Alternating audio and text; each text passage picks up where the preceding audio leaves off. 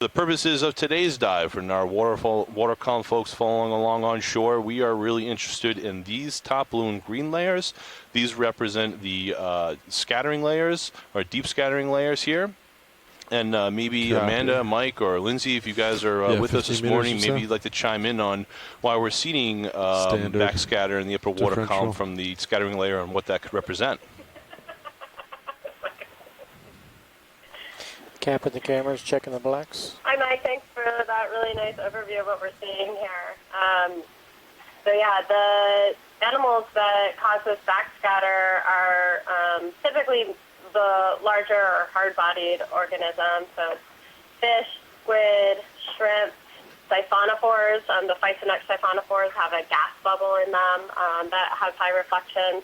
So typically where we see these layers is where we also see a high density of animals with the ROV video.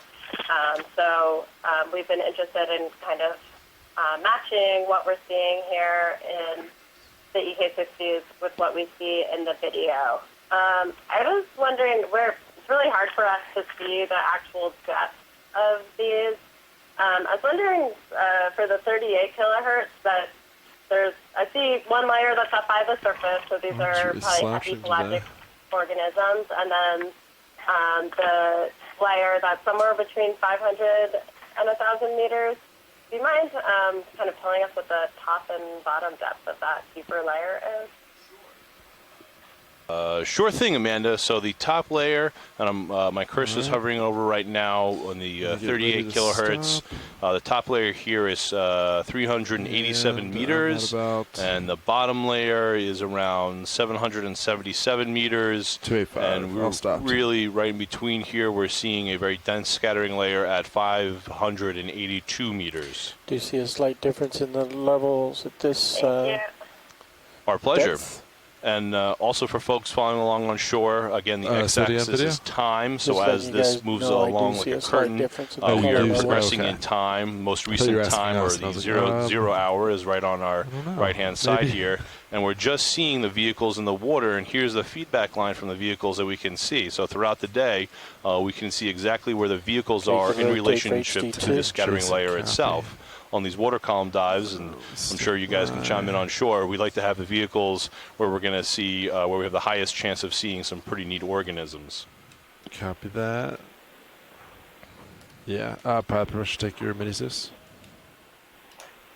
Yep, that's right. And in our plan today, we'll be surveying from 300 to 1,000 meters, doing our solar transects. If you're going to stay put for a second. We'll hit a lot of this layer, as well as potentially some of the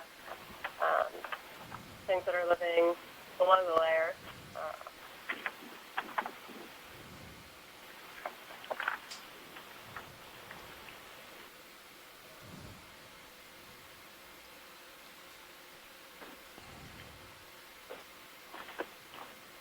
Just a we haven't yet gone over the dive plan for the day. Do you want us to? I'd call that a win, co-pilot. Discuss that, or are we holding off for a minute here? Let's do it. Better. How's that video? Okay. Better. It'll work. So Nice. It'll work. we only That's have what I one or like to two other hear. folks on shore tuning in right now. But our plan has changed a little bit from what we did on Sunday. I can stow this real quick. You can wait if you'd like to. Get out of the way. If the videographers are done with that arm, it would be great for us if I it could my bottom. We're still doing the white balance standby. Yeah, I'm just getting camera set up. Video we won't maneuver yet. So our dive plan has changed from Sunday. We're doing fewer, longer transects, and that is because the transitions between our transecting and then transiting between depths, we're taking take the ROV team a bit of time to reposition and get set up for that. So by doing these longer and fewer transects, we get more actual time to look for organisms, get nice tight zooms on the organisms, and see all the fine details of them and get good imagery. Right, video's clear. So what our plan for today is to transit down to 300 meters, and then we will do a 25-minute transect at 300 meters. Go ahead now. And then and that will be kind of going fairly slow, but making headway through the water so that we transit through hopefully a decent volume of chances of finding some of the new animals that might be down there. After the 300-meter transect, we'll usually you can come underneath me every time, but to 500 meters, if you have a preference, and then 700 meters, and then 900 meters. And then at 900 meters, we will stop for 5 minutes and turn out the lights. The reason we're doing this is because we're hoping that we might be able to sneak up on some animals that tend to avoid the ROV because of the lights. We tried this twice on Sunday, and unfortunately there were no wild squid hanging out on the other end, but we did see some flashes of bioluminescence, which was really neat that we were able to capture on these cameras, which aren't particularly designed to capture bioluminescence, which means that it had to have been something pretty bright that was flashing. But we'll try it again today and hope that we find some squid or other large animals. Ramping down. After that, we will head back up to 300 meters nice and quickly, and then we will do a second series of transects at 400, 600, 800, and 1,000 meters. The reason we've kind of staggered those transect depths is we want to get 2 full surveys through the water column, so those periods of transit, which just gives us a little bit of replication while we're doing this exploration. And we started with the 300, 500, 700 because those are the depths that we've decided we want to make sure we hit on every single one of these dives so that we have some data to compare. So in case anything goes wrong or the weather picks up, that means, and we only have time to do that first set of descents, we'll have hit those depths on the first step. So again, it's a little bit of a change from last time, so we're all still experimenting, but hopefully this works well for both the scientists and the ROV team. I can start getting swing arms out if you want to chase current. Copy that. Do we have all our lights on? Maybe we can ask them to gain up. I can't really see particles. Lights are on all besides aux. There we go. Swing arm deploy. 300 meters depth. Yeah.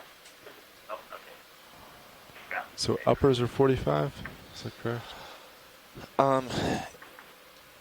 Yes. So what I had been doing was bring the uppers out to 45, point them as far down as you can without causing flares, which is maybe a 45-degree angle, and then the lowers in place or very slightly deployed and angled in again as far as you can without causing flares.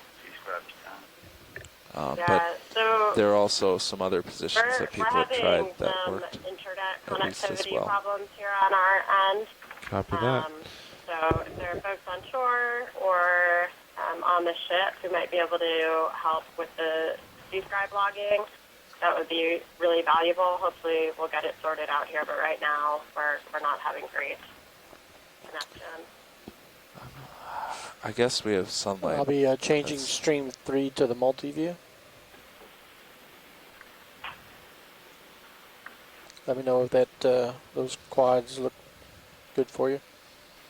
Got the ROV main HD in the top left, Sirius bottom left, ROV CTD in the top right, and the EK60 in the bottom right. And of course the times at the bottom of the screen. All right. Looks good. Thank you, Roland. A little more inboard. So I've talked kind of operationally about what we're going to be doing today, but didn't talk too much about what it is we're hoping to see out here. 150. Maybe Dougal or Mike, one of you can talk a little bit about why we're doing this, what kinds of things we're looking for. Looks like you're blowing. Of the ocean. You're blowing a port. Dougal Lindsay here from the Japan Agency for Marine Earth Try that. Science Go and from there. Technology. I'll rotate with you. So we got just about the right amount. Here in we probably Silver don't Springs, need to move the ship for this near step. Washington, D.C., to take part in a series of the first ever Yeah. So you do have dives.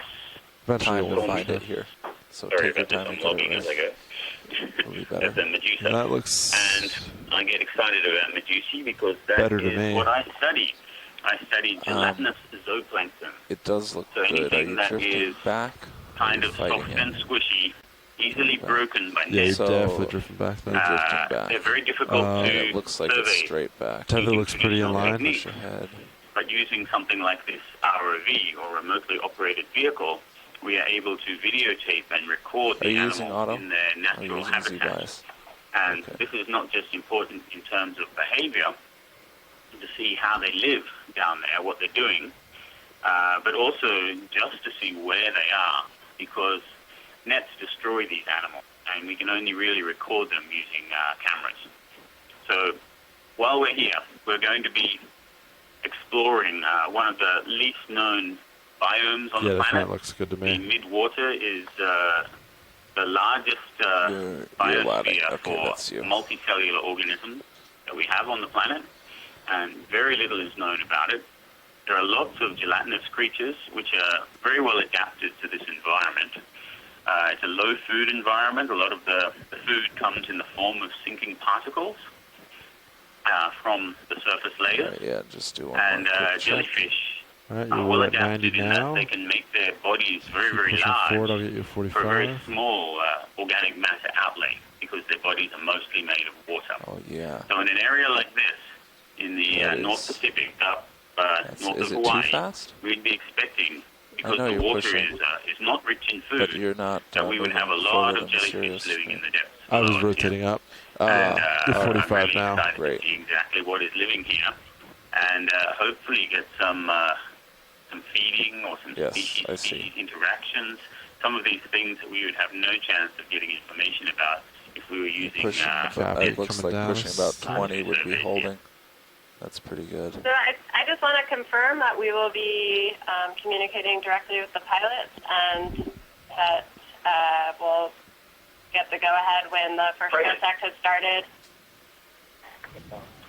You happy, pilot? Should we get this started? All right, I'll let them know. That just went past. All right, pilot. It's the longest animal in the world. It is a Prey's siphonophore, probably Preya dubia. Stand by, we're getting ready to start. Pilots will be with you in just a second.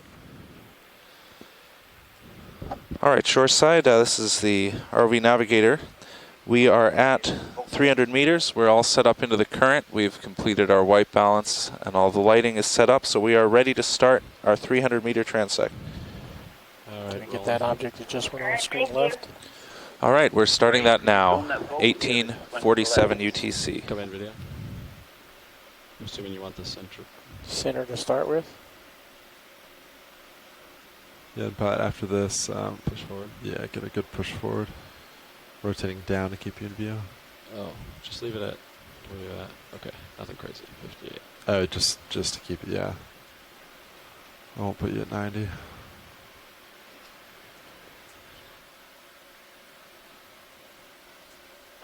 This is a Calicophorans siphonophore. It belongs to the genus Okeanos, and it's a colony of jellyfish, the polyp stage of jellyfish, which have taken up a pelagic or planktonic lifestyle. All right.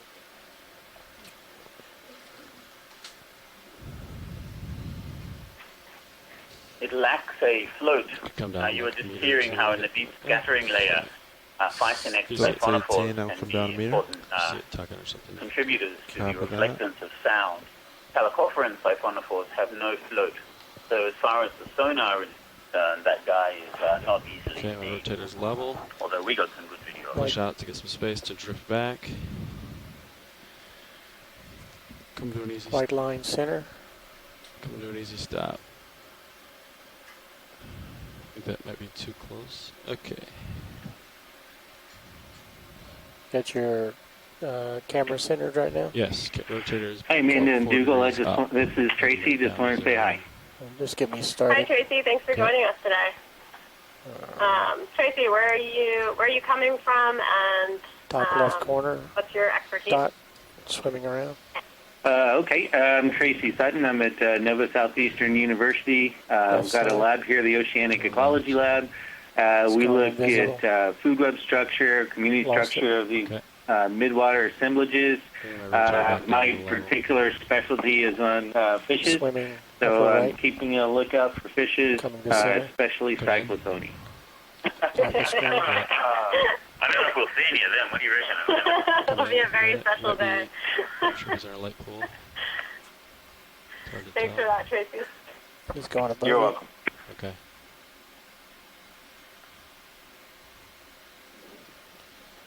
Alright, pilot, you're starting to drift down.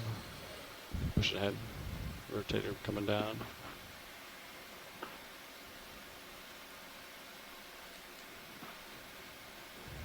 Jelly at the top of the screen. Yeah, I saw it. Okay. Something coming center. So go zoom center as I approach. I'm slowly drifting closer to it. Don't miss it. Ready to bail on it. I think it's This coming is a out. Naka Medusa. We get a tentacle count on him. We'll let that go. Like roll very this. few. Gotta get ahead. I'm gonna get ahead so that way I Do you could want be a Solmaris or it could be a Solmissus. smooth the Swinging ship line and top help left. reduce the current? I think But so. we would need to Sort of move video it backwards above and north? or from below. Copy Yeah, that. I'm gonna back up. So that would be north. Okay, Ron, I'm gonna have to reset. Well, I guess we'll start at point Still, one. And camera's still we 45. can step it up Great, thanks. if we need to. Get that going. Yeah, sounds good, Nav. Sorry, rolling. All right. Camera's pretty much 0. I'm gonna center back up with Copilot here. We're looking and here then I'll let you know for when we can find some subjects. very transparent animals. In this shallowest layer, the animals are the most transparent of all, anywhere in the midwater. They're very hard to spot. Bridge, Nav. Pink top The center. easiest way to spot them is Still with repositioning lighting here. from Go ahead, the Nav. side rather than So same as last forward-facing time we did lighting. this, we're going to be asking for ship moves just to generate motion in that direction, so there's no real plan to get to the end of these. But on that note, are you ready for a ship move? I am. All right, let's put in 500 meters, bearing 000, speed decimal 1 knots. 500 meters, bearing 000, speed decimal 1. Good copy. So why do the animals get less transparent as we go deeper? Okay, Ron, I'm It's very important that these Okay, depths white dot coming just right of center. stand out as little as possible because there's a lot of downwelling light. They're going invisible Radiolarian on me. process there. Center dot. And this downwelling light tends Upper to left. hit the animals and make a shadow or a silhouette that can be seen by predators Thank you, Bruce. below. Light. come in on that one, yeah. So up here where it's still very light, animals invest energy into making their tissues transparent.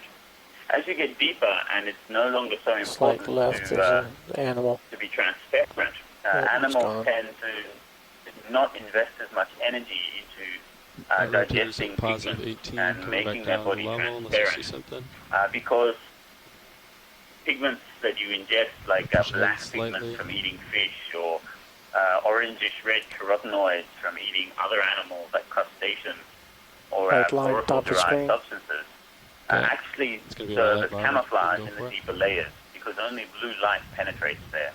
So any color other than blue and white tends to look black and is a form of camouflage. This is a telecopheran siphonophore. Okay. Need a little bit more light to the side to rotate be back able to to level. actually see that bell with a little bit Push washed that out there. slowly. Look to have So only we a have that single metal. that reverse move in at Bottom 0.1 right. knots. Here or We can here see how it next. feels. We can Let's increase go that quick. if necessary. Sounds good now. He's between my toes here.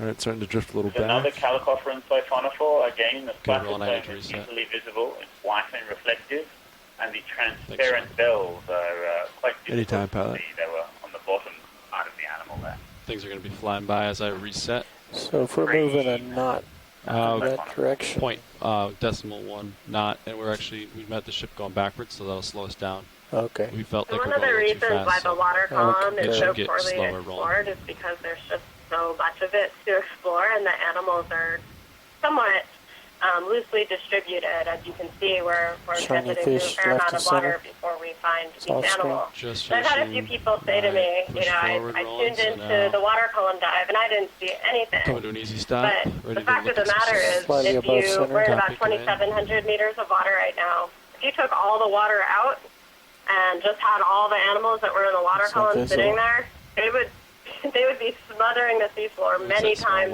over. There's much more biomass living up here in the water column. They're just fewer and further between, but because there is so much biomass, these organisms and all this marine snow that we're seeing out here are really important various biogeochemical cycles, transporting carbon out of the atmosphere into the deep sea. The nitrogen cycle, all these different elements all cycle through all these organisms, so they're incredibly important. Would you rather have it keep a rotator going or let it fly through? No, keep the rotator. Try to keep it as smooth as possible. I'm rotating really down slowly the whole time. These things are actually enormously abundant. Yeah, I see. Okay. I'm going to bring my rotator I don't know back what level. that was a weird... And only small gonads cavitate tentacles, which makes it seem like an Top right. But normally the bells are higher than they are wide. And this one was wider than high. So that's going to have to wait until we get this video back on shore and replay it over and over again to see what it is. Wow, what is this? Hey, pilot, after this, I think current, you might be facing more into the current now. Yeah, I agree. 45, kind of southwest. Yeah. So if you want to recenter, then we can adjust ship move. It's pretty far away from you if you continue to push slowly towards it. Copy. So a plant plankton, a phytoplankton that has an external shell made of glass.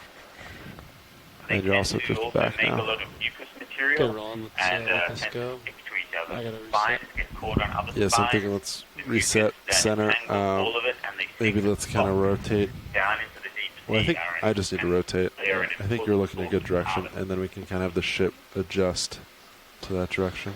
You can bring your rotator down a little bit, John. Yeah, copy that. That's down to 6.5. Turn to What do you want to do? 225. I'm laterally to starboard to stay in your center of view there. Pushing ahead. Copy that. Rotate down a little bit more. 7.5. Now if you want to change the direction of that, 45 degrees. Camera we'll see if it's necessary. We gotta let them go wrong, sorry. We're just getting reset here. You're lined up, Sean? It's a combination of the two that we're trying to match, so if we change... I got you, it's a dance. It's a dance, it's always a dance. Somebody's got a commercial running on a laptop near the phone. Okay, I'll push ahead to get some time. They have a YouTube video running or promotion. It's starting to look better. All over the globe. Additionally, our please mute the microphones. Okay, well, I'm coming to an easy stop, so if you see something I can to participate in research outside the classroom. Can zoom in now. Okay, I'm going to have to drop the call. As a doctoral university of high research, We'll have to separate the call from the line. Okay, it went away on its own, so the call is still connected. Video's back in the chair. White dots right center. Come in, snap, I guess. Rotating down, rotating down. He's really close in to you. That's a little guy. See past minimum focus? Yeah. Okay. White thing to the right. Yep. This is the Silver Spring ECC, just coming back in on the call. Bring my rotator back level. I was looking down quite a bit out of my light pool. Full line. Great. Come in center, moving subject. Just snap it.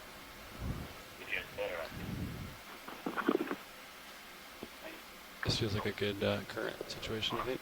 Copy that. As far as water going by me. He's super close, minimum focus. Okay.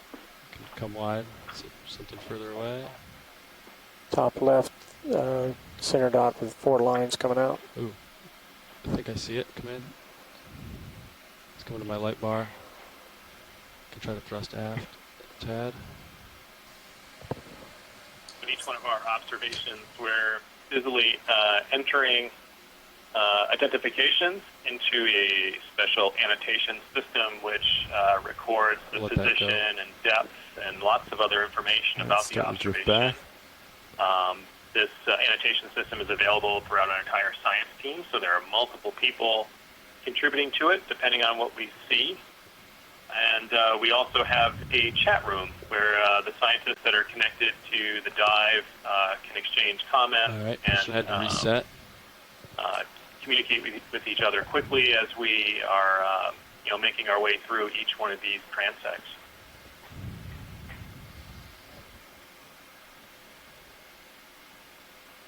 Logging is probably the only first and maybe the easiest step in the process of exploration. After this, we will review these records over and over again stop here, to develop the understanding bottom left, white line. of this largely unexplored biome. Come in, Roland. Just partial. I think he's coming close to me. Yep. So earlier, we were talking about the incredible biomass in the water column. How do scientists estimate that biomass? Okay. I'm sorry, could we just try something with the lights? It seems that the ROV has 4 lights on each corner which are facing in at an angle, and these are great. But there also seem to be 2 lights which are facing directly forward. Could we try turning those 2 forward-facing lights off just for a second to see how... Those lights are not adjustable? Might be talking about the lowers. Do they mean lowers? The ones on the 4 bars are adjustable. All the others are fixed. Top center. They can't even be turned off? Is that what you're saying? We can turn off the mains. We can turn them off, but it's just going to give us shallower depth to be able to view things before they disappear. But you will have higher contrast, so hopefully we'll actually get crisp images. Just like to try it once to see what it looks like. Yeah, we'll give it a try. So mains coming off? Turning off the mains. All right, pilot mains coming off for a second. Go for it. It's going to just give us a reduced amount of light. Those are the mains off. You want to come in video? Swing arms still on. This looks good, right? Yeah, much nicer. Our challenge so far has been getting the vehicle and the current at the same speed, which we're almost achieved at this point. Pilot, you're dropping back. That's great, thank you. Thank you. Okay, we'll let this go. Co-pilot, you happy now with the movement in the current? Or is it still... It might be slightly... Based on tether, yeah, I think it's definitely closer. Based on tether, it might be slightly more south. But I think we're definitely... With the main lights off, I see much less stuff to be able to aim for. We have about 10 minutes should we keep left mains at this on step. then, or...? We'll keep them off until the shore side requests them back on. That's far away.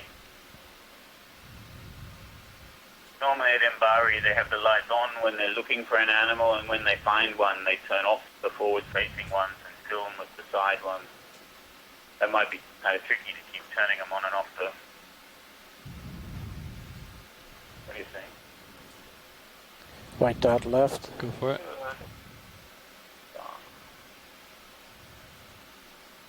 Oh, it's close. I think I saw it lose the light bulb. Yep. It's like one of the small red guys. Yep.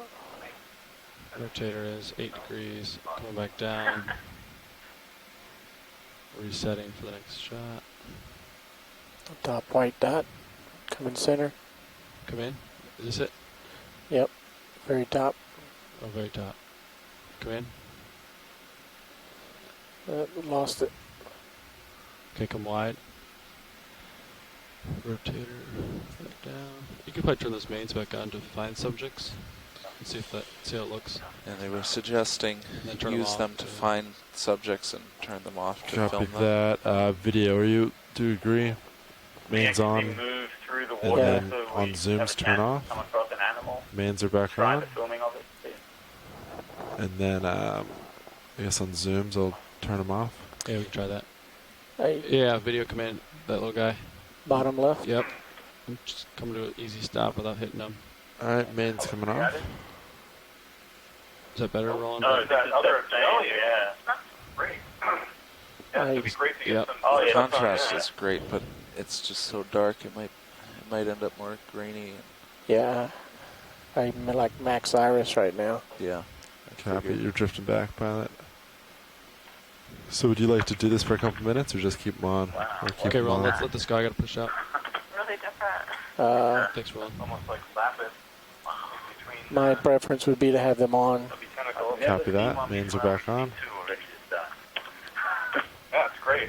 I mean, every time we come to midwater, we seem to stumble upon organisms that are different than the ones we've seen before, completely new. We get some reasonable video of that. I mean, you can simulate that higher contrast by crushing blacks a little bit, right? Or is exactly. that not helpful? It is. And that's what I do. Okay. Yeah. White line left. Coming to a stop. Stages in their growth. Top. Yeah, I think we're getting real close to it. Oh, you're full wide.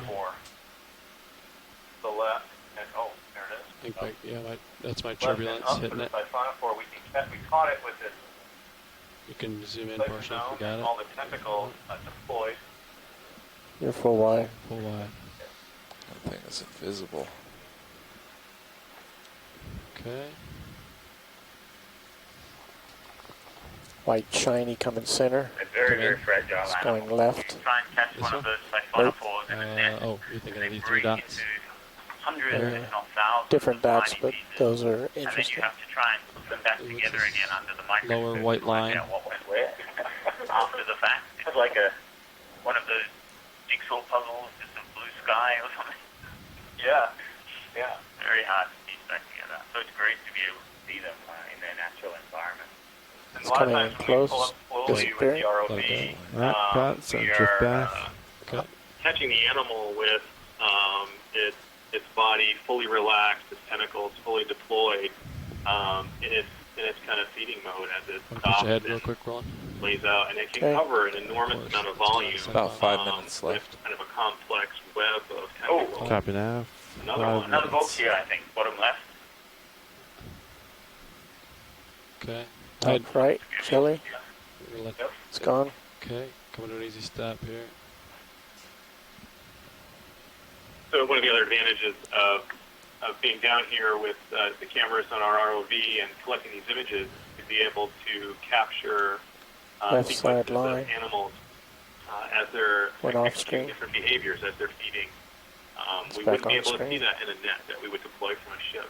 He's in our look at that a few times here. Wiggler. Siphonophores are a great example. Our pilot's starting to drift back a little. White. Yeah, what's that?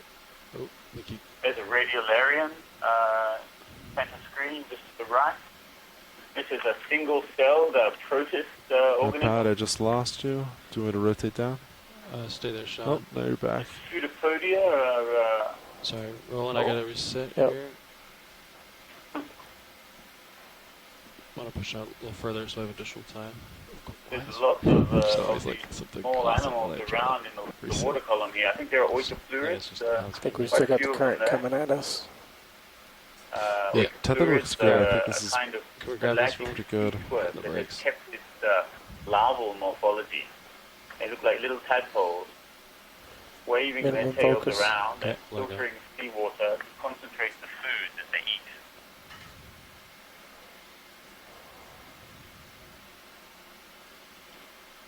They live in houses made of mucus, an external filter and an internal filter. The external filter to keep out the particles it doesn't want to eat. Trying to find the easy targets. Yeah. Top right, Yeah. multiple dots. That's in the top center. Yeah, that's what I meant. Okay, come in.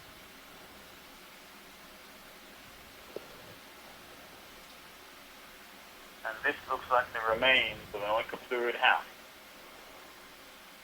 Possibly with the oikoplurid still in it. Is that white spot? Pilot drifting back. Movement? Alright, Ron, come on. No, I think it's done. It was a fascinating siphonophore right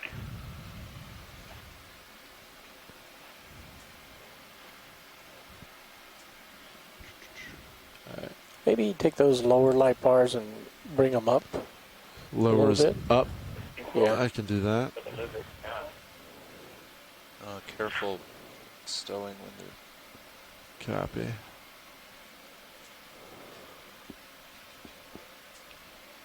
I know you know, but... Always good to be extra cautious. Alright, Ron, I'm coming to an easy stop here. All right, we're on their upper. About up 2 minutes now. left. Okay, see how that works. All right, we're on bottom right. I'm thinking. Let's go. Yep. I'm rotating down and thrusting astern. Oh, it's another one. Command. Oh, my goodness. Here. See if we can capture this from as many angles as possible. We may have to, like, agitate it a bit to get it from above and from below. It's losing light. Wow. Where's he at? Going up? He's down. He's coming below me. Thrusting astern to get him kind of more in front of me. Weird. Twice, 4 going out. I think the first one we saw amphipods were inside, but it seems like more. That's right. I got eyes on you. You're good. Not really clear what they are right side now. a little bit. I think those Yeah, gonads you did. are attached to the radial They canal. wanted let to it see. go. The gonads there. 1 more minute. Oh, that's great. Which would mean for the ray. Left the Medusa. Tracking Medusa.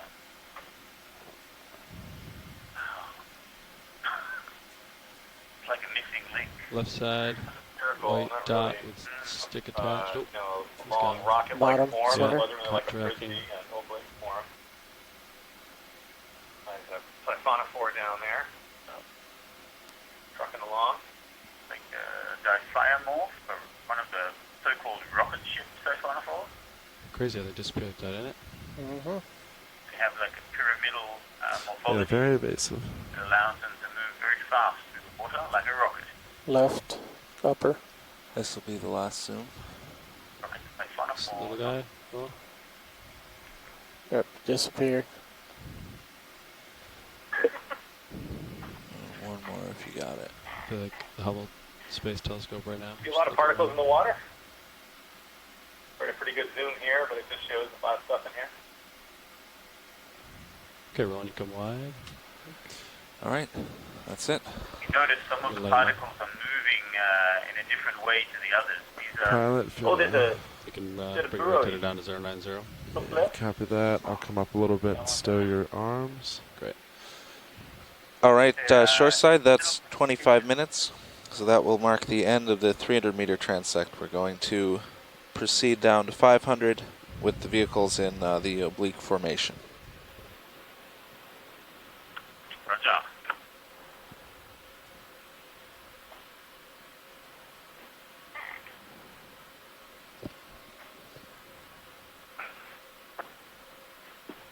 Uppers, stow. Okay.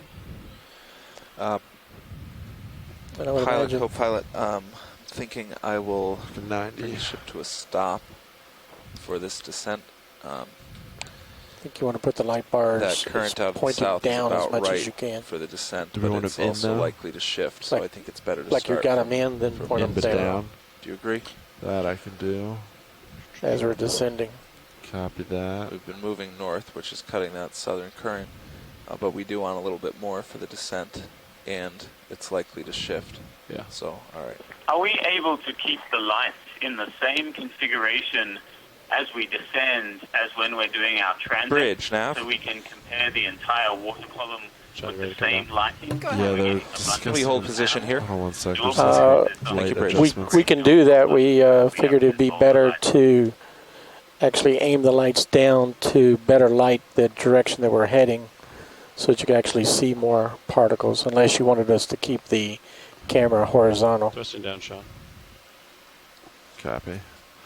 We'll come down. Yeah, video. Let me know what they want. Just keep them like that while we discuss that, please. Yep. So At the you moment, got the him at camera's 90, pointed he's right down under you. between the Excellent. feet, and then the lights are as best we can focused Thank you, downward. Bridge. All right, I'm starting to come down. It's about 10 down. Okay, that makes sense. Thank you very much. Video, were they happy with? They're Yep. good? Okay, great. All right, uppers are looking down, but in. And then do you want the lowers or stowed, but do you want them inboard too? Right now. Whatever we can do to my get fault. them as down as we Going can. down. Stand by a sec, pilot. Let me catch up to you. And I recall we're looking for 36 down, and then you use and pilot, you want to push forward aft. Push forward a little bit. Got 90%. Copy. Excellent. Okay, I'm dialing my Z-bias, Sean. Nice. Delta 17. Delta 17. 30. Locking in on 10 down. Z-bias. 10 down, I. 36. I'm centering up with you. You're at 094. You can bring a rotate up to 90. Looks like it is to your port, which is expected from would it be possible to the expand the CTD slots on feed 3 so we Looking can down 90. check in on the oceanography while we're going down to 500? And video, did you say you want to lower his point in? Made it full screen on stream 3 on the CTD. That's great, thank you. Giving it a burst down. Copy. Eyes on Delta. Delta 17 looks good.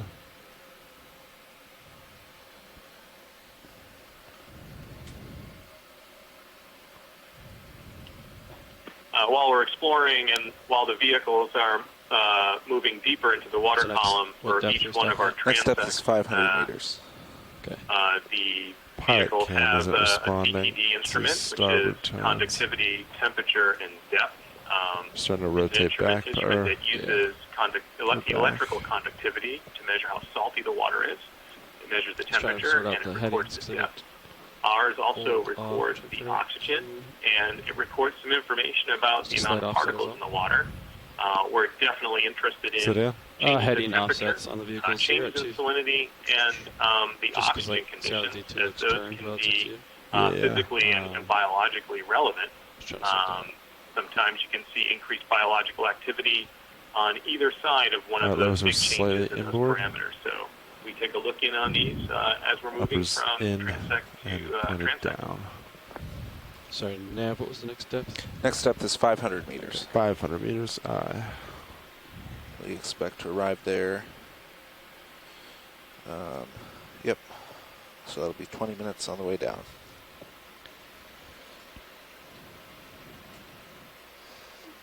How do the particles look? Looks like they're mostly going up and not at you. I think I'm drifting back at that moment. But yeah, my rotator's at 25. I'm looking. Yeah, I agree. Could make additional forward way if you'd like. Yeah, I don't see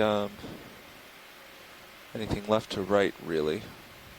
I think it's just fairly calm where you are. Do you think that was a squid? That was a cranchet squid, I would say, yes. Very good. So would you like us to move at your heading, 225? Yeah, I think so. Okay. And I think about decimal 2 would probably do it. It's something we should discuss with you guys, and you guys should give us heads up if we see something pretty amazing. Do you want to stop the descent and go for a large subject, should that happen? I think that's something they have to discuss with. Actually, it looks good right now. Are you pushing out, or are you? That was a question we were posing to you guys. And ahead, maybe 20 on average. Otherwise, the procedure would be to continue to the next location. Get a steady state. And it looks pretty amazing. Then yes, we're fine with that. I'm thrusting to port. That's why it's going across.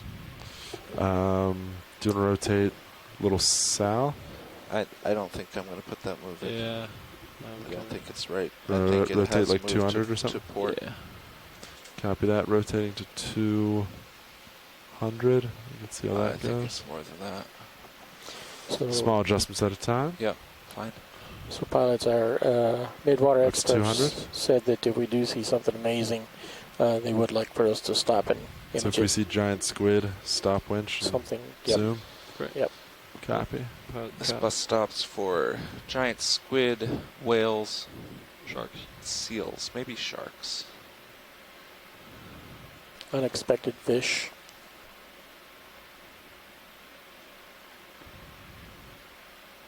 I don't think we have seals here. It's too warm, isn't it? How do you like that, pilot? Maybe sea lions. Good to me. Maybe a little deep. Co-pilot agrees.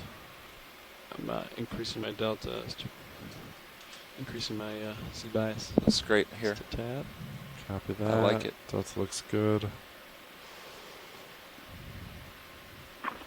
think that was a calicophore and a prayed siphonophore cytosol floating there on its own. And coming up here to the right, we have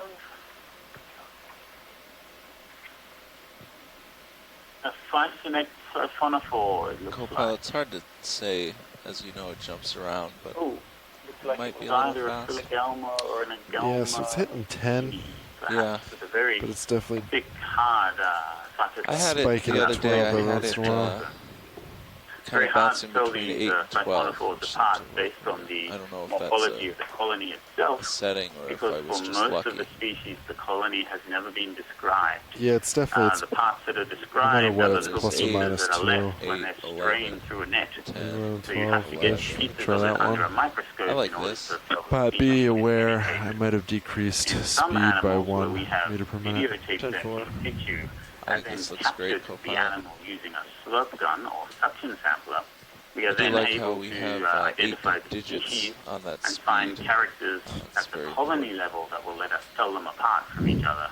So when we are Never doing know, maybe video one day we'll transcripts upgrade. such as this, you can then Go ahead, start to survey. enumerate Which views? and We look at the just behavior wanted of to check what our transit speeds were looking like last night. When I checked a couple of times, they were around 10, 10 and a half. Is that what you guys were reading us there as well? I can't really go back and check our past speeds, but when I was up on watch from 8 p.m. to 12, we were going about 10, 10 and a half, yeah. Okay, roger that, Bridge. We thank you for your help this morning. Oh, yeah, no problem at all. Yeah, Co-pilot, you got it dialed in. I like it. Delta's getting a tad large. 10-4.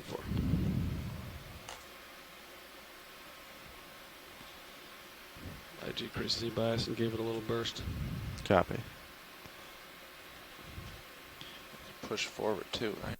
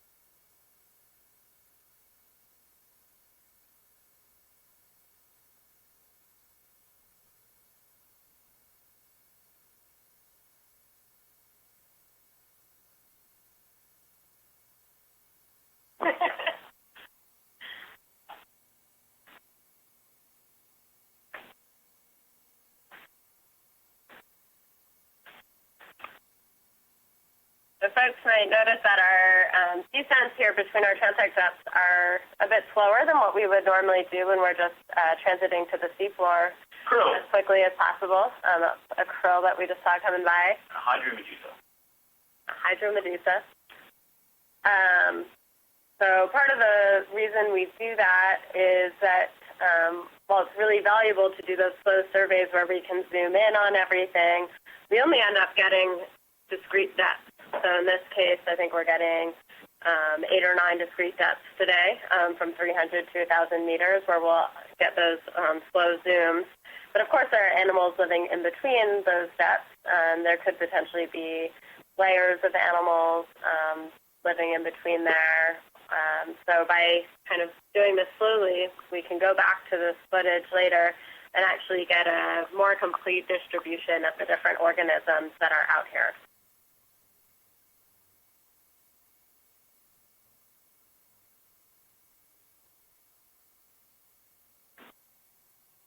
And shoreside, I want to confirm you guys want to keep Stream 3 full screen on the ROV C2D during the descent, or do you want to go back to the quad split? Yeah, this would be great. We'll let you know if we want to switch back to the EK60, but right now we want to be able to get a good look at what's happening with the C2D parameters. Thank you. Okay. Sure. Like that's wonderful. Very, very common close 500 meters bearing 225, speed we've decimal only 2. seen a few out here in the liquid waters of the northern Pacific. Exceedingly, an arrow worm.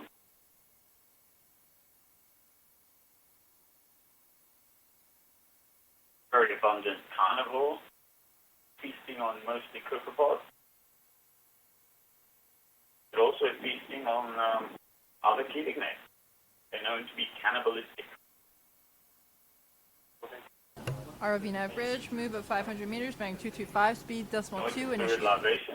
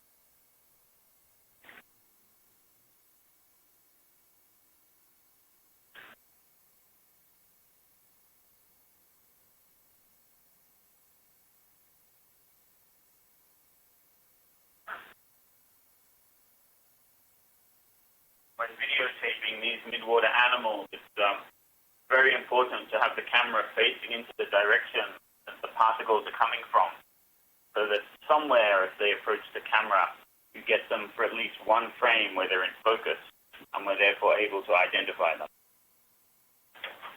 Sometimes this can be operationally very difficult, especially when you have an ROV system that has 2 parts to it.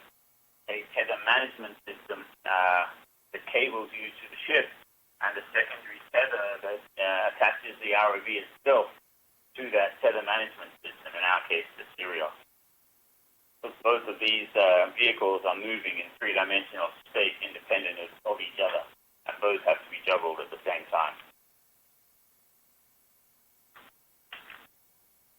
That's correct, shoreside, and just for your awareness, we are trying to chase this current and keep the particles moving toward the camera. We have the ship moving to that effect right now.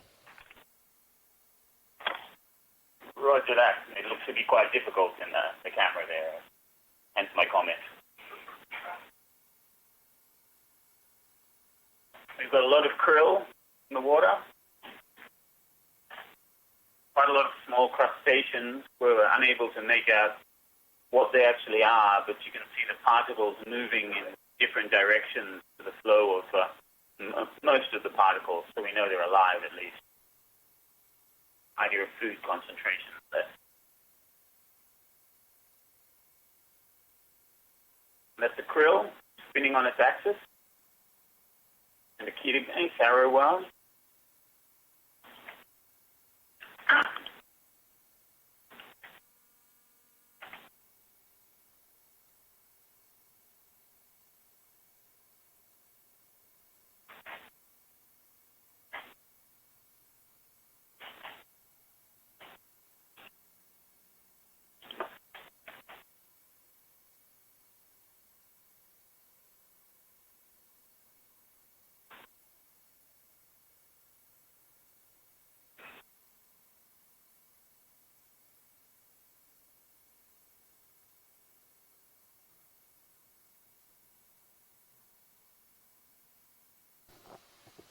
These cameras have a function which is known as black press or stretch, and I'm actually using the stretch feature on this in order to expand the visual information in the lower brightness areas.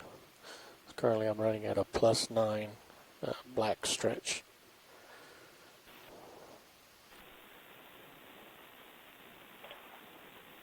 Roger that.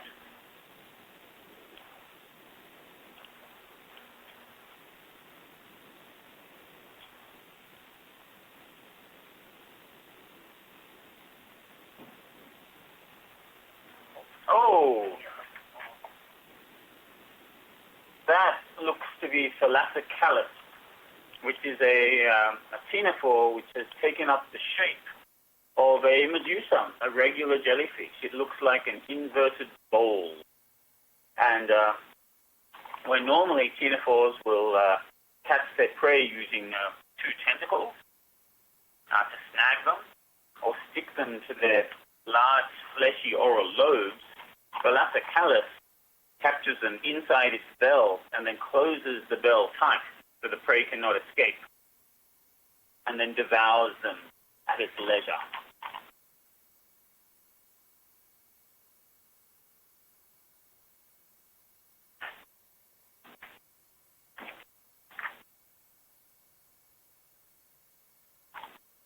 Snippers. Oink.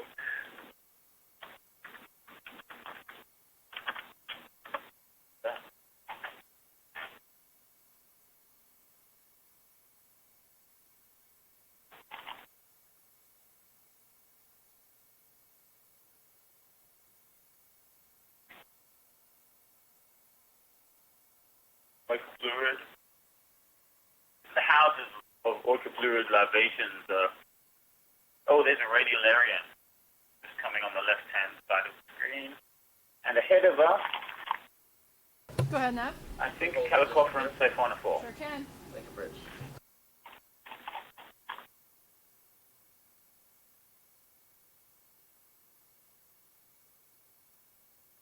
The internal filters of larvacean houses, the morphology of them can give you an idea of what genus of larvacean you're dealing with. The Oikoplurid having this double-lobed house, which at a distance is very easy to mistake for a lobate ctenophore.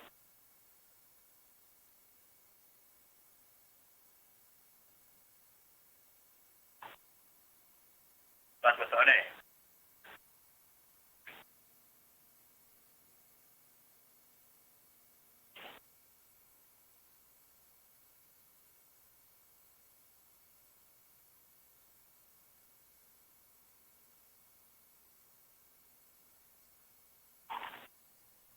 Wow, what was that on? Maybe a big lobate?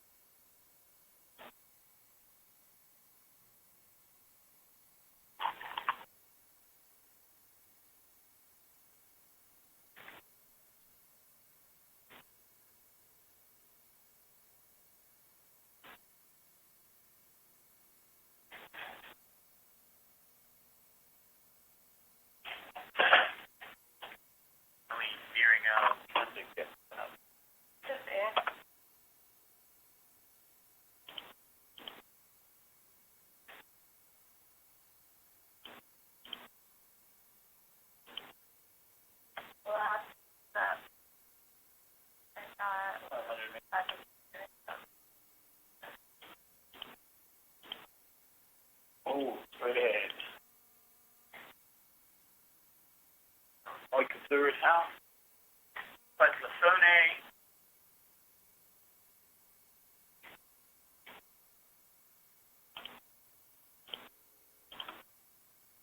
A Philodendrid Theodarian. A little single-celled protist which has very long glass arms. 4 long arms made of glass. We don't know what they're for, but they're very morphologically distinct. And a halicreatid medusa. Looks like Halicreus minimum, perhaps. We shall have to review the video at a later date to find out for sure.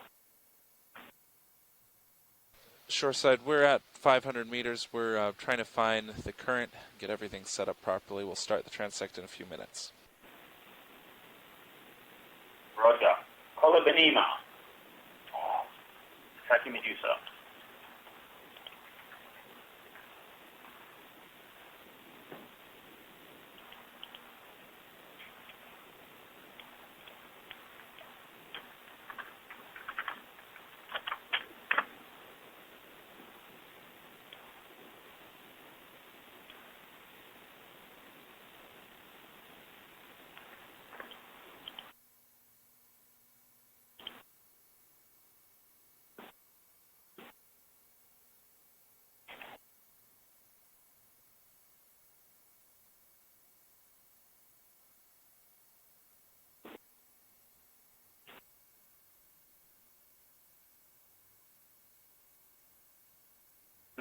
Butter and now coming through the dent.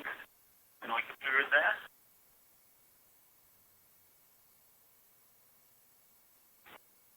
Would you like your stream 3 changed to the quad? Quite a few krill around. That's good food for jellyfish. 4 big jellyfish there. Pythonic cephalophore.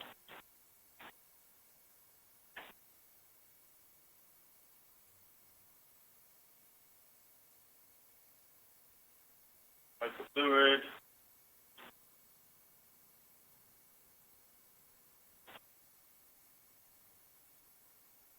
And that looks like another Thalassocalus. Just went off the top of the screen.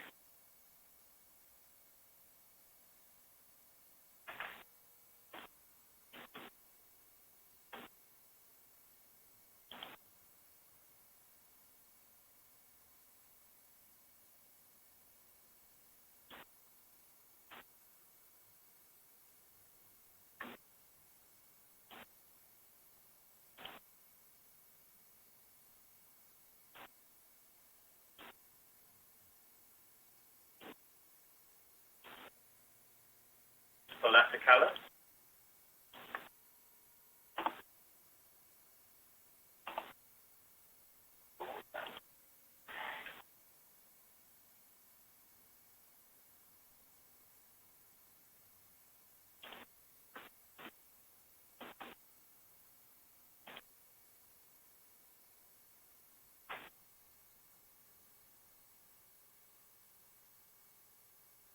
Fluid.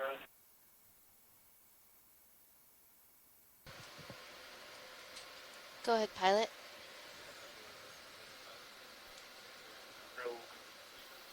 Yes.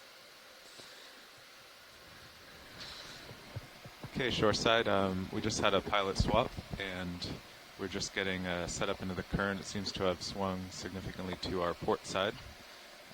So we'll just get aimed into it so the particles are coming to the camera, and then we will begin the 25-minute transect. So stand by while we get situated. All right, thank you. We'll stand by for the start of the next transect.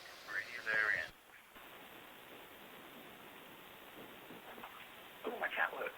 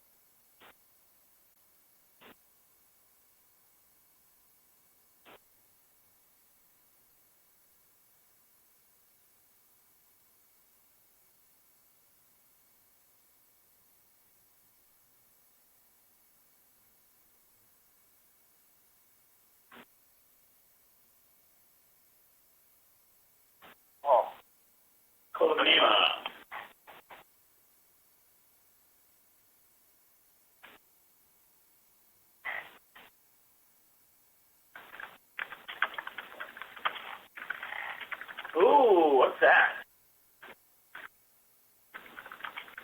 Wow. I got Triumph Symphony, I think, yeah. Shore side, you want the quad split? No, Roland. We're going to want to keep an eye on the CTD trace, at least till we get to the bottom. Thank you.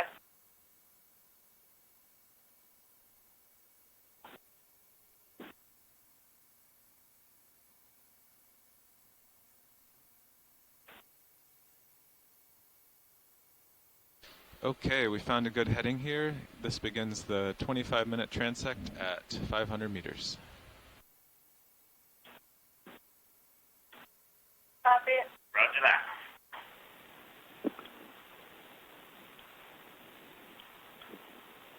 Middle right, what do we have? The Tuscarora, yes, what kind? And the Tuscarora Theodarium. Oh, wow, that Tuscarora is cool. See if we can have a good look at that.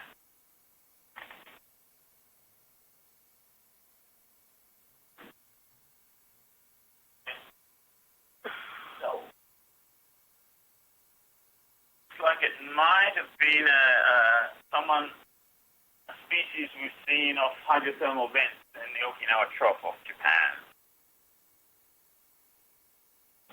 and in submarine calderas in the Ogasawara Island. If we can't find ourselves another one of those, I guess nice video.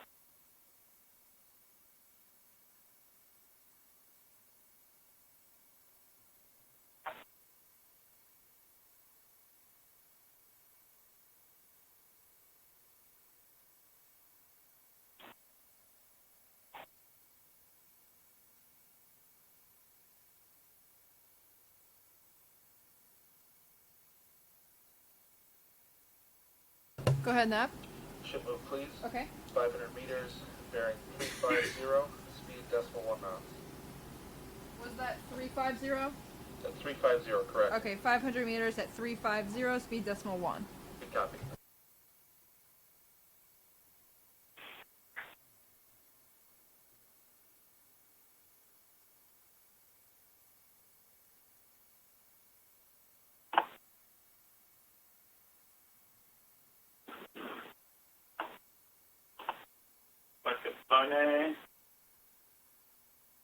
RV nav bridge move of 500 meters, 350, speed decimal 1 initiated. Able to get a look at that one? You're welcome.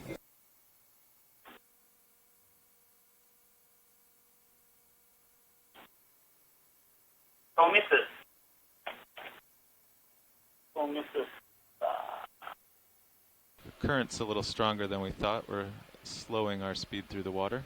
The zooms might not be great for another minute or two.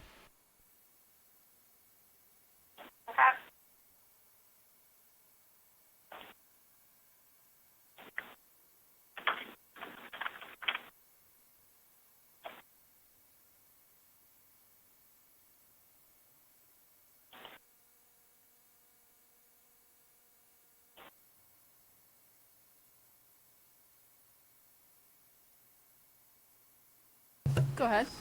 Increase the speed on that to decimal 2. Sure. Increasing to decimal 2.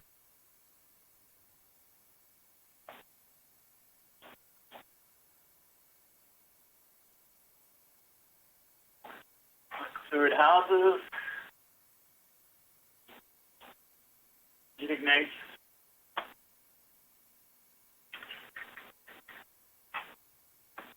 Krill.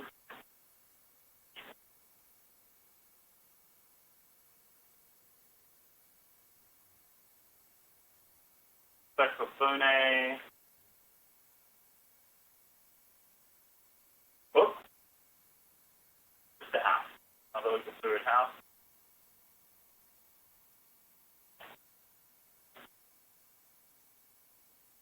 No krill.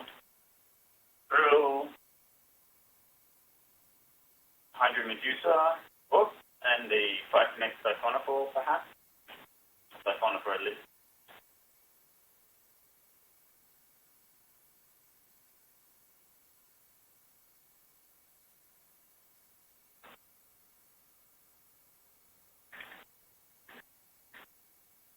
Theodarian, Philodendron Theodarian.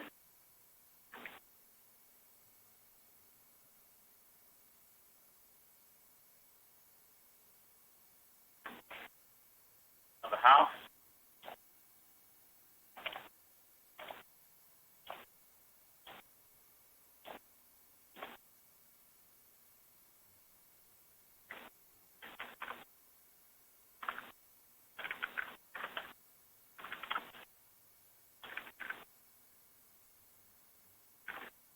Philodendron.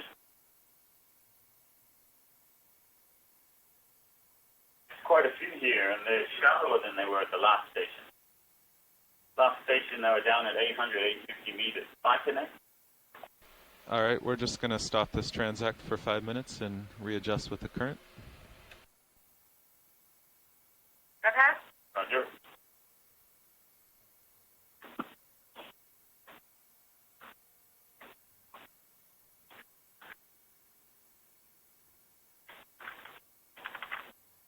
There's a big Medusa in the distance there.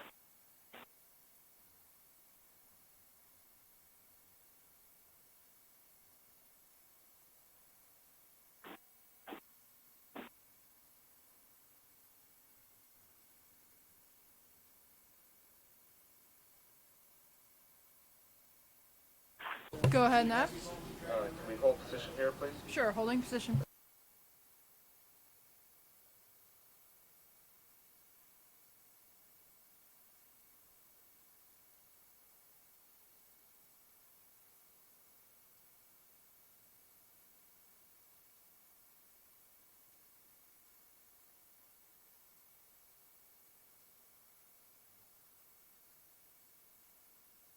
Another little hydromedusa.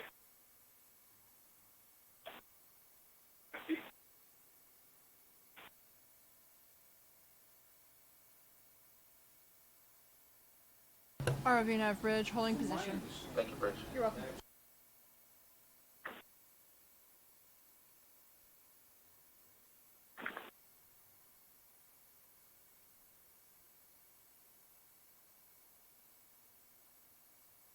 Krill, larvation house right there. We're seeing lots of larvation house.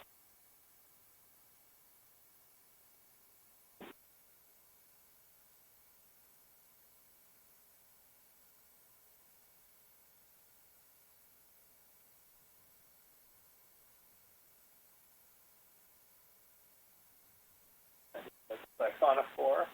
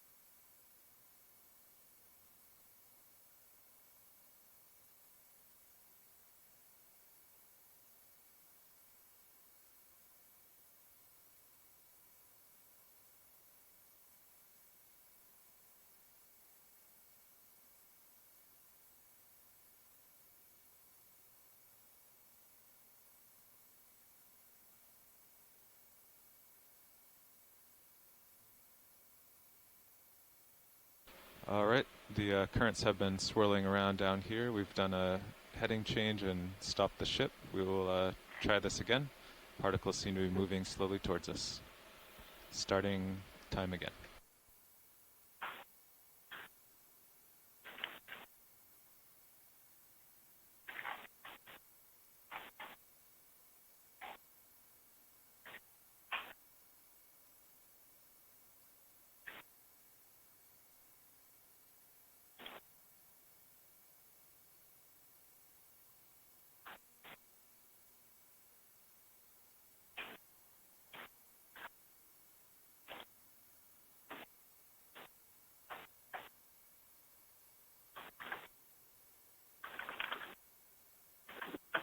Crew.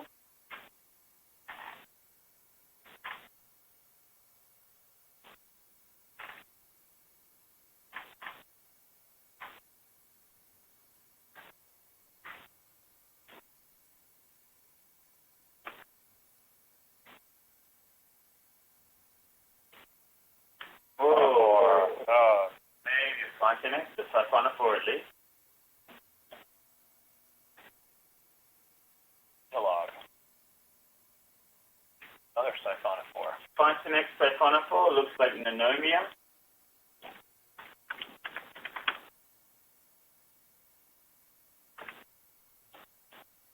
And that looks like Bagmania. Yes. If we can get a close in of those nectaphores.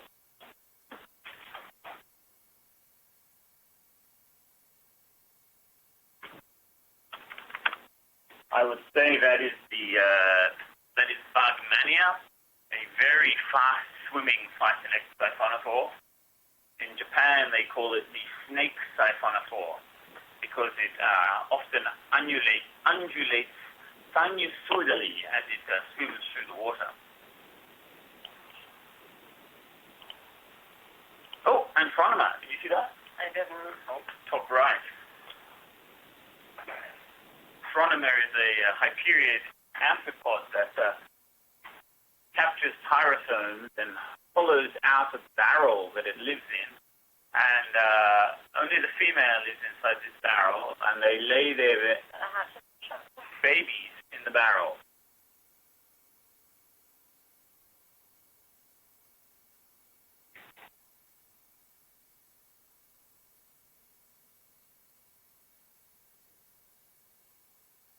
Fluid.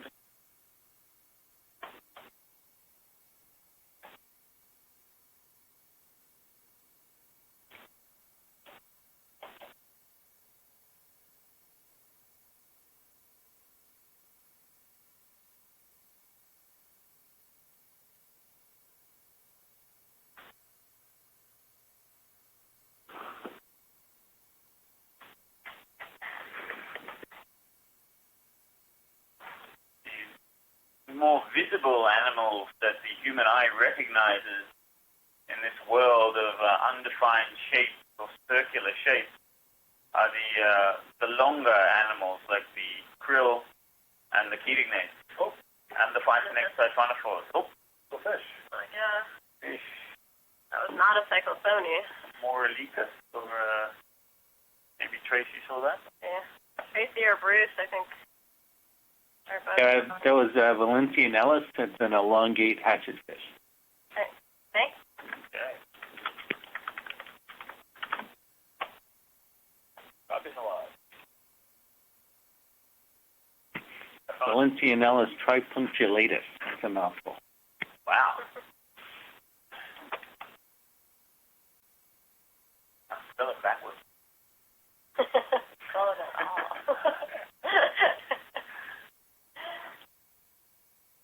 So we're seeing a couple of different kinds of siphonophores. There's another? There's another one here. So, Drew, if you talk about those a little bit, we're seeing some that have a long series of nectaphores, and then we're seeing others that just have a couple. We're seeing some Preyas, we're seeing Physonex. Can you talk about a little bit of the difference of those and why we see both of them here? There are three major groups of siphonophores. One that has only a float with no swimming bell. This Thalassicalus here, Xenophore. Anthomissus. Oh, and a sedipid ctenophore. We've got lots of animals in this layer.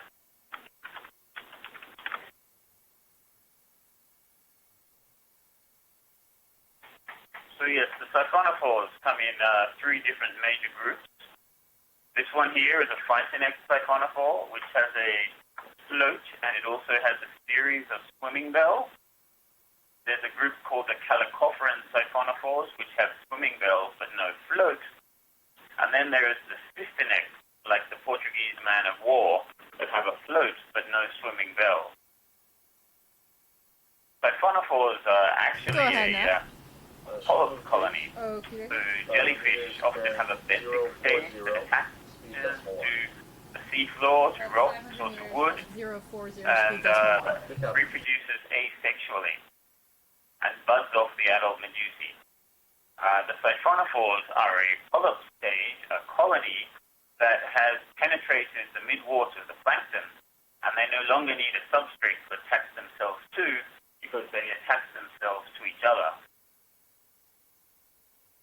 That was also a siphonophore off to our right. The zooids in a siphonophore colony each have their own mission, so to speak.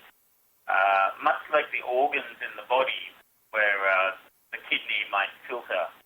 The radiolarian here to the top right. ROV 9 bridge, move of 500 meters bearing 040, speed decimal 1, initiated. So each zooid in a siphonophore colony has its own job to do. The attachment point, or stem, which carries nutrients to and from all of the different zooids in the colony. You have specialized swimming bell zooids. You have zooids that act as protection, called bracts. Some zooids, their job is to reproduce. Some zooids are stomachs with tentacles attached. And that is a low-base ctenophore. May have been Thalassicala, so you may be able to tell that by replaying the video. And is that a little baby called Ganima? Very fast. No, Halicreated. Whoa. I think I saw a gonad. Although normally in Halicreated, the jelly is so thick that the bell itself doesn't actually pulse. Just the velum around the base of the bell. Another radiolarian.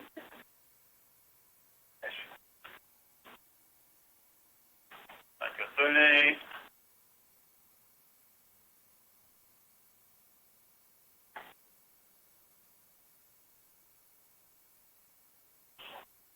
Oh, still a base. Oh. Wait. That's the roared Pseudarium.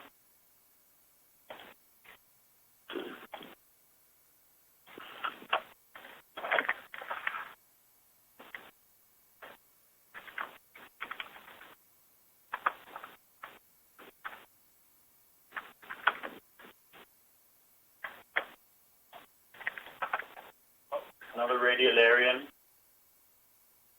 A coelodendrid Pseudarian. There are many protists here. I think more than we've seen on the other dives. Maybe there's something about the oceanography at this station that is different to the other stations we've been at.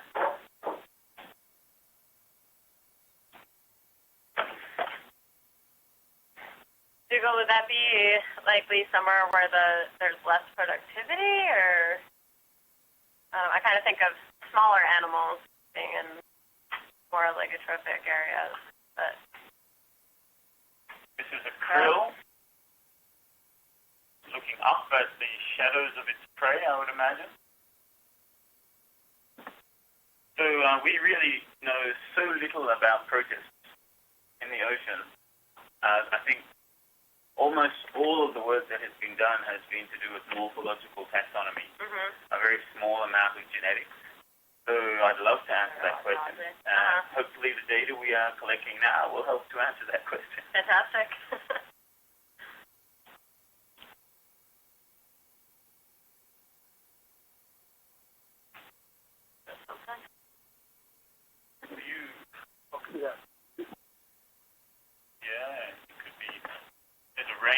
animals that look like Medusae that aren't. It could have been Pseudusa, which is a carnivorous tunicate, a doliolid. It could have been Thalassocalci, which is a Medusa-shaped ctenophore, or it could have been a Medusa. It seems that this Medusoid body form, like a rice bowl, is so successful that extremely different groups of animals have all converged on a similar shape to adapt to life in the plankton.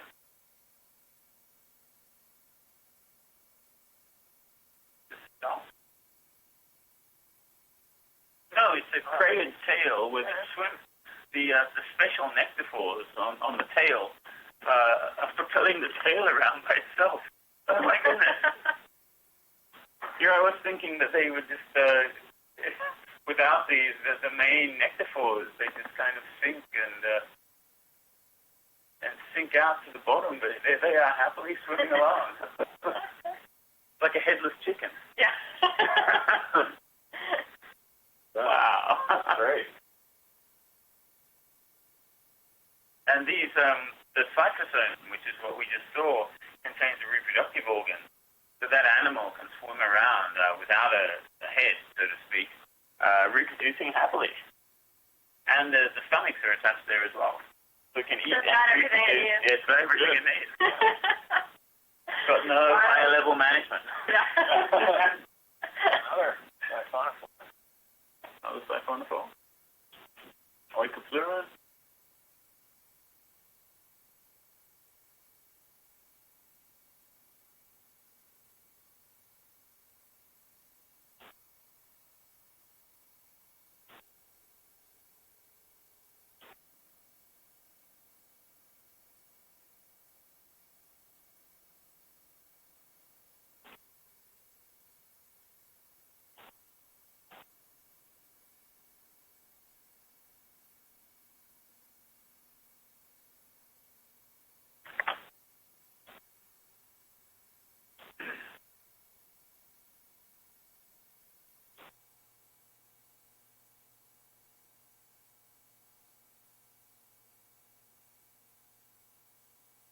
The only colobenema we've seen have been quite small.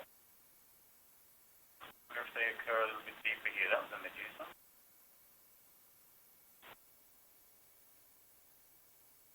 There's something big.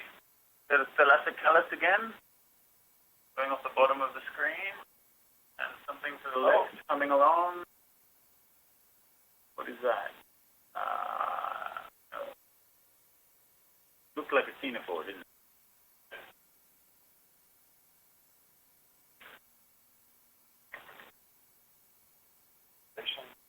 Yeah, lots of starvation houses. Arrowworms, Symphony, and grills. Up to the left, Bavarian. Go ahead, Nat. Philodendrid and another philodendrid. Oh, is this a Menopterisopod or a philodendrid? It's two philodendrids joined together. Wow. They must be in the process of reproducing. We've gone and lit them up. I think they've actually already undergone fission and are separating from each other.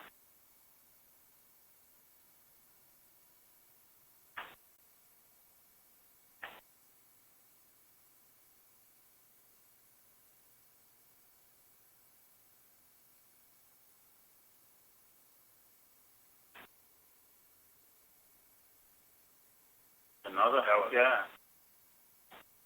Do you think they're all Thalassocalis? A lot of them. They looked up, had that kind of pulsing like them. This is one still, yeah. I think that is.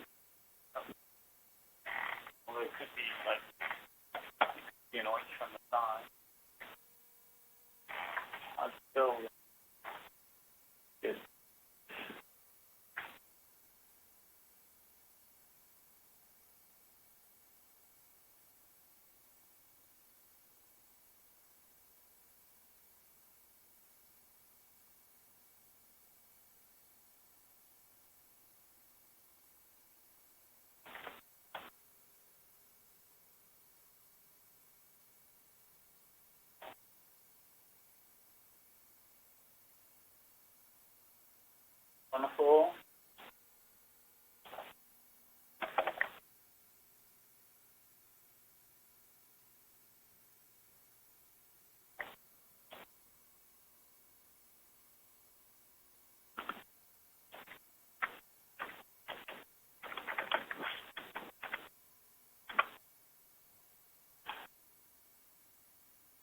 another selected color?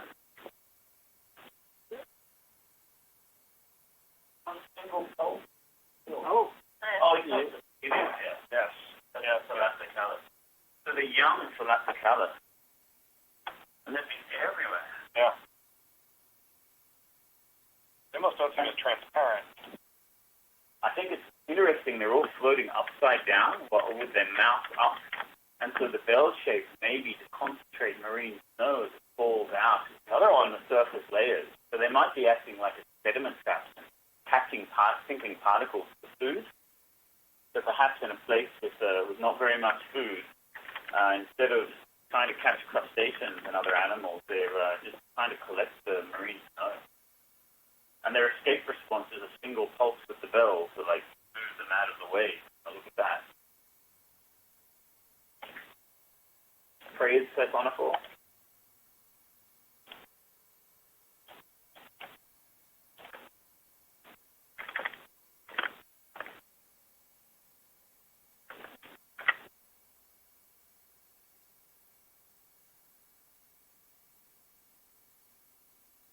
Starvation.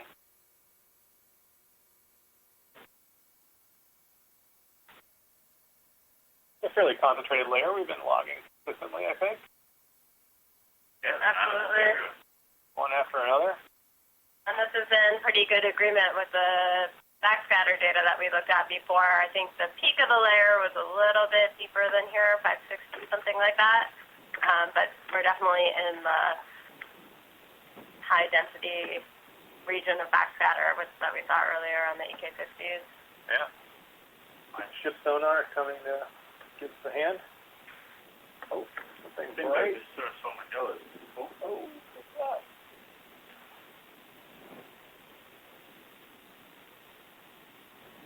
You on? Yeah. Up.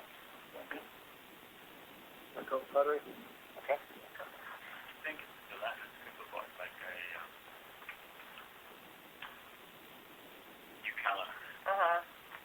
There's another Thalassocalis. Everywhere. Man, I've never seen so many. And there's another one. My goodness. They don't seem to have developed gonads, so it's like we've hit a patch of babies. Yeah, you can zoom in on that. He's full of stuff.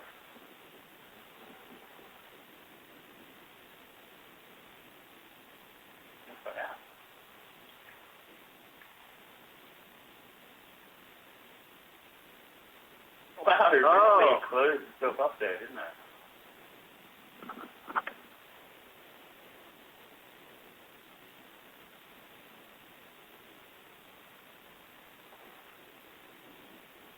Xenophores have all sorts of body forms, from ones that look like footballs to others that have long lobes hanging down meant to capture prey, to ones that have moved into a shape almost like this Medusa shape. There are even xenophores that look like flatworms that attach themselves to sponges and Gorgonian sea bass. Another one. Another Thalassocalis. Wow. We didn't see any at 300, did we? No. I don't think we did.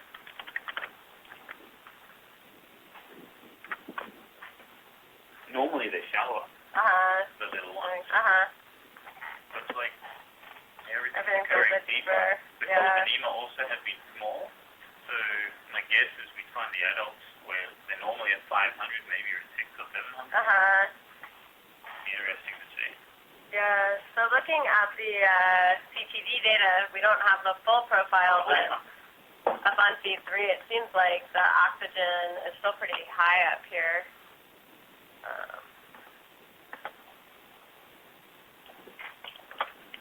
So we're in the salinity minimum, it seems. We're certainly heading down. It's starting to go full. 3.5. Oh, it's Theodarian.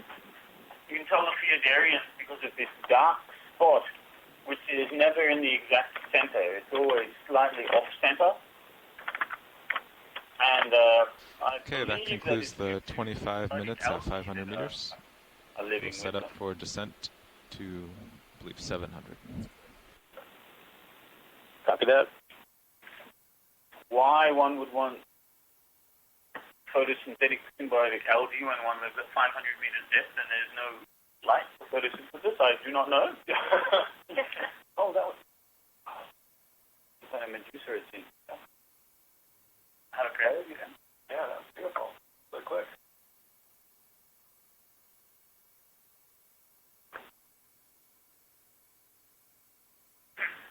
Did we just end that transect?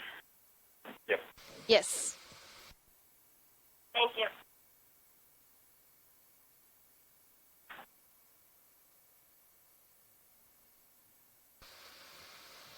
So one theory that my old advisor has proposed for having symbiotic algae at depth might be they could be used as nitrogen fixers. What do you think about that?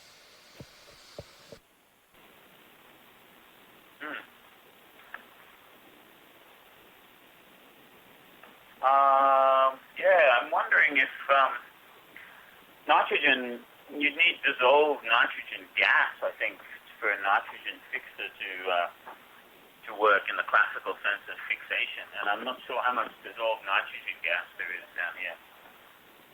Is that a question for Mike? No. We need a biogeochemist in the room. It is possible that they could be making some, like, there are many organisms that can't manufacture certain amino acids, for example, and a symbiosis where one organism that can manufacture something another cannot, and they manufacture each other's amino acids that they both lost different, the ability to make different amino acids. It could just be something like this as well. Another question waiting for us to answer.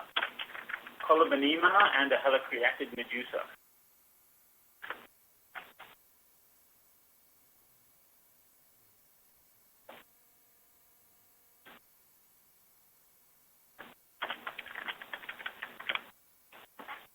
And more krill.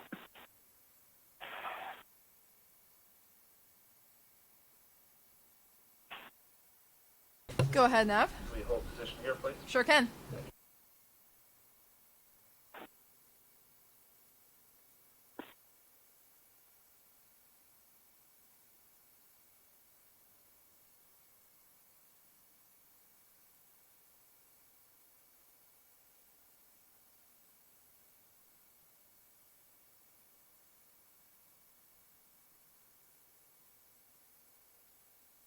Okay, we are now descending with our camera aimed RV down. bridge, holding Fixed position. focus to You're 700 meters.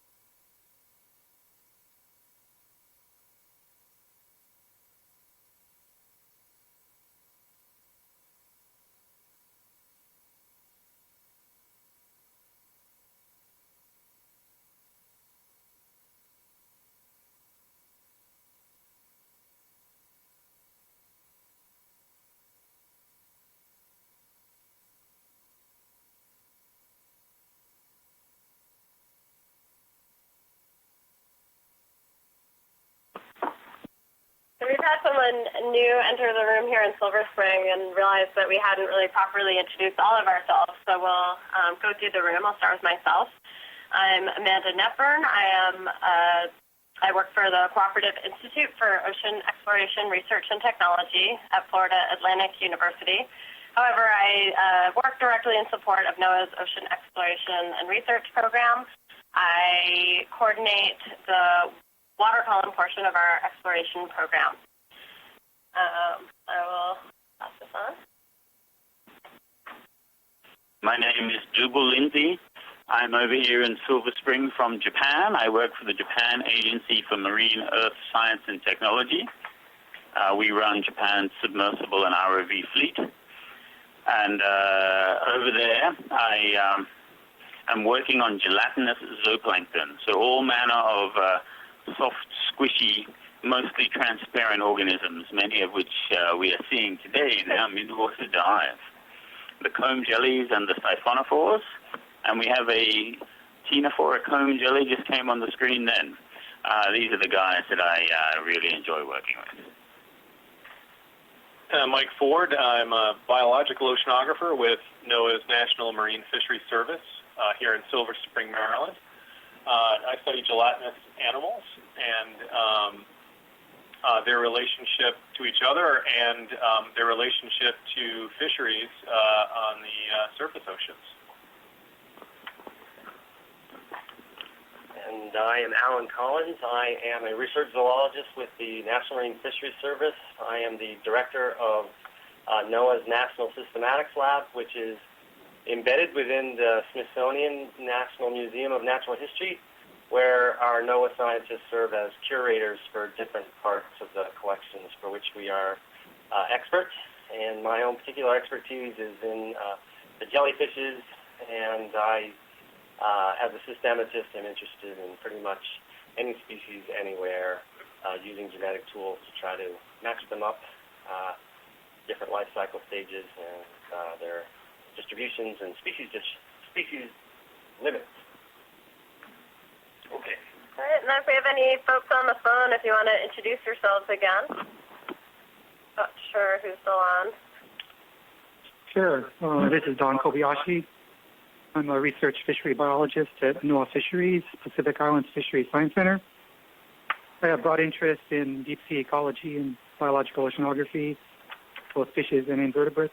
I think the main interest I have here is I'm getting a view of a lot of things in the deep sea that we don't see from towed nets, which is mostly what I do from ships. So what we catch in the towed sampling here is very different from what we're seeing here, and it's giving me totally new insights into the deep sea. Oh, that's great, Don. Am I correct that you're calling from Florida still, or have you moved somewhere else? I know you've been going through a lot of effort to be able to call in on your travels. Yeah, right now I'm actually in Corona, California. Okay. At family's residence, so I'm calling in on my cell phone. All right. But Sunday I was in Florida when we saw the lancetfish. That was really cool. Well, we really appreciate how much effort you put in. I think all of us have spent a few nights in hotel rooms participating in Okeanos dives through telepresence. No worries. My pleasure. Do we have anyone else still on the line? I know Tracy Sutton, Mike Vecchione, and Bruce Mundy are all in the chat. Yeah, this is Tracy. I'm still on the line. I'm Tracy Sutton at Nova Southeastern University, so I am still in Florida. Lauderdale. The ICES meeting was just here, so it was good. I would have liked to. I didn't go to the meeting. I was supposed to be out at sea, but the hurricane took care of that. So yeah. My lab, we work on various. If you want to say something about that siphonophore, I think I'm on a lag with you guys. Keep going. Okay. Yeah, we work on ecosystem structure. So I focus primarily on fishes, but interested in the inverts too. We do some trophic work, community work, aging growth work. We're really interested in rates, and like it was said earlier, the ability to look at a lot of the invertebrates primarily, which is really the the main value of these ROV transects is to see all these invertebrates and basically see how far apart they are to each other, what kind of layers they form and all that, because these are all important parts of the food chain that we often only see when we crack open a gut. So it's nice to see all this really fragile stuff that we miss. We do occasionally see fishes, but my thought is that they largely avoid the ROVs, so we really see the ones that are kind of immobilized in nature, like these Cyclothony and that fantastic Alepisaurus. But I'm still holding out hope that we'll see something cool just kind of lingering in the water column that doesn't mind lights and such. So enjoying this greatly. Great, thanks for joining us. I have a quick question. Have you done ROV work in the Gulf of Mexico? I've looked at some ROV video from the Serpent Project, which is one of these industry academia partnerships that Mark Benfield at LSU is running. They occasionally send some pictures of things they see with the ROV. So, and a lot of these are associated with oil rig structures, but the footage they get with their ROVs, especially the oceaneering ROVs, is absolutely spectacular. So we've seen behaviors of midwater fishes, especially some very large fishes in the Gulf of Mexico with the ROV.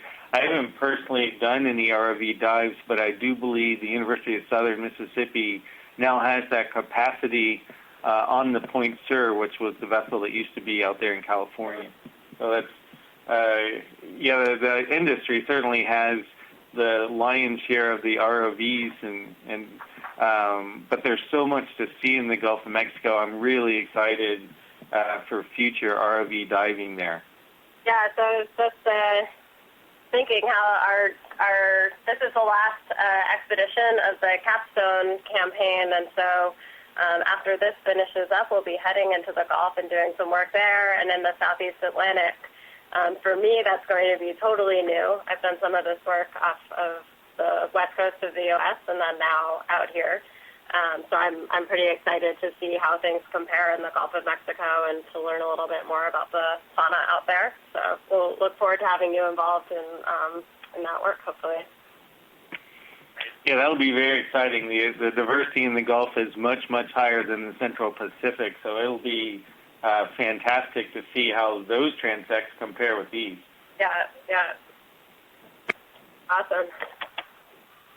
And do we have anyone else on the line? This is Bruce Mundy. I work at the same place that Don Kobayashi works at the NOAA National Marine Fisheries Service Pacific Islands Fisheries Science Center in Honolulu, and I am calling in from Honolulu. I'm interested in the fish fauna as well. My interests are wide-ranging for our entire region, which extends from the Hawaiian region over to the Marianas and down to American Samoa. And I'm interested in everything from the native gobies and the mountain freshwater streams here in Hawaii down to the hadal fauna in the Mariana Trench and points in between. I didn't know you did freshwater fish too, Bruce. Really a jack of all trades when it comes to the fish out there. I've dabbled just a little bit with that. I had a stint in Oregon when I worked for Oregon State University sampling fish larvae in the Columbia River, and then I've been involved with some things with introduced species. Unfortunately, we only have 5 native freshwater fishes in Hawaii and about 40 introduced species, so that's a little problematic. Yeah. Well, thank you so much for joining us. Hopefully we'll find some fish. Other than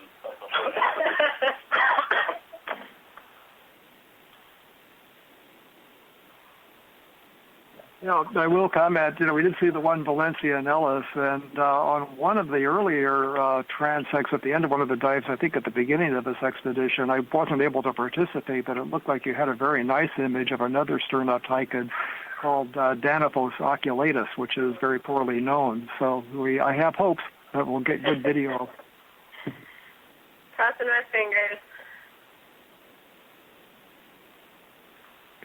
I remember that one, Bruce. It really did pose down for the camera. It was really spectacular.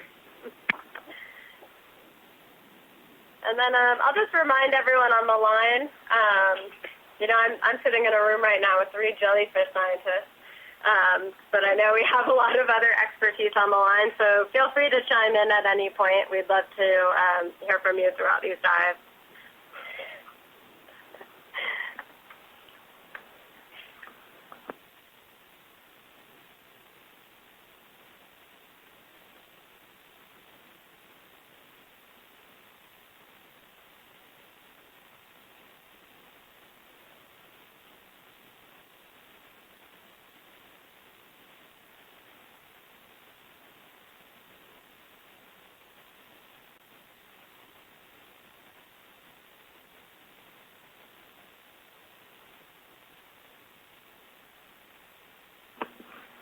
So Mike Vecchio just chimed in on the chat room.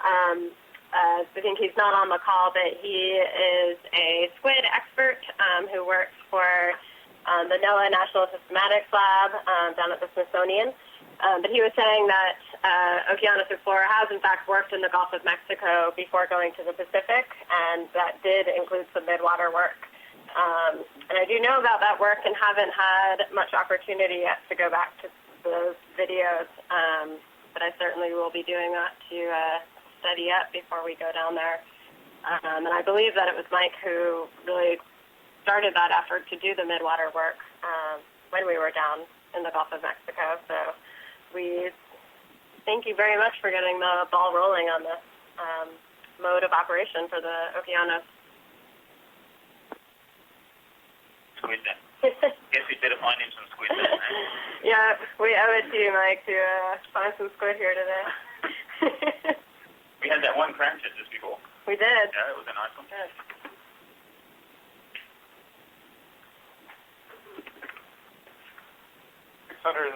meters.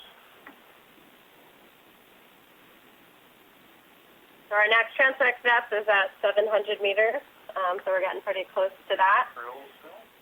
Just a reminder for anyone who wasn't here when we first introduced the dive, we are doing our first initial descent and stopping to do 25 minutes of transect at 300 meters, 500, 700, and 900 meters. So we've already done our 300 and 500, headed to the next one now. When we complete the 900-meter transect, we will stop for 5 minutes. We will turn out the lights and try and get as quiet as possible, use our thrusters as little as possible.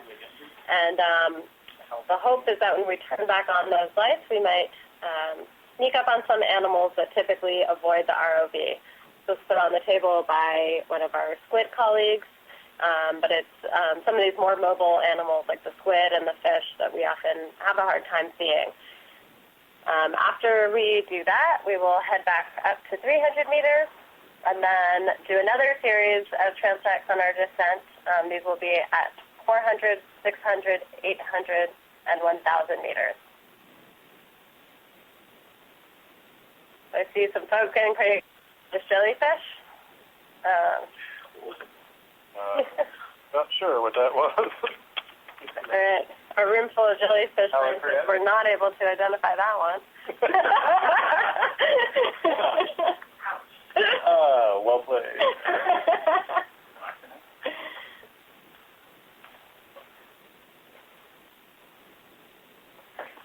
Another. And there's a classified. That's a classified. Seems like there's a lot going on in here right now. Yeah. So that bodes well for... Yes. Oh, Bassicurus. Our first Bassicurus. A Naka medusa, an animal that feeds only on other jellyfish. And there's a classified siphonophore. Very large rocket siphonophore. Fast moving when they get started.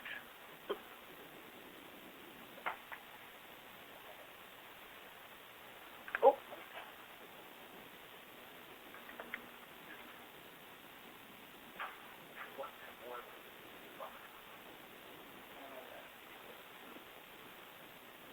Go ahead, Nav. Sure can.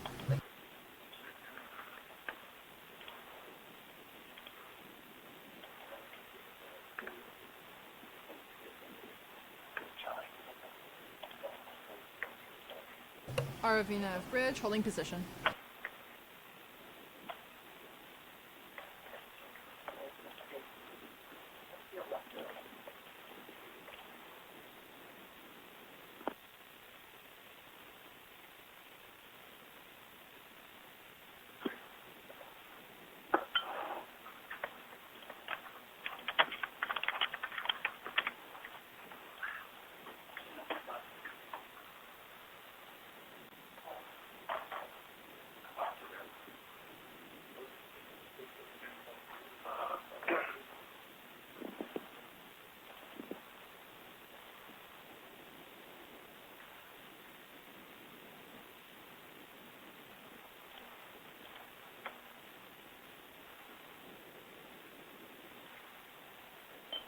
Just 700. The ROV is at 700 meters. We are just getting the lights out and making sure we're facing the water current, and then we'll begin the next transect. Great, thank you for that update. Stereo cameras got a great view right now. Lots of stuff.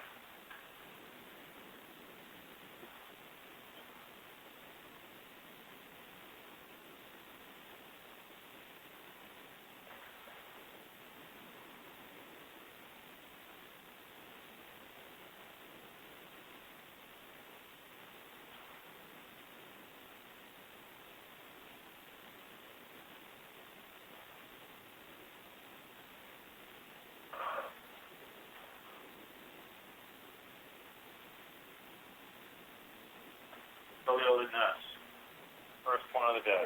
Yeah.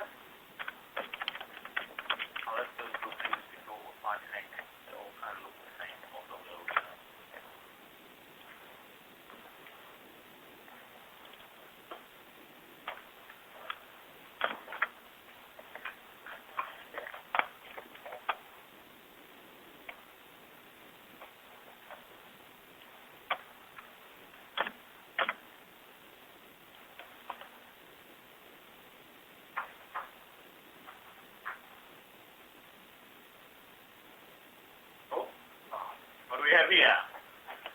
There, we need to see that Symphony, that one above at the top. We haven't started the transect yet, just getting set up.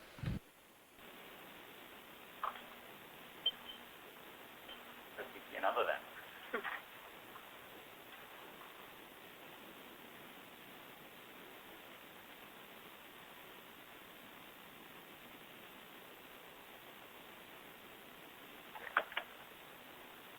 There's been several of them multiplied around, yeah?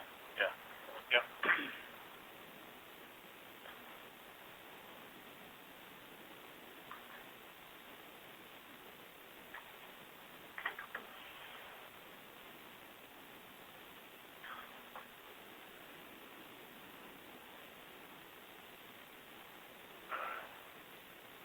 Here it is again.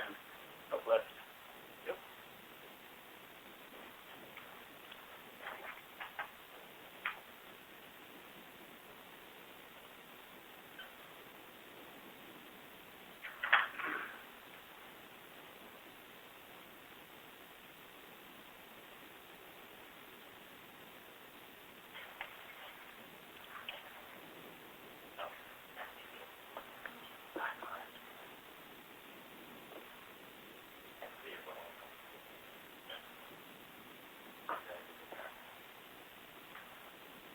So our oxygen is less than half what it was on our one of our first transects. Moving down, this is about where we've seen the oxygen minimum, at least on a couple of the explorations that we've had. And some, the oxygen minimum has been deeper. We're a little farther south today. I think we're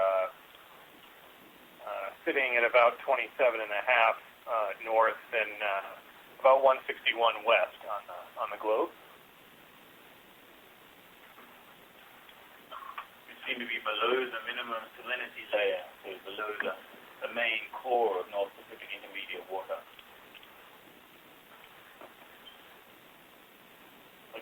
elevation house.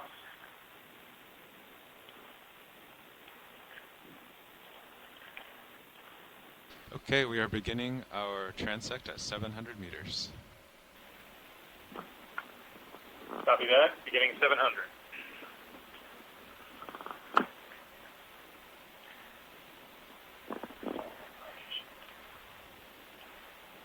Okay.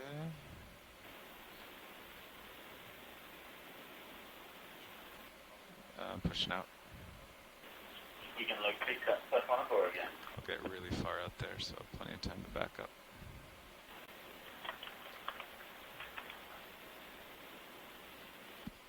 I was going before until I saw a little tug on your heading, but maybe that wasn't even far enough. I can't go much farther than that. But. There we go. There we go. Center right. Okay, video. Let's do it, right? Ooh. Backing with it.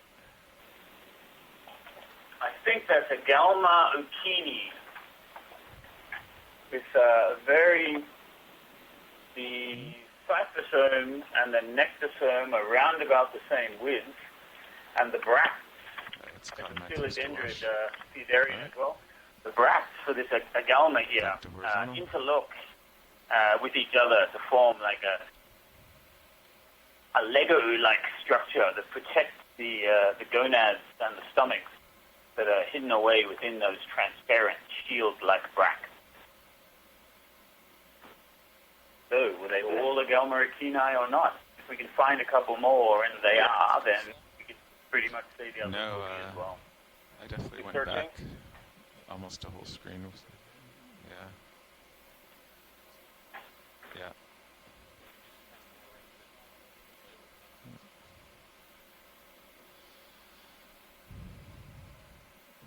Okay, here we are. Yeah, let's go in on that.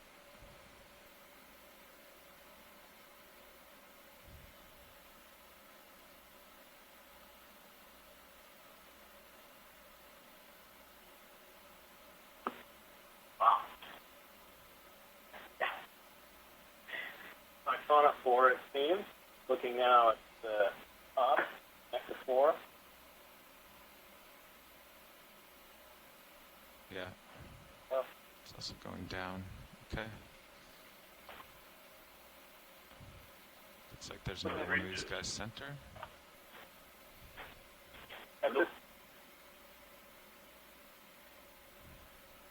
Single build fire more. Okay. See if that's a Agalma Okeanos again or not. Another shot identifying the... It is. Look at that. So they must all be. Okay. So at 500 it was still at the I like how these guys spiral around. Down here we have Agalma. You know how I'm doing for pilot. Wow. Okay.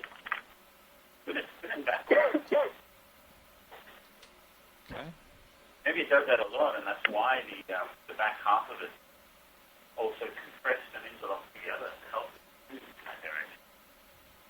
Okay, letting him While go. we're getting this nice imagery, can we kind of take a step back and explain what this organism is? This is something that's probably new to a lot of our viewers, these colonial jellyfish.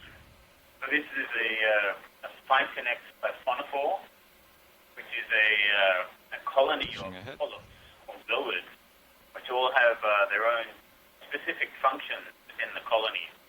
Some are called nectopores, and they're the swimming bells that propel the animal. I guess now that we've gotten two of them pretty well, kind of ignore them. Like bracts that protect the other zoids. Let's turn you 10 more degrees to starboard. Try to chase this around. Some, like the gonozoas, it's definitely coming from that direction. Astrozoas, which are the stomachs with tentacles attached. And all of these polyps are living together on this single central stem, which transports nutrients and takes away waste corner of the screen. From and between and to other zoids. These animals can probably live for quite a long period of time, floating around in the mid-water, budding off their larvae or baby siphonophores. Well, thanks for that. Wow, wow, wow, wow. Check it out. Wow. That, we need to look Nice. at that head part there to see if there are any That was a tentacles triple coming wow. out from between the nectaphores. I don't know. Yeah. In which case it would be an apolemia. It does not really look like an apolemia. No, it's got Y or T-shaped nectar sacs in the nectaphores. Nice. So it's probably a Maris. This being the head. Maybe an undescribed species. Wow, look at this throwaway. It's getting too close for you? It's like we've Okay. shocked it enough that it's throwing away little bits of its colony as a decoy. Okay. Oh, it's going up now. Very mucoidal, reminds me of Maris Okeanos from the Arctic, Okay. which it is not, obviously. Where's it going? Yeah, it's starting to drift past us. Give it maybe 10 more I seconds. thought siphonophores were cool that all these pulsing bells up at the front can work together to actually move somewhere, since they're all End it and turn around. roughly pointed inward.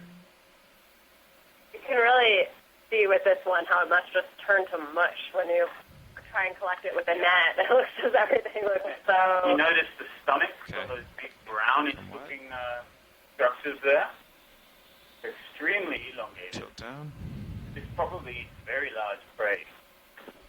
It's a cool one. I wouldn't be surprised if it eats fish. Yeah, that would be cool to see. Thank you for that great zoom. Thank you, video. Maybe a Galmo-Kini in the background as well. They were like siphonophores on parade.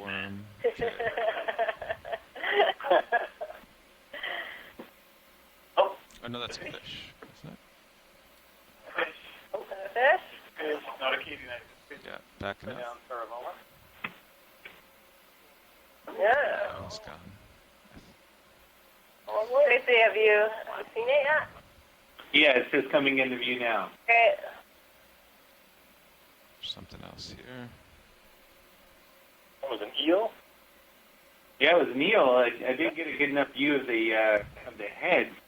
It was it looked like something that would normally be pointing up. Yeah. You know, Yeah. To a jellyfish guy, it looked like a Saravoma upside down. I did. I couldn't tell how sharp the beak was on that guy. It certainly was swimming like a Saravoma. They really keep their entire body ramrod straight, and they just use the very last part of the tail region to locomote. You're at 8-0? Tracy, on an earlier expedition, we saw a ton of Saravoma, but I believe every single one was head up and not head down. I don't feel like Yeah, that's the normal way that they're oriented. You know, hypothetically, their eyes do somewhat look forward as well. Hypothetically, that would be the easiest way to attack prey would be from below, because if you look down at an elongate object that's pointing right at you, basically you're just looking at the tip of an arrow, kind of a thing. Right. Yeah.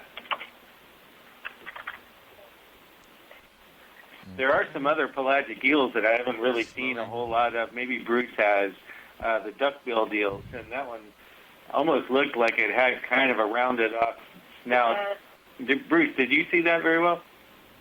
No, unfortunately, I stepped out just at the wrong moment for just briefly, so I totally missed it. I'm trying to do the replay. A couple of other eel possibilities. You're right. The duck-billed eels would be like Benefica. Another possibility could be the Derichthyeids. We have Derichthy serpentinus in this area. And I'm not sure, a male Mimichthyid would have a short snout too, of course. Go down. Yeah. Seeing a fantastic shrimp right now. Incredibly long and skinny. Like, what can I do to get that I don't lighting know, better? 16 times the length of the body. Okay. Is that all sensory? Is that function? That's huge. Yeah. And nothing can sneak up on that. Except for that thing. That's incredible. Up to the right? Is it a little bit to the right? Okay. Wow. Tilting down? Yeah.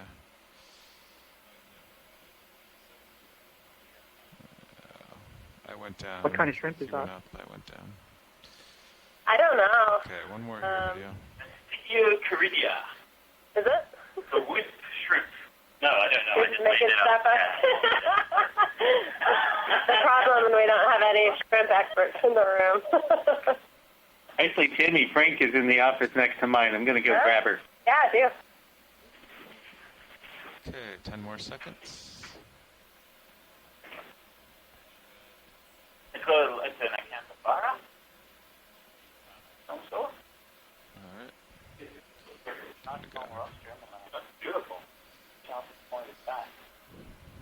Camera is -16, coming back Okay, up. Timmy's on her way. She'll be here in just a second. I think we might be pulling off of it.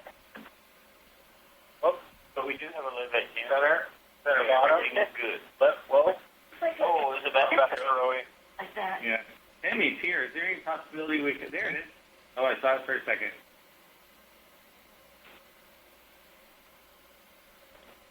Tracy, if things are working properly, you should be able to pull that up into YouTube in like 20 minutes. Okay. Did grab a screen grab, so maybe I'll try to pull that up. Almost back out. There we go. Yeah, it's really funny. Pushing out further.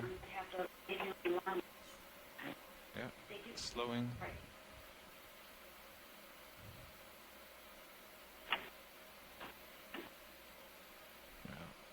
No, it's passing overhead. Back to horizontal.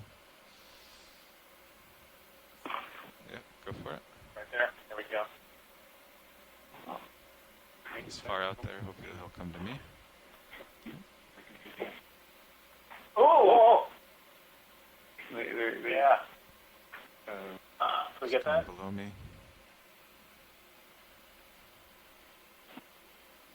You can see the nematocyst patches on the ends of the bracts.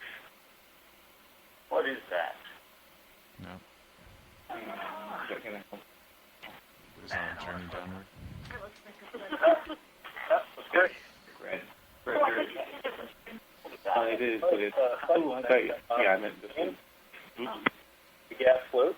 Not one I am familiar with. Actually, a new one. Or at least one that is rare enough I think it's too late. Okay, hundreds of just hours pushing out. underwater has not been one before. Yeah, slowing. Yes, sit on the... Oh, there we go. Reducer coming up. Any helicreated? Maybe a helicera? This off. Some fish just went right by my camera.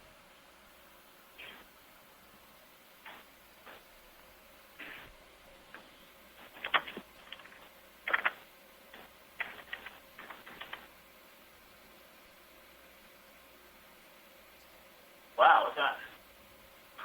All right, that might be included. Yeah. Mm-hmm. I instinctively look behind D2. I'm going on Usually where all the squids hang out. camera. Yes, there is squid here. They just playing games with that. Just stand aside. There's another Agelmo Okeanos. You can actually pick them up in cereal. Oh, is that mine? Shrimp? No. Okay, recentering.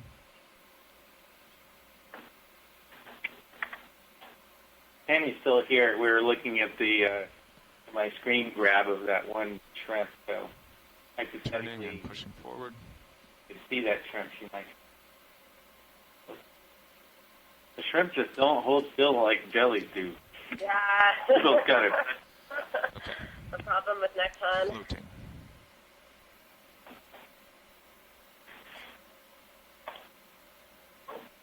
Coelodendrous Phaeodarium.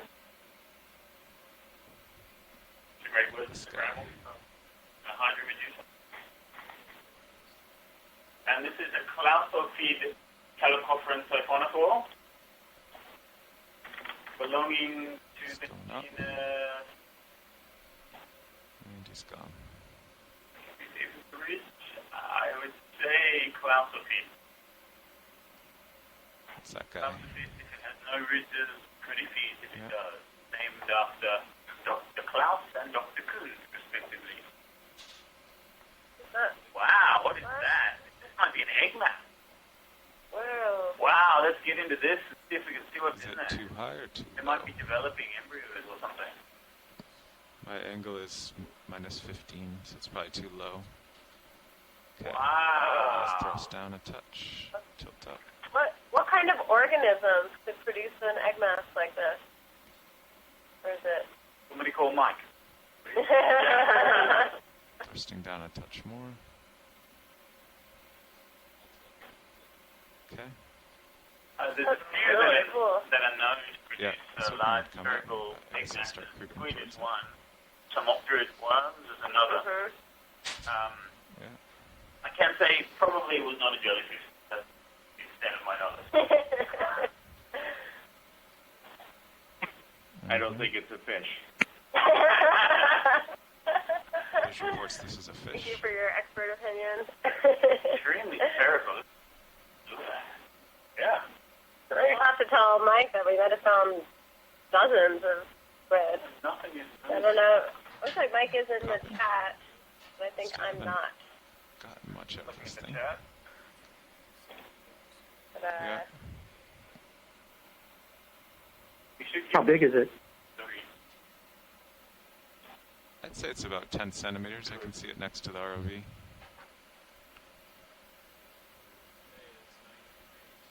Okay, want to get the whole creature video, and then we'll The iris right down. have to go. You can see what's in those bright white spots. Okay, full wide. No, I gotta go. Alright, that was awesome. Thank you. I've never seen anything like that before. Wow. The question for going in environment. Yeah. So I'm in auto depth yeah. by doing I just call a that little egg tiny mass set point. Can move the light up or down. Just playing with that. If I guess if you notice the shrimp or whatever is swimming slowly up or slowly down, you can try to. I mean, it'd be better if I was out of auto depth, but then That was close. then you start to oscillate.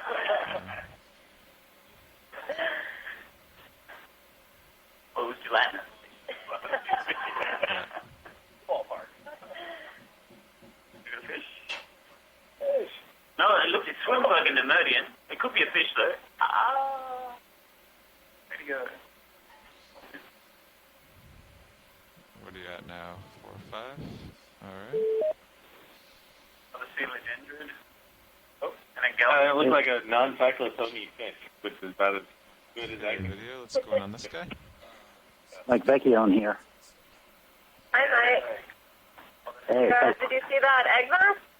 I saw the egg mass. There are a couple of different types of squids that make big gelatinous egg masses like that. It didn't actually look like any of the ones that have been reported. And like Dougal was saying, there are other things as well. Tomopterids do. And also, gymnosome pteropods make pushing back to center. Spherical egg masses, gelatinous egg masses as well. I don't know about you, Mike, but the size of that looked to be bigger than any gymnosome I've ever encountered, or Tomopterid for that matter. Well, I couldn't tell what size it was. Could you get an idea of that? I'd take a guess. It was like 10 centimeters, maybe a little bit more. Yeah, I saw it come next to one of the boxes on the ROV. It looked, yeah, maybe 10 or 15 I don't know how big Tomopterid egg masses are. Almost strepid egg masses are about a meter across, sometimes more than that, as much as 2 meters.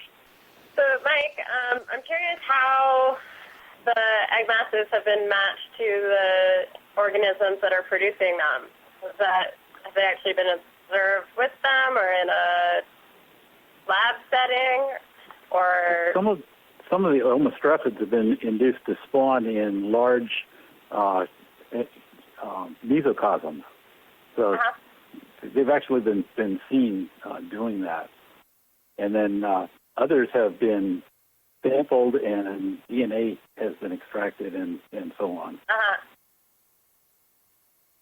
Thanks. It's really hard to sample those gelatinous egg masses, though.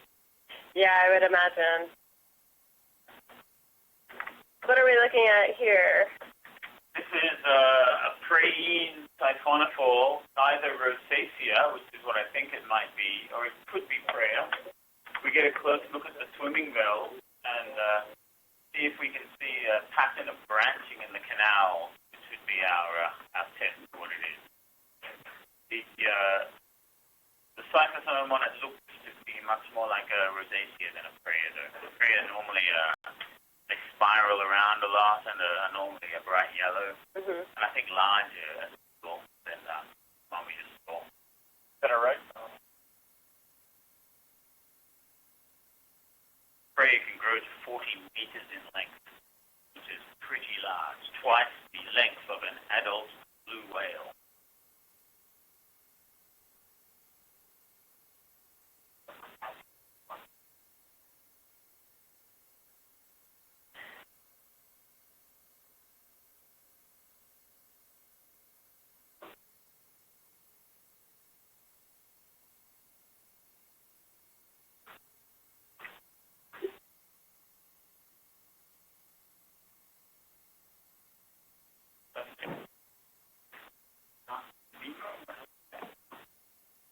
We've been seeing a lot of that. Oh, it's that weird Since one. there's a lull in the conversation, I'll just mention that there are a lot of pelagic animals which we don't know the egg masses, including many, many families of squid.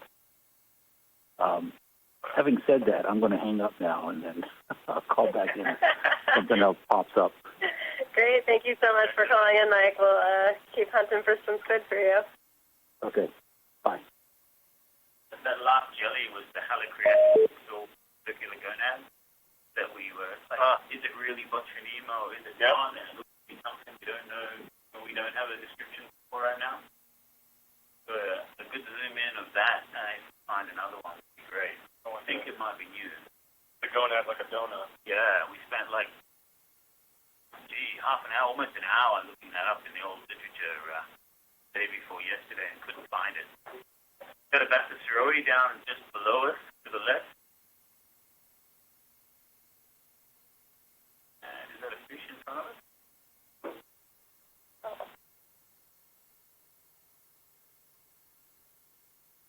So,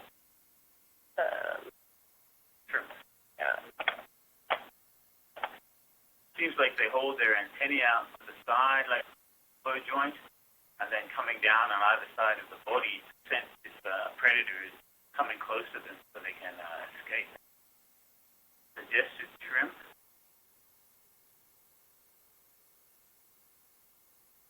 And if Tammy is still around, I'll be quiet about now and ask the expert what it is. So, of course, Tammy just left, so then there's a beautiful suggested shrimp. Tends to be how it works. Yeah, good. It's one of the Sergestes type genera, but I don't know them apart.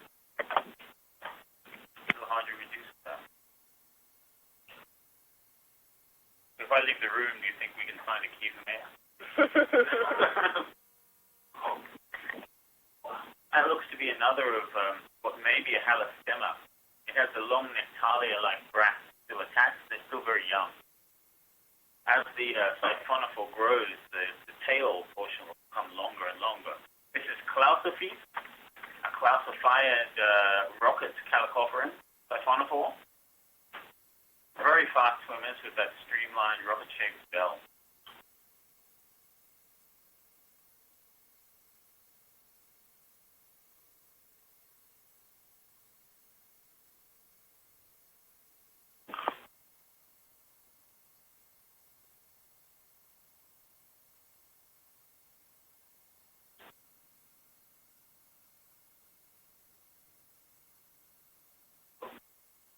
You have another Medusa here. Looks like it's a Paraphila. Yes, Paraphila species. Have we seen anything like this recently? It looks very different. Wow, yeah.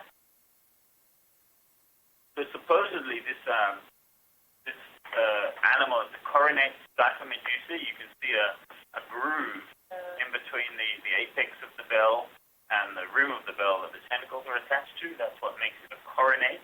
Corona as in crown. And Paraphila supposedly is one species which occurs everywhere. Yep. And the DNA, actually, the sequences are very similar, even between Antarctica and Japan.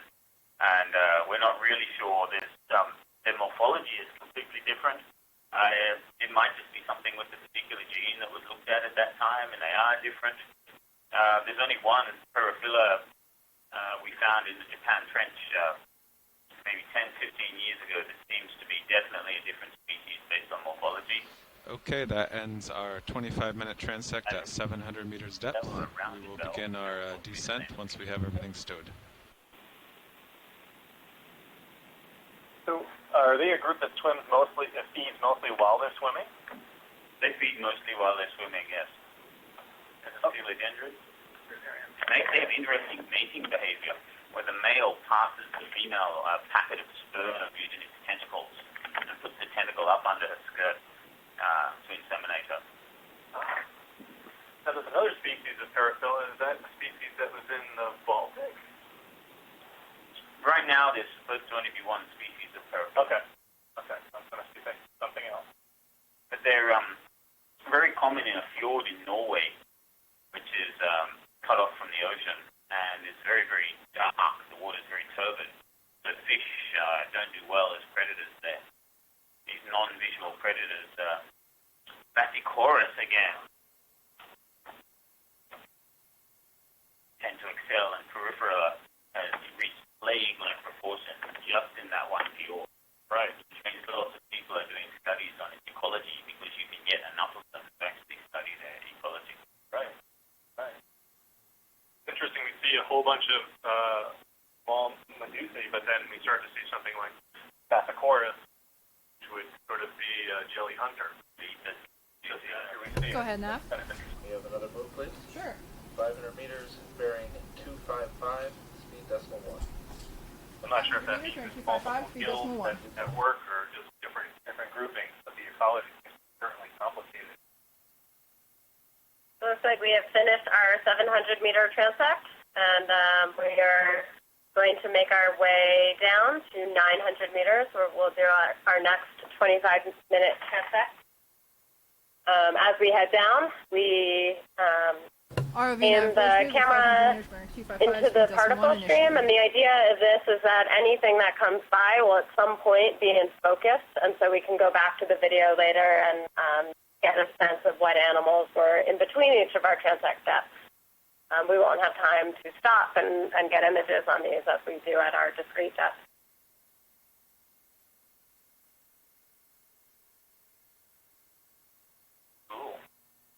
I'd say so far 700 meters definitely seems to be our hot spot at this location. A lot of animals. That's great.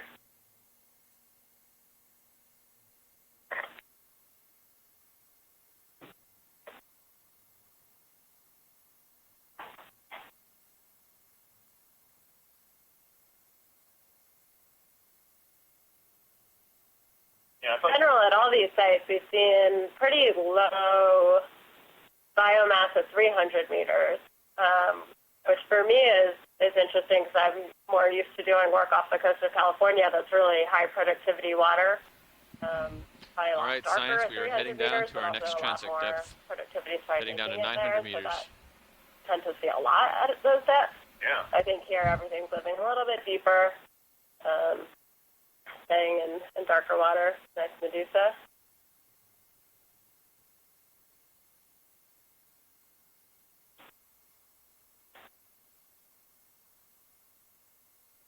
Our next transect at 900 meters will be just slightly below the bottom of the GSL, if I recall.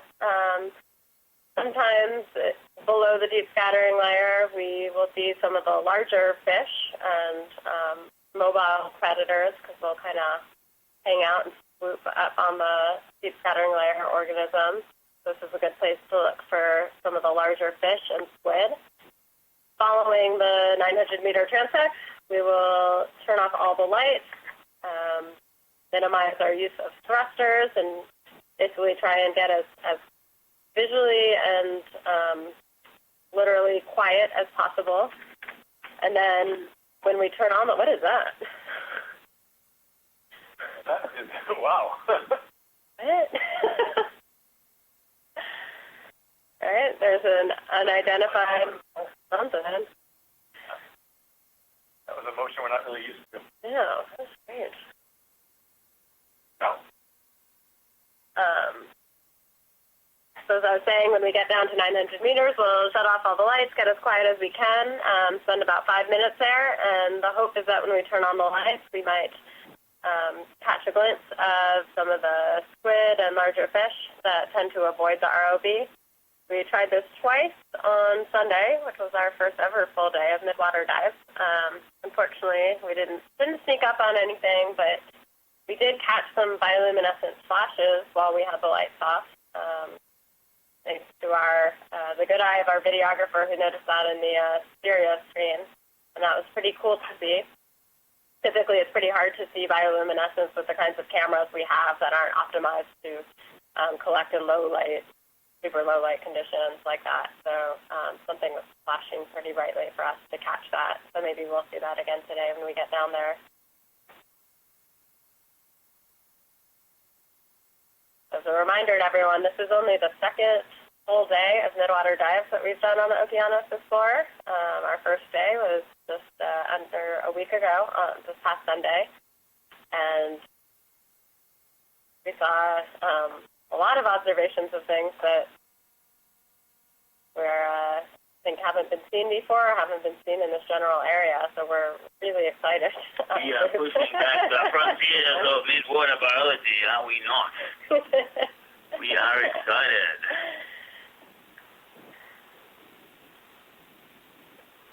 What was that egg mass? Wow. Yeah, it's really cool. I just can't get my mind around that Medusa we saw at 300 meters. Yeah. Did you guys hear the pilot's comment on it being about 10 to 15 centimeters, that egg mass that you're referring to? Can you repeat that? Just asking, did you guys hear the pilot's comment that he saw it near one of his boxes, and he was estimating that the egg mass to be about 10 to 15 centimeters. Cool. Based on its proximity to one of the collection boxes. Here too, but it is very hard sometimes to tell the size of these things. We don't have a good way to measure them in the water column.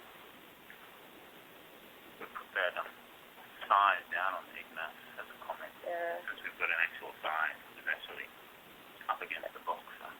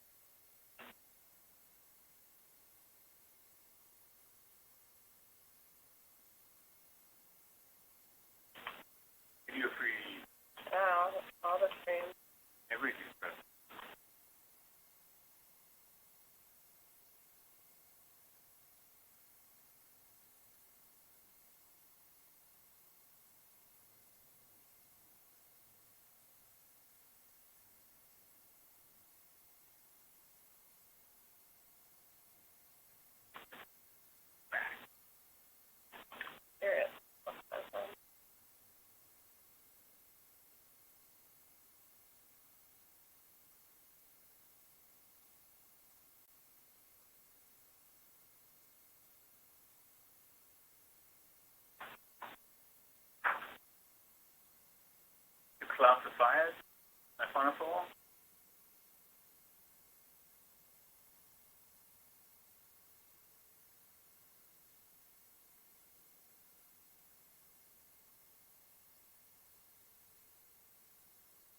See them off in the distance. Here, all right.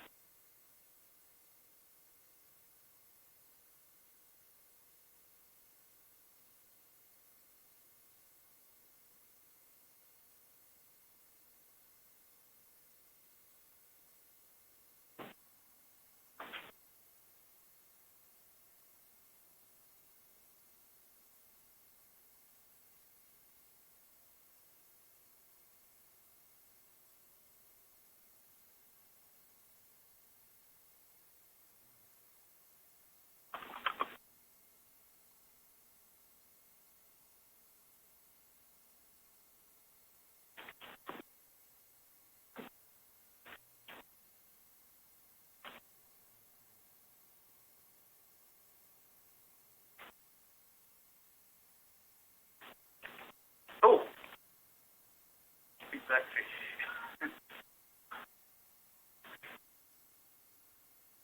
Can I call them McTofu? I had a McTofu question mark before when I saw something dark. I dare you to prove me wrong. Oink.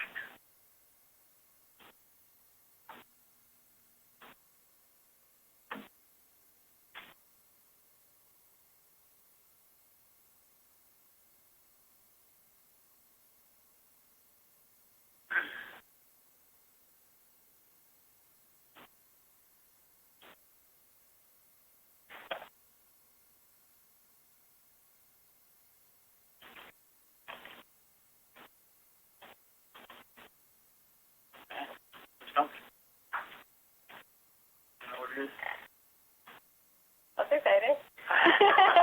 Now wait.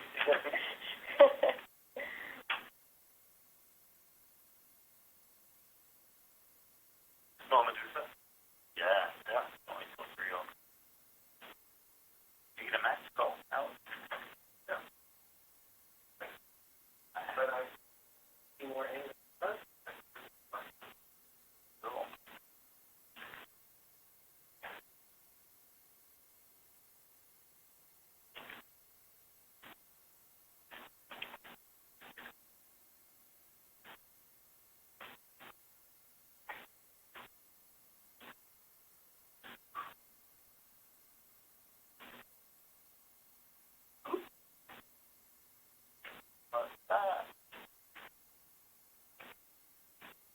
That was acceleration.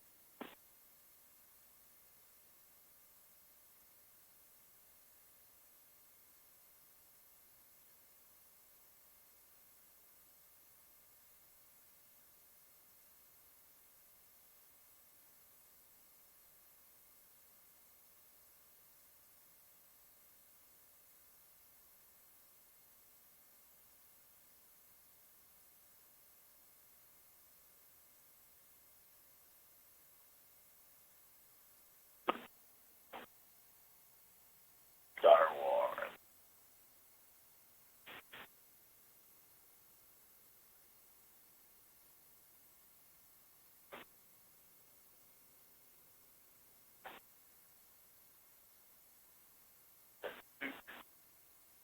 Animal.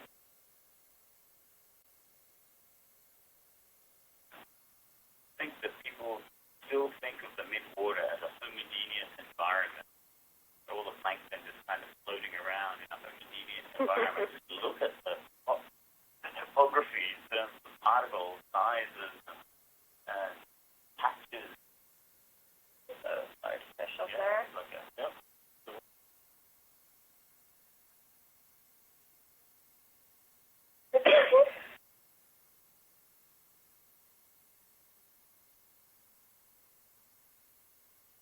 when I was preparing my defense talk, I wanted a picture of marine snow with nothing else in the image. So I started Googling for photos, and there was nothing.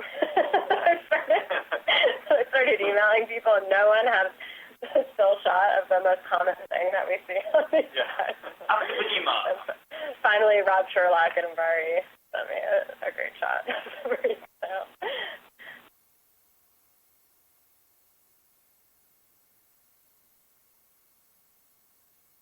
It's kind of important for if you want to apply machine vision, trying to find the animal in these shots.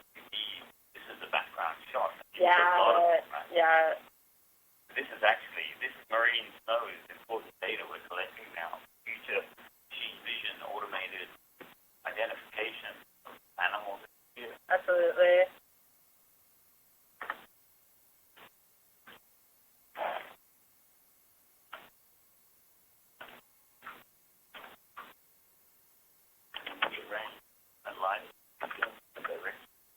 Yeah.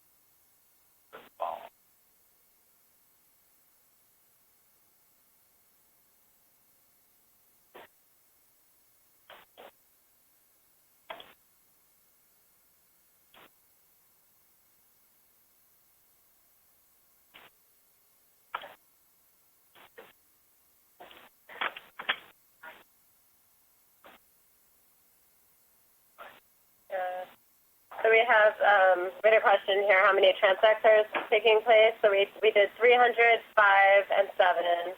Now we're headed down to 900. And then we're going to come back up and do 400, 600, 800, 1,000. That's 8 total. We spread them out instead of doing them all in one ladder in order to kind of get that full survey of the water column a couple of times to get a little bit of replication there. And started with the 300, 500, 700 because those are our steps that we make sure that we hit on every single midwater transect. So we want to make sure, in case something came up or some weather, an issue with the ROV, that we would have those steps hit.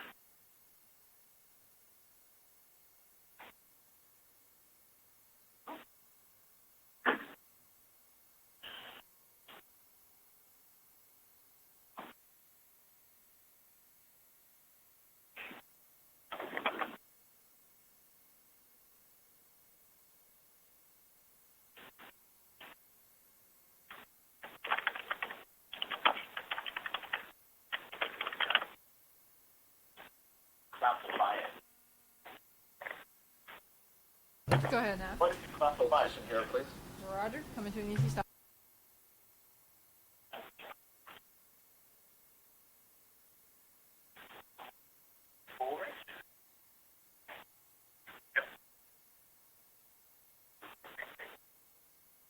ROV now for easy stop.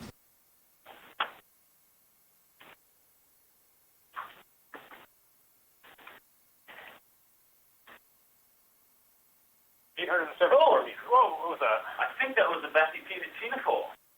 The black duck and a... Yeah, maybe. Try out some more. That would be cool.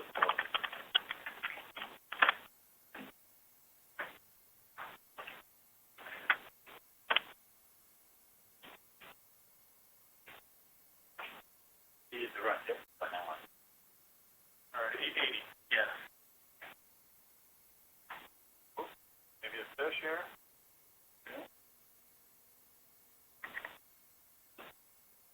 This is coming in. That's tumultuous. Holy keep one. Oh, is that a tola? Oh, it's a tola. Sky for Medusa. A coronate sky for Medusa that trails a single long tentacle through the water jellyfish prey, and the other tentacles are used for catching crustacean prey.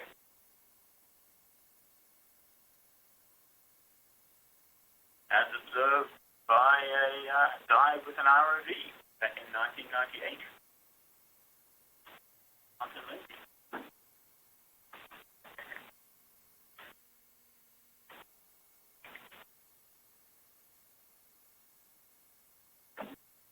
You see, we've got a lot of the more active, possibly vertically migrating animals seem to be hanging around here. Maybe we could look at the echogram again. Sure. Yeah, that'd be great.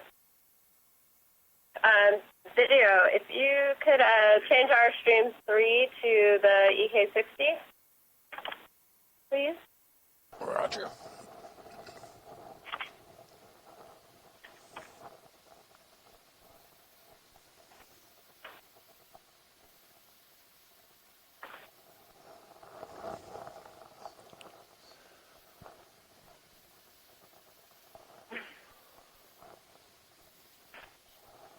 Oh, Paralia, perfect. And the Tomopterid worm just below it. Tomopterid hanging around the Paralia? No.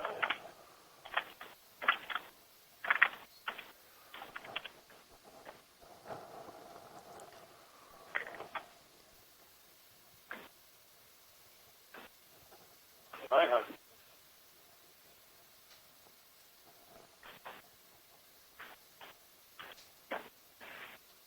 The number of actual predation events you witness in this water is quite low, really. They must be feeding very large quantities. Jellyfish with transparent stomach are great because you can actually see what they're eating through their stomach. The guys with black or purple or red stomach, you cannot.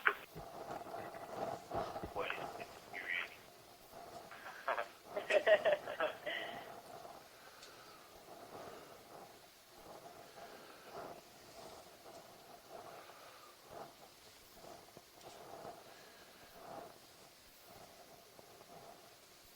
Very hard to work out what the jellyfish eat because unlike fish and shrimp, you can't catch them in one.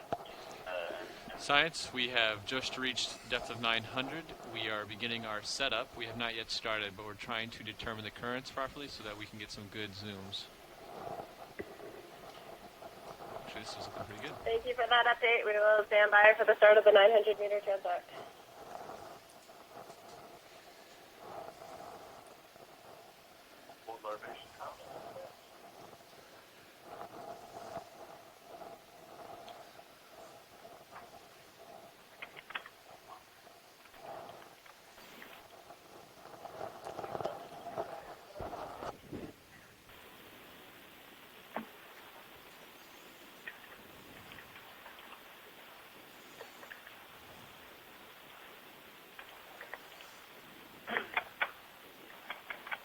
Interesting. We have the EK60 now on the stream 3, and if we look in the 38 kilohertz data, we're well below the bottom of the deep scattering layer.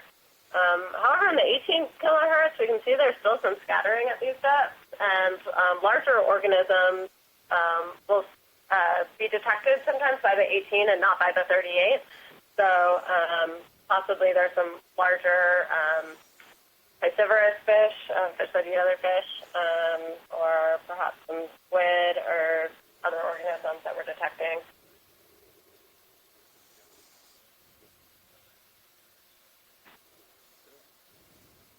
All right, science, at 900, we are beginning our transect. Thank you. Roger. Cento left. Yep, you come into.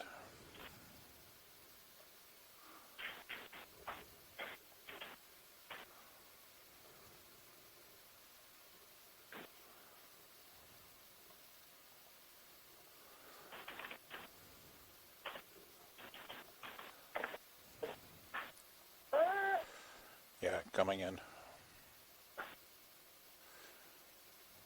We're all stumped here. Chris. No?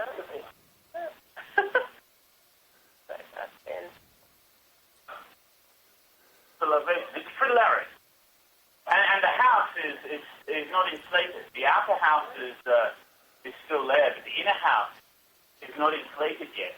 I think you can see the hammer-like head at the bottom of the organism there, and if it flicks its tail, it should be able to inflate that house to become a large, pleated, spherical kind of a house. Wow. Come on, inflate, dude. You can see its tail, that great big transparent tail behind the whitish deflated house is attached to a gland just below its mouth. Wow. Very cool. Really cool. Very cool.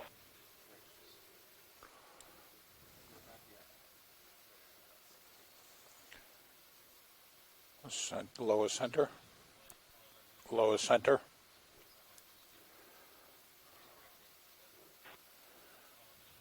Okay. Up.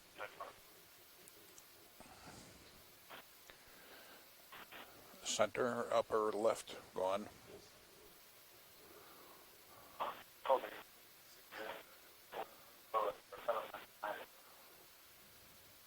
Center. No. No.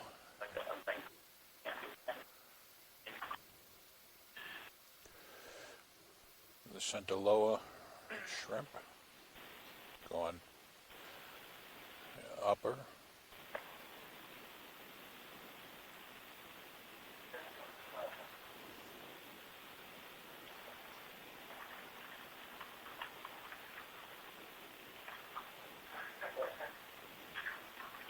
The copepod. Oh, it's got the very long extensions of the tail.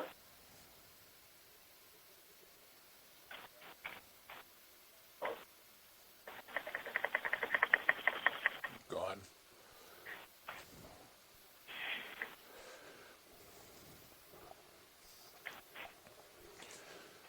Center. Top. It's gone.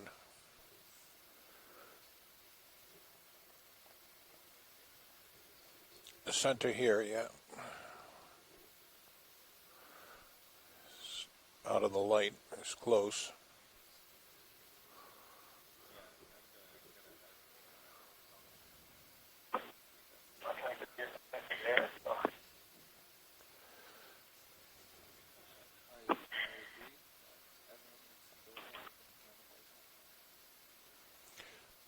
Center right.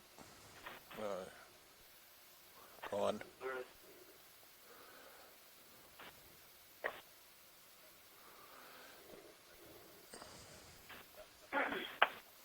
Center left, upper left. Center.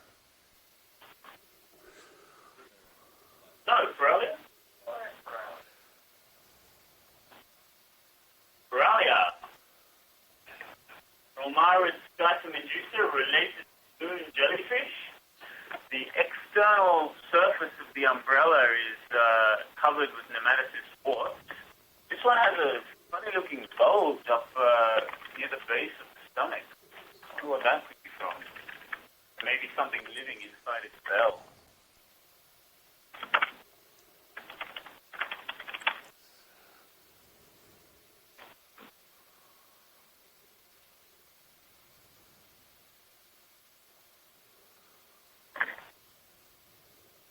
Center right. Right. Oh, Oxybedema, is it? What's that? Alicreated? Come on, stop swimming, man. Stop swimming. Oxybedema.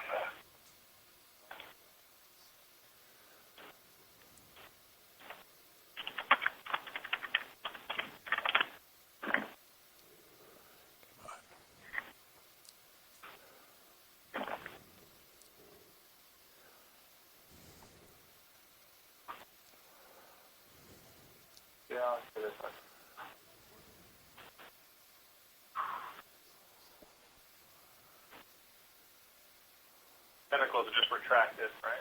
Yeah. Got it. No, other time. Sirius view. Yeah. Yeah, what's that? A prayed Symphonical, it looks like. It's big. Yeah.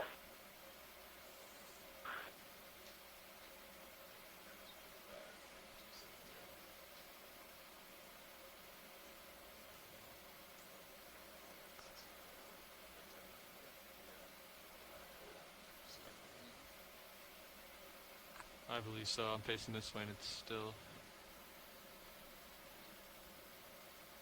Oh, Sirius Yeah, again. let's turn a little bit. Oh, what was that? And I'll push out.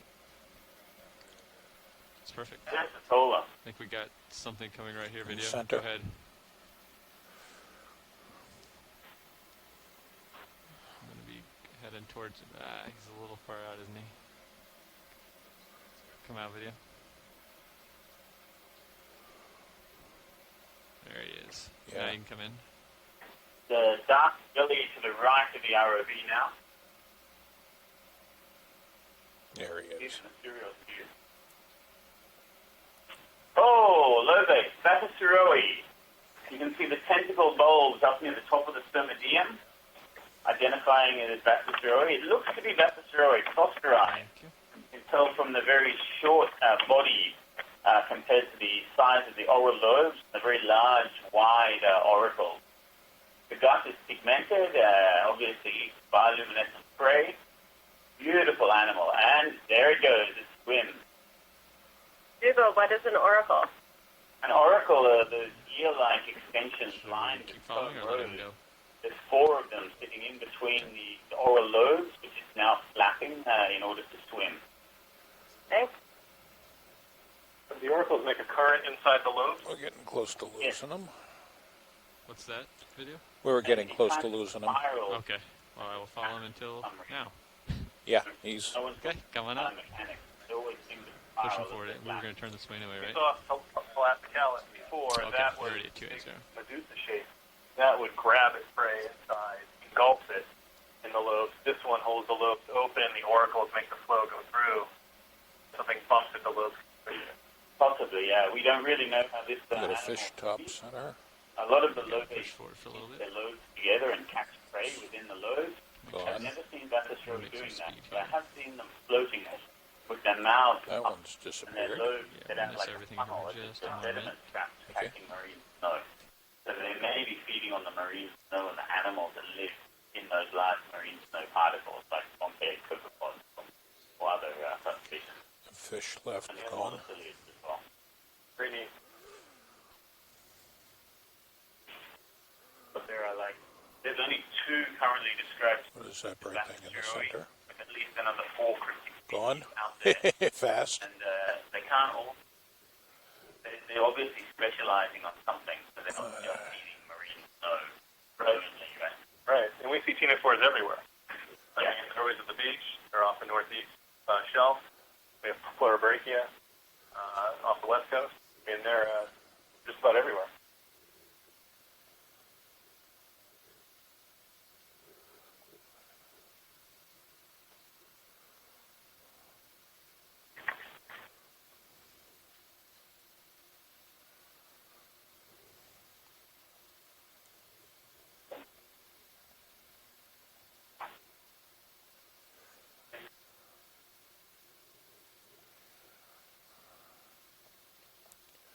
Whatever it is, we're losing him. He's relatively close.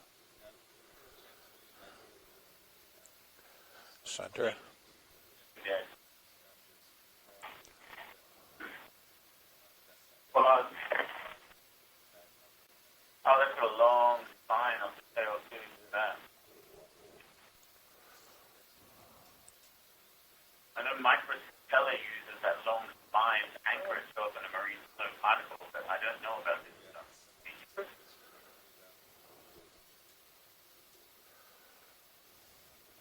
Obviously, it's not anchoring itself in a No. snow particle, right? Might be looking for something to anchor itself down.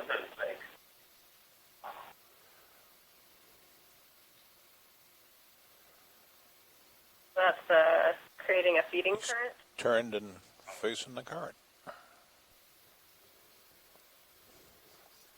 Maybe the tail is just to make sure the wind will move back, get down. Yeah.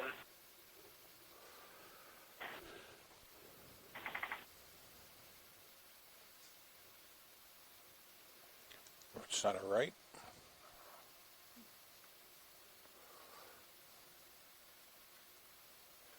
Going off. Center. Hard to tell unless they flap their loads. Mm-hmm.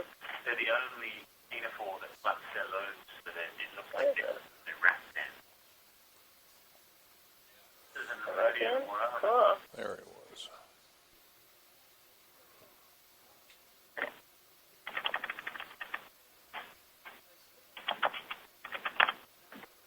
But Nemersians are their own phylum? Yeah, he's... Accurate answer, I prefer. Yes. Center But we top. call them worms. They're not too closely related to polychaetes and other things that we call worms. So they just have a long, elongated body, very big body. Right. Got a tufa.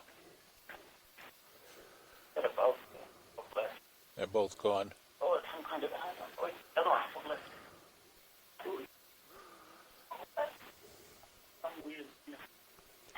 Center right. Right. Upper.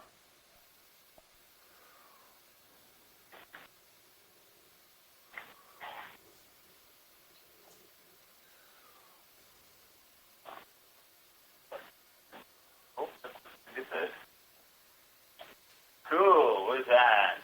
This is our first Sinipid today. The first one Okay, decent. Yeah. We had a possible. Oh man, come back, please. That's interesting. What are you? Flattened? No, is it? My tend is like. Okay, he's going. Okay, zooming out. I don't want to keep five.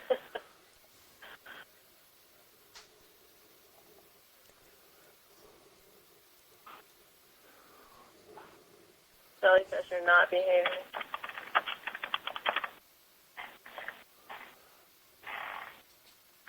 Center? No, too close.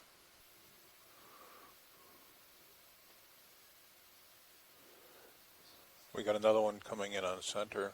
Right. Upper. Yeah.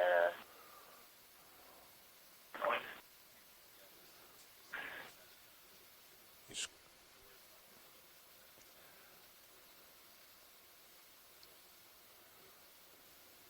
center. Gone. He's gone.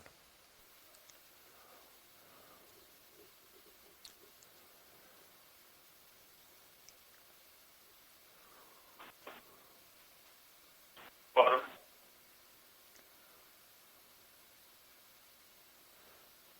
Going.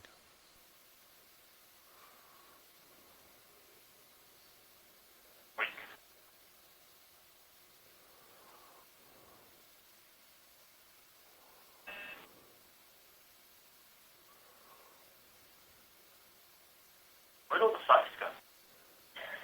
They're not down here. Yeah, there's people in a while. Everywhere. Yeah. Got this, Rory. Dark Baptist show is pretending to be a libation. Uh-huh. Less delicious. Center. Eatingness. Tentacle bulbs up there, like the head, and then the tail is like the gut. Mm-hmm. Like, oh! What do we got here? Mainly long tentacles. Yes. How? It's a repellent nematodes. It's too close. With gonads only extending over like 2/3 of the canal. What are you? Space.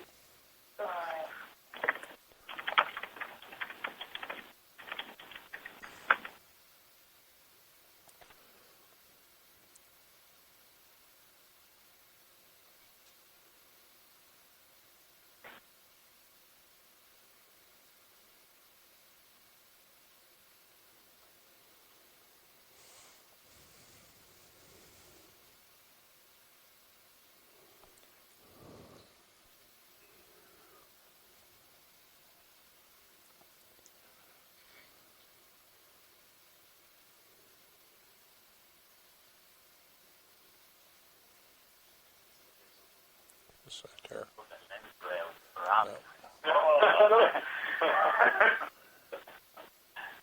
Oh, Theodarian?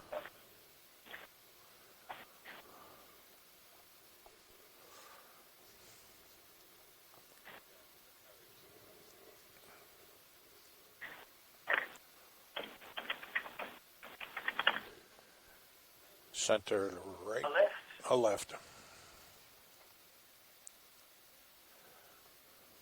And only go back. That's true. You can see the oracle. Yeah. Oh, yeah, check it out. A nice one. That's Costa Ray again.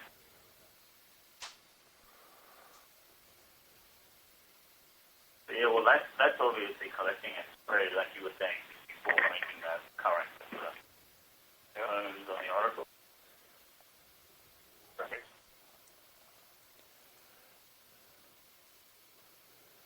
Well, it's where the animal wants to go. Yeah. Very nice. He's getting quite close.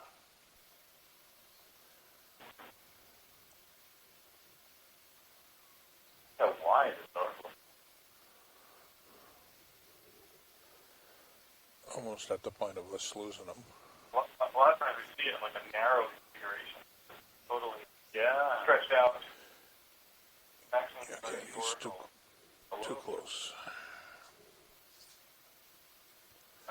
Wow, did you see that? When it flaps with its oracles first, so it uses them for swimming.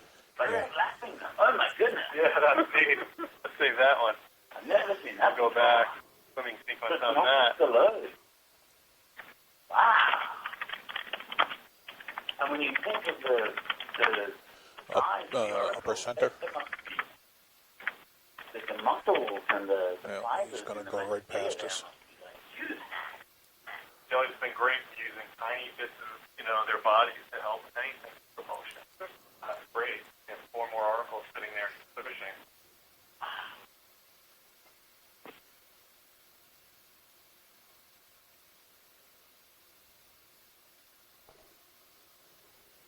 The class.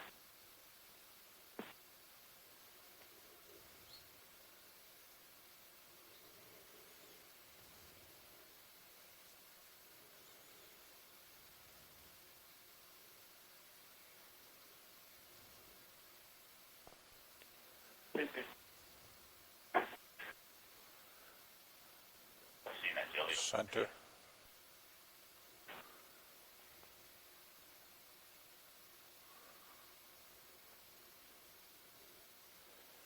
Something in the center. Oh. Fish. Oh, it's a fish. We have a fish. This is a man who leaves the room. Just as you left the room, we catch a fish. Fatty laggard? What is that? Not a jellyfish.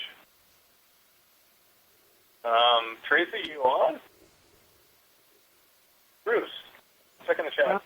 Yeah, he's not on. Tracy's not here. And unfortunately, with most of these, I can't really see them clearly enough to give a good guess. The Bathylagia, the deep-sea black smelt, is a good guess. I can see a couple of things that match up with that. The paired fins on the belly are about at the middle of the body, which indicates fish lower down in the phylogenetic grouping. The snout looks rounded. We're looking at the belly of the fish, though, which is not that informative compared to a lateral view. Looks like it's got fairly large eyes. The deep-sea black smelts come in a couple of different color varieties. Some are darkly colored and some are more silvery, and this is a more silvery one. So I can't say for sure what it is, but a Bathylagia is as good a guess as any. Coming around to the side there, we might be able to see now. And senior? No. And we do see a lot of fish in this area, up and down. Oh, there we go. Yeah, now they can see the shape of the head. I think it's definitely a Bathylagia. I can see a short dorsal fin in the middle of the back and an anal fin that's placed back toward the tail, and a short little adipose fin, a tiny fin that's also back toward the tail. That huge eye, the blunt snout, the very small mouth, all indicate bathylagia.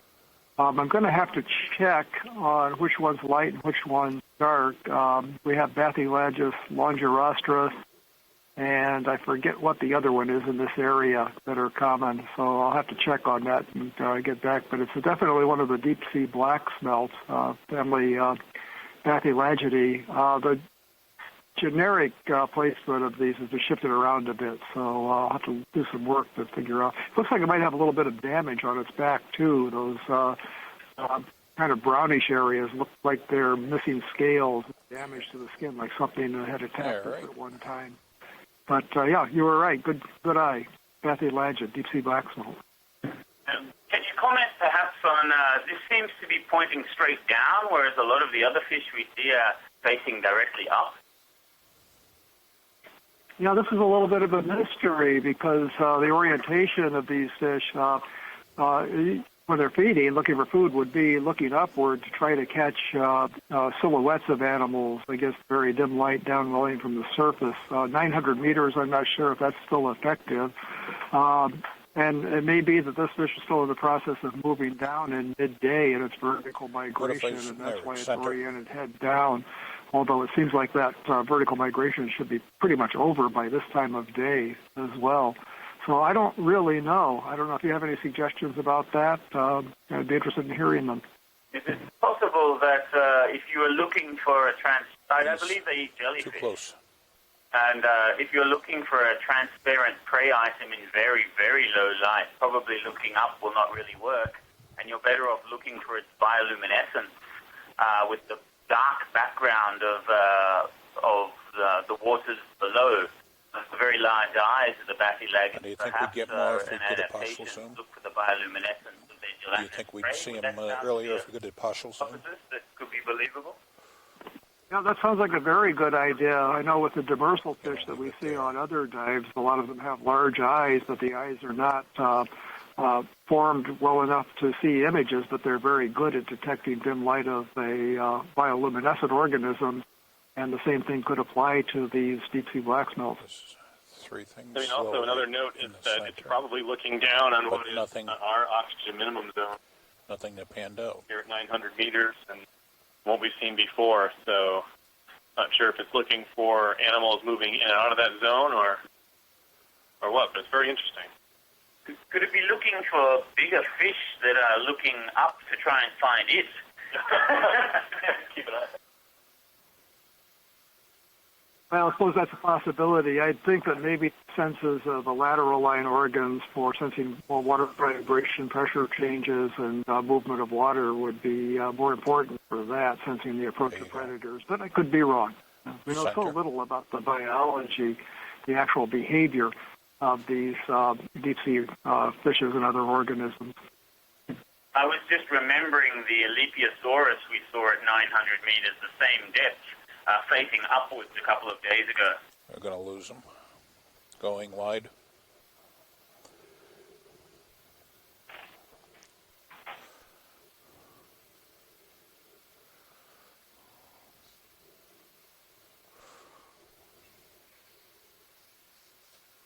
Although with an Alephiosaurus, it probably wouldn't matter what way you were facing.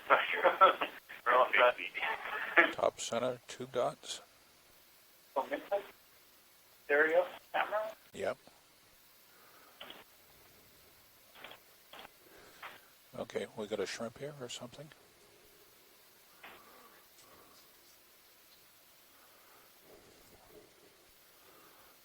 That one's gone. Serious.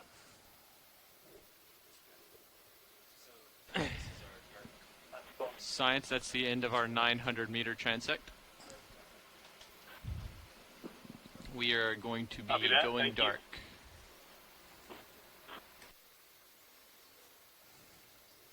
Now we get ready to go to the dark. Okay.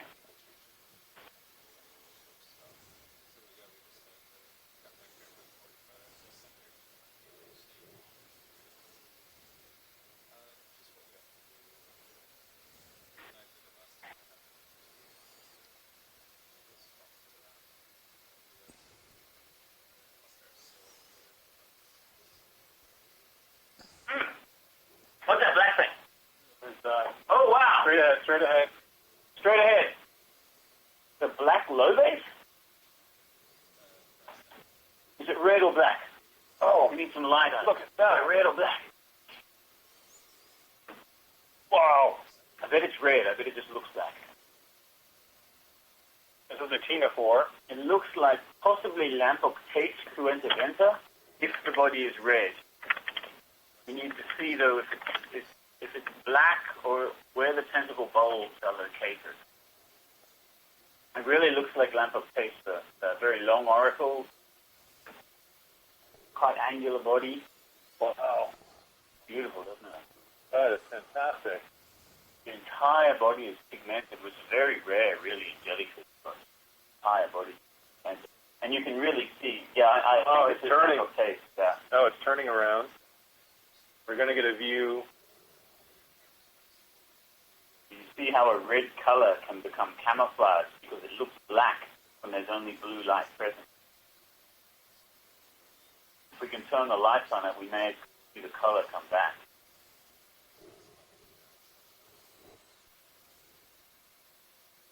And if it's black, then it's something completely different.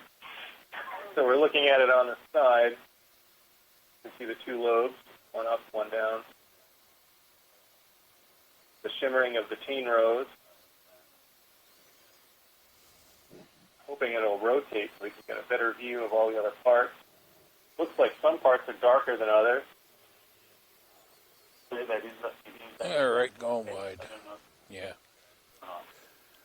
Well, say Cruenta Venta. That's great. It's remained blackish purple, right? That is wonderful. Not at all. Fantastic, great video. Thank you. We have that all logged. We will certainly be looking at that later. Very nice. Yeah.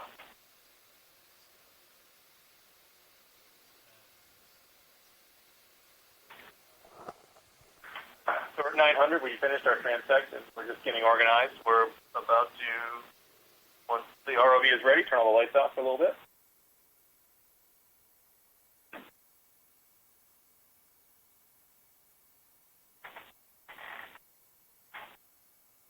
Possible while we're still moving through the water, we get fresh water in front of us. Oh, is that a fish? That looks very fishy to me. Ceravoma?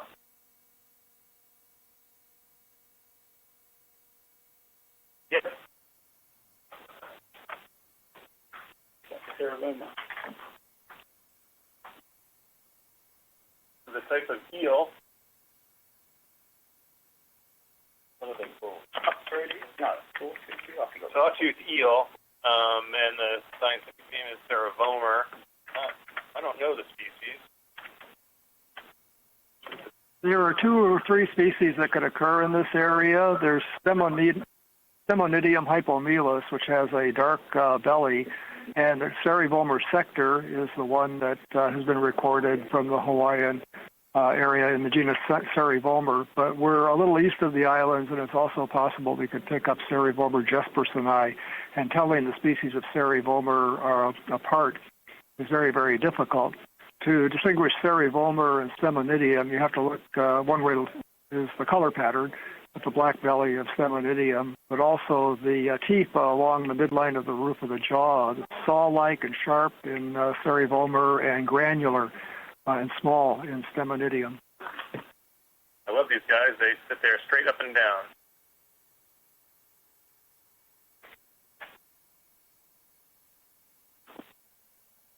That you have that color information, because trying to key out these fish that you see in videos when the characters are usually something you can only see under a microscope is quite difficult, isn't it? Yeah, and to look at the species of Ceravoma, you need to look at the morphology of the gill arches and how the gill rakers insert their number, which is something we'll never see in videos.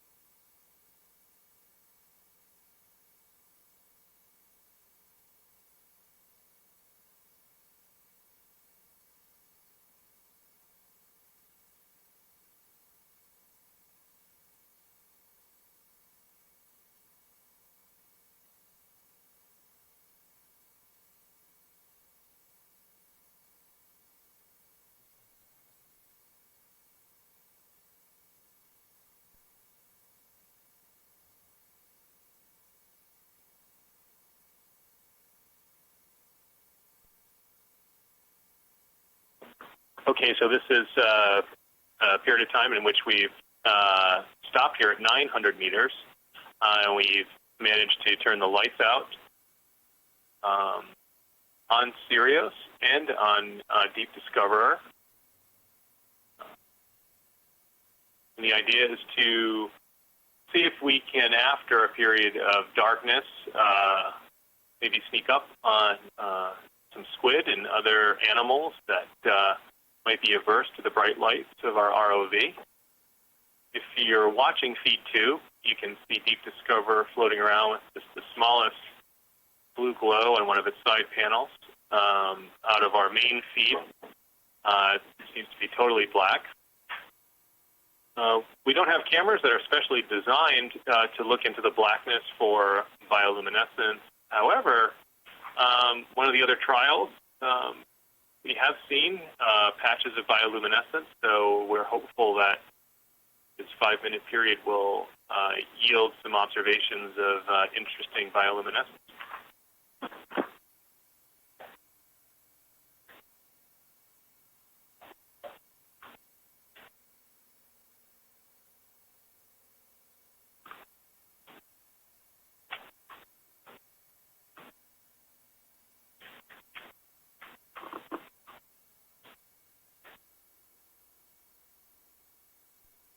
So one of the last times we did this, I don't think any of us noticed while we were doing it, but our keen videographer noticed in the Sirius camera that there was a flash of light. Most of the organisms that bioluminesce do so in the blue color range, but the flash that we saw in that case was more of a kind of yellow-green, and that was likely coming from a tomopterid worm. Those are one of the few animals that bioluminesce in that color range.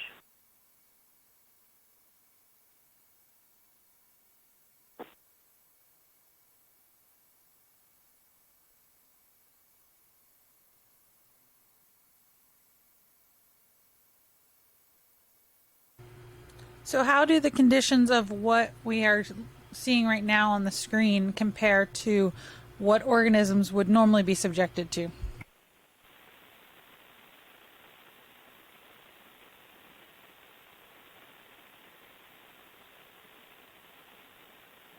Could you say that again, Casey?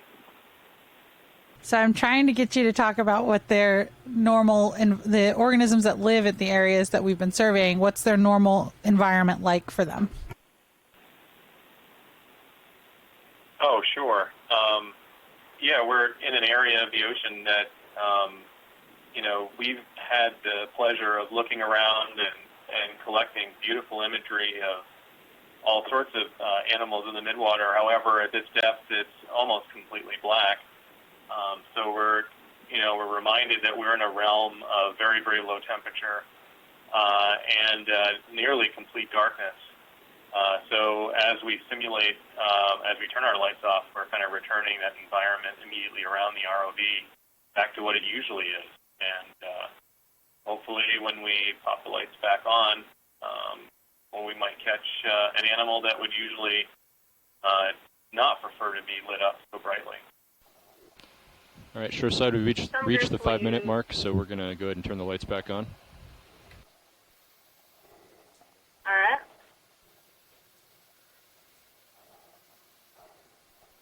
Everyone keep their eye out for large animals quickly running away from us.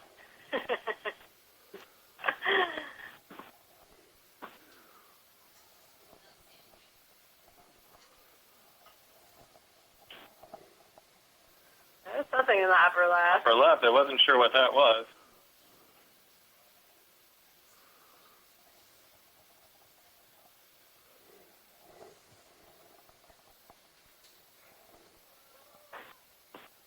I suspect that this particular vehicle may just not get quiet enough for this approach to work. Right, we're not just talking about lights, but all the machinery and pumps and everything on it. Still might make a disturbance that doesn't really make us exactly a hole in the water. Yeah, so a couple other techniques that folks will use to minimize the interference of our lights on organisms is red light is sometimes used. So red light does not penetrate very far into the water column, and so down here there's almost no red light, and most of these animals are adapted to not have the ability to actually detect red light. So if red light is shined in the water, you sneak up on organisms. You don't always get the greatest imagery, but it is a way to see some of the things that you might not otherwise see. Another technique that is used, that looks like a fish. Zoom on that. Oh, gone. Oh, that's like, it could have been a mictopid. So another technique that people use that we're not set up for now, but is the use of strobe light. So it's the same kind of idea. If you, at some set interval, just strobe the light really quickly, you might get a nice image of something that was coming by that would otherwise avoid the light. I've seen some pretty good images collected that way.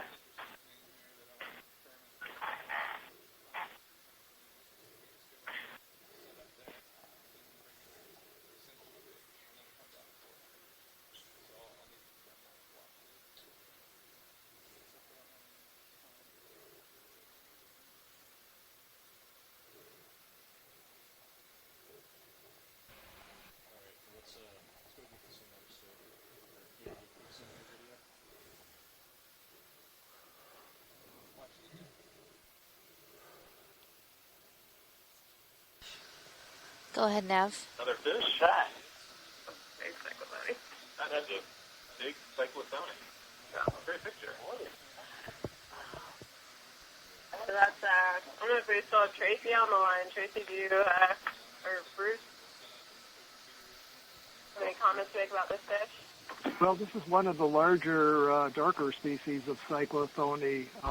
We've been seeing them in the water. Our first transect is going to be at 400 meters, and then we're going to work our way down to 1,000 at even more pale numbers. So 4, this could 6, be 8. Cyclothony pallida. 1,000. I see distinct clear areas in front of the dorsal and anal fins that are kind of characteristic of that. And we've seen Cyclothony pallida near the bottom on dives. So the Cyclothony are called bristlemouth. They're in the family Gonostomatidae. And it's been said that if you take all of the species together, the genus that includes all of the species may be the most abundant genus of vertebrate on Earth because they're so common all around the globe, even in the polar waters, and there's so much of the open ocean with the depths at which these live that the numbers of Cyclothony probably are greater than any other vertebrate. So my suspicion is that it's Cyclothony, and it could be Cyclothony pallida. There are some other species in the area that it also might be pseudopallida, but definitely a Cyclothony, but a different species of what we've seen before. Looks like another little fish there. Well, thank you so much for that, Bruce. Jelly, Coralia, maybe?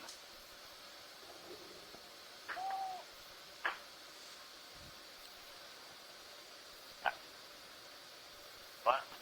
Looks like Coralia rufescens. Omara scarsomedusi relates to the common moon jelly. The common what jelly? The moon jelly? Moon jelly, Aurelia, which we see in surface water moon around jelly. the world. You can tell it's an Omara scarsomedusa because it has both oral arms dangling down around the center of the bell, down into the cavity of the bell, and it also has tentacles deployed around the ring of the bell. This particular species has nematocys warts scattered around on the outside of the bell. So if you get a close enough look, you'll be able to see these little spots or dots or warts that are coming off the bell. And it actually uses that to catch prey as well. So it's got multiple ways to snare its food. The radial canals are very ribbon-like and anastomose, which means they can join together or split apart, as we see there. And that is quite common in this genus. There are a couple of undescribed species, so it's good to get nice video like this so we can make sure that this really is Coralia rufescens and not one of the undescribed species.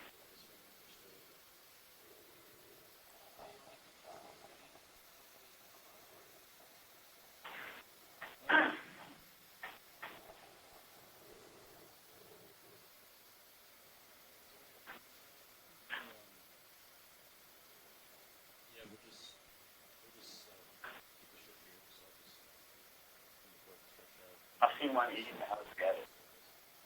Oh, the meat jelly.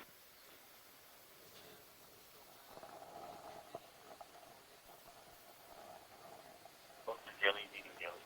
Yeah. Jelly loop, right? Jelly web.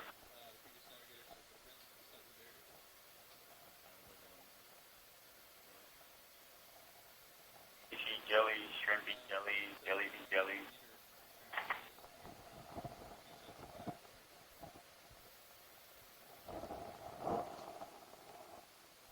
I eat jellies at my local Chinese restaurant.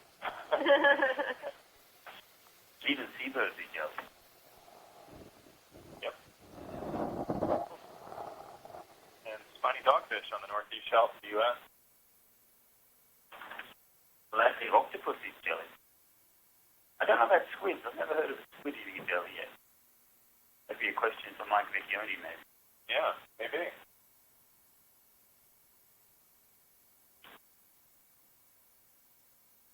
A lot of people have asked, what's the point of eating a jellyfish? Because there's not much to them. Well, if you eat enough of them, like you get a packet of corn chips and you can just munch on that, and if you munch long enough, you don't need dinner anymore. Yeah, we found that the spiny dogfish on the northeast shelf would, constantly eat ctenophores, and when most of the stomachs that we found were only ctenophores, and the stomachs were absolutely full. Wow. So they were sort of snacking on them, and if you do all the math and add up the calories per animal and the size of the stomach, it turns out to be not a bad source of energy. You also don't spend a lot of energy catching them because jellyfish are relatively slow compared to something like Swallow's Canthias or the dogfish are. I guess they're also good at concentrating other prey items. Like you'd be able to eat the things in the gut at the same time as you eat the jellyfish itself. Yeah. You're getting all that extra stuff as well, aren't you? Yeah, it's like a bonus.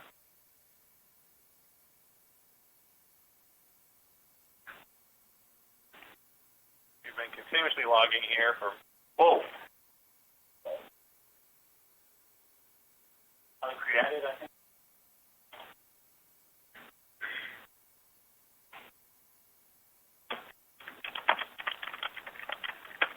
Oh yeah, there's a comment by Don Kobayashi about pyrosome and salps being having lots of calories and being very nutritious as well. And there are multiple fish species that eat mostly salps and pyrosomes as well. Yeah.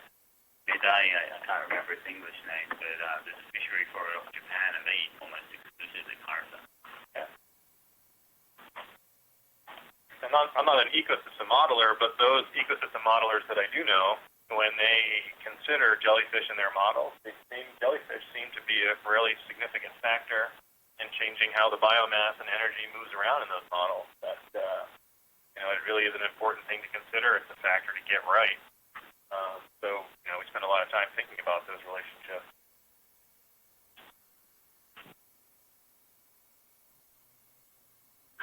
So what? In the beginning, it looked like Paralia, but then at the end, it didn't. Clear at the end.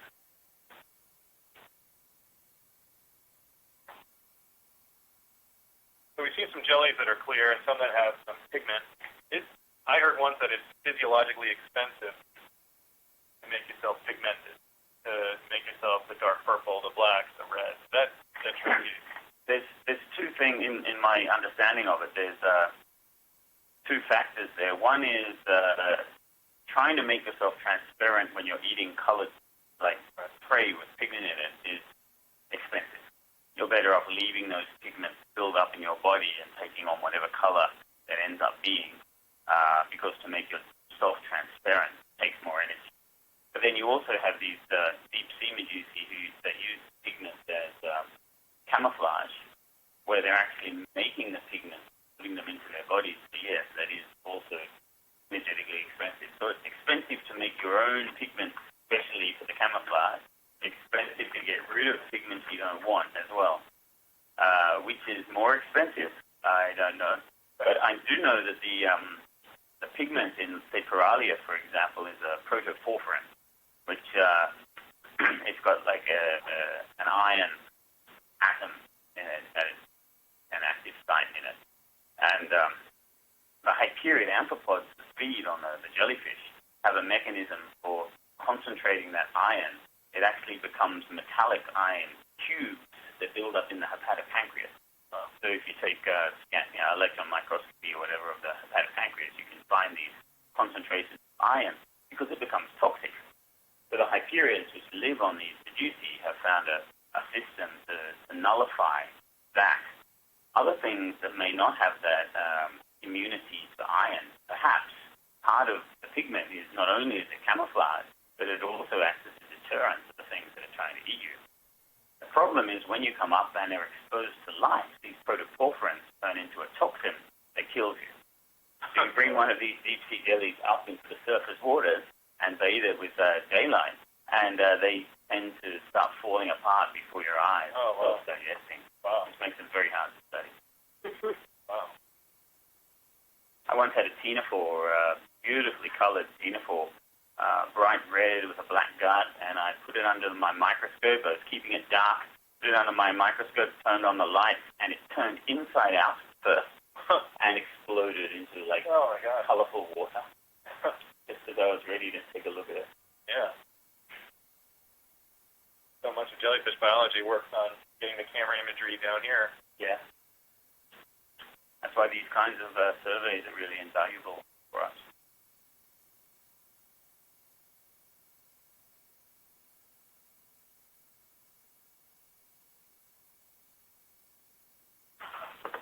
What's that?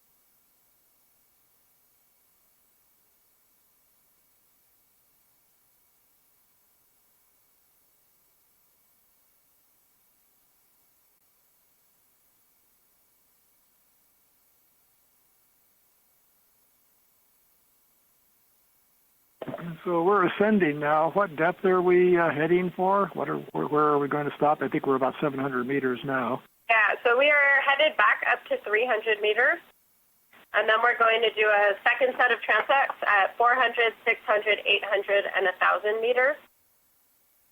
The idea of this design was so that we would get 2 full descents through the water column, get a little bit of replication with these with the descent portions of each of these, and then have a little bit longer at each of the transect depths than we've been doing. Yeah, great. Thank you. You're welcome.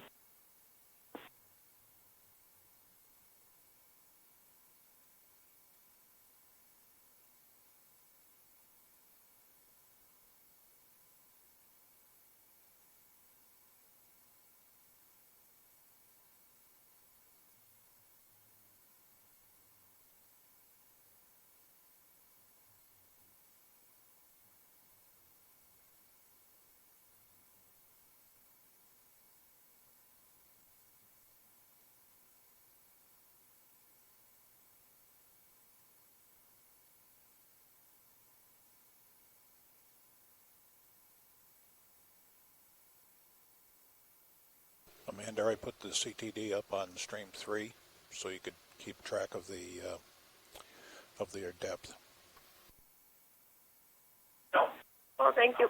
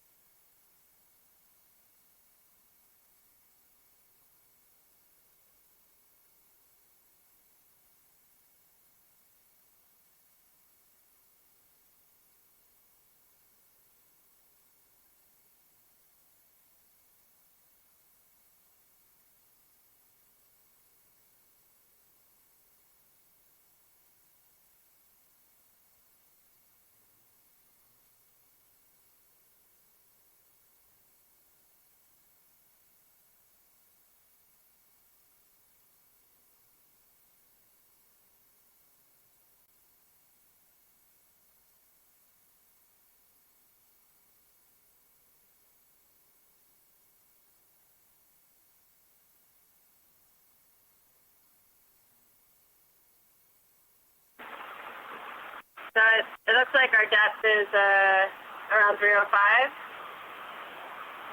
What is that? That's Sirius Heather. Yeah. We're looking at the Heather Sirius.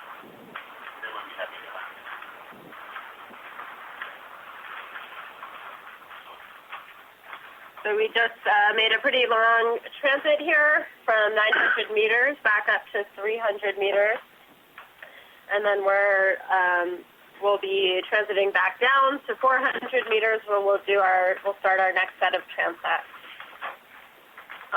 The reason we came back up to 300 again, even though we're not actually going to be stopping here, is so that we'll be able to survey that full range of depth 2 times.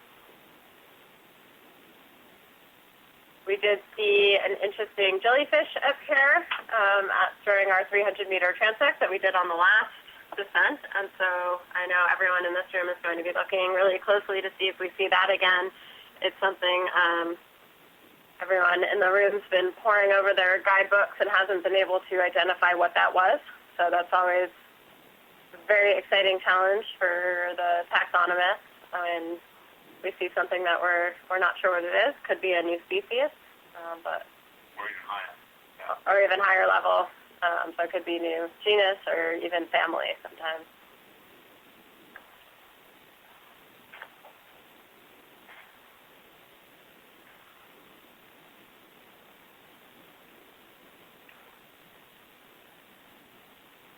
It would be great to get a PS roundabout now.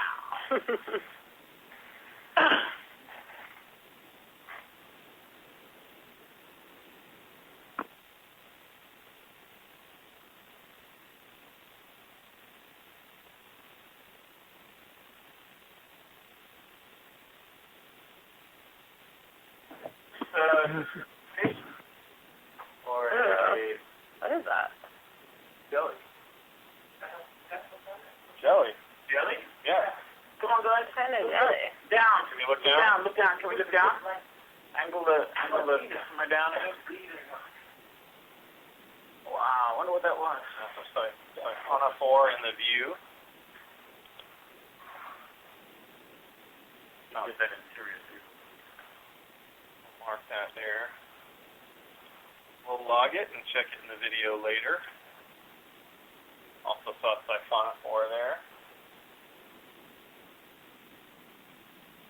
Still getting in position for 300 with 305.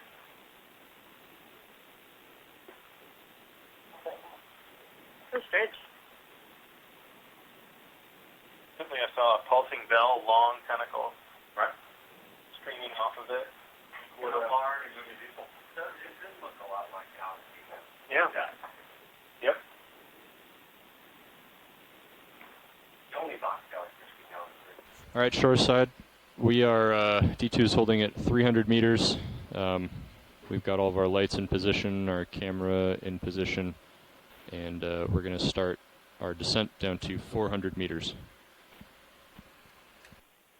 Great, thank you. Okay.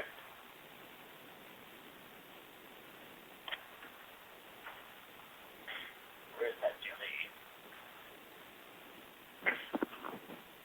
So I have a satellite oceanography story. That would be wonderful if you could tell us this story. So I want to take a second. For the entire week that we've been doing midwater explorations, we've had the pleasure of having daily imagery from Earth viewing satellites, special ocean viewing satellites. Melanie Abacassi from NOAA's Pacific Islands Fisheries Science Center set up a service where every time one of these satellites passed over our work area, we would get an imagery. We have a satellite, it's NASA's Aqua satellite, has a sensor called MODIS, and it looks at plant pigments on the surface of the ocean at a fairly high resolution.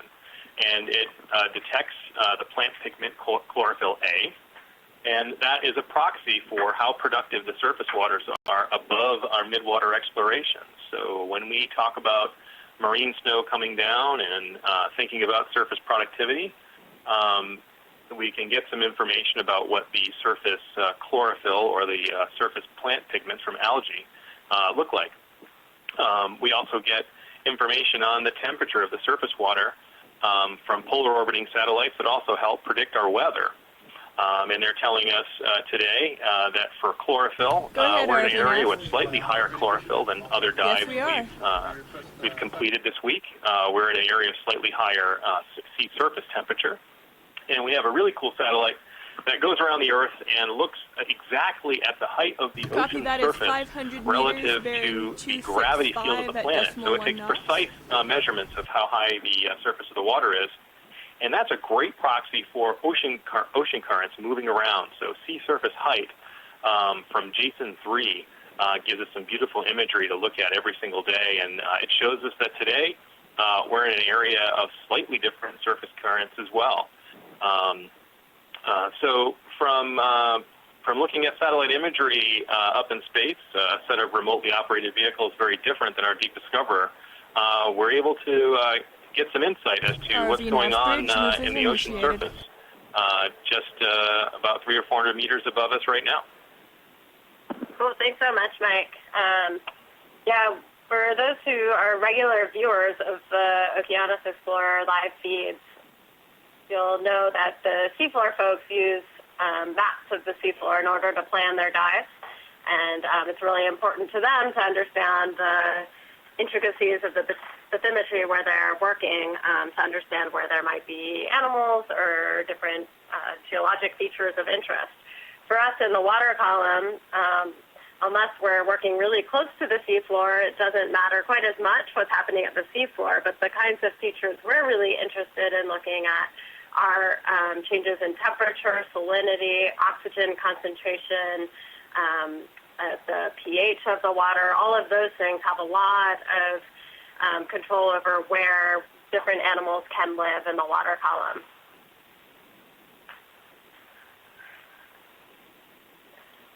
So we've been, in the past, when we first started doing these transects kind of on an ad hoc basis, we sort of just said, wherever we go, we'll take what we can get. And now we've started to pull together more of the oceanography and using satellites and whatnot to look at things.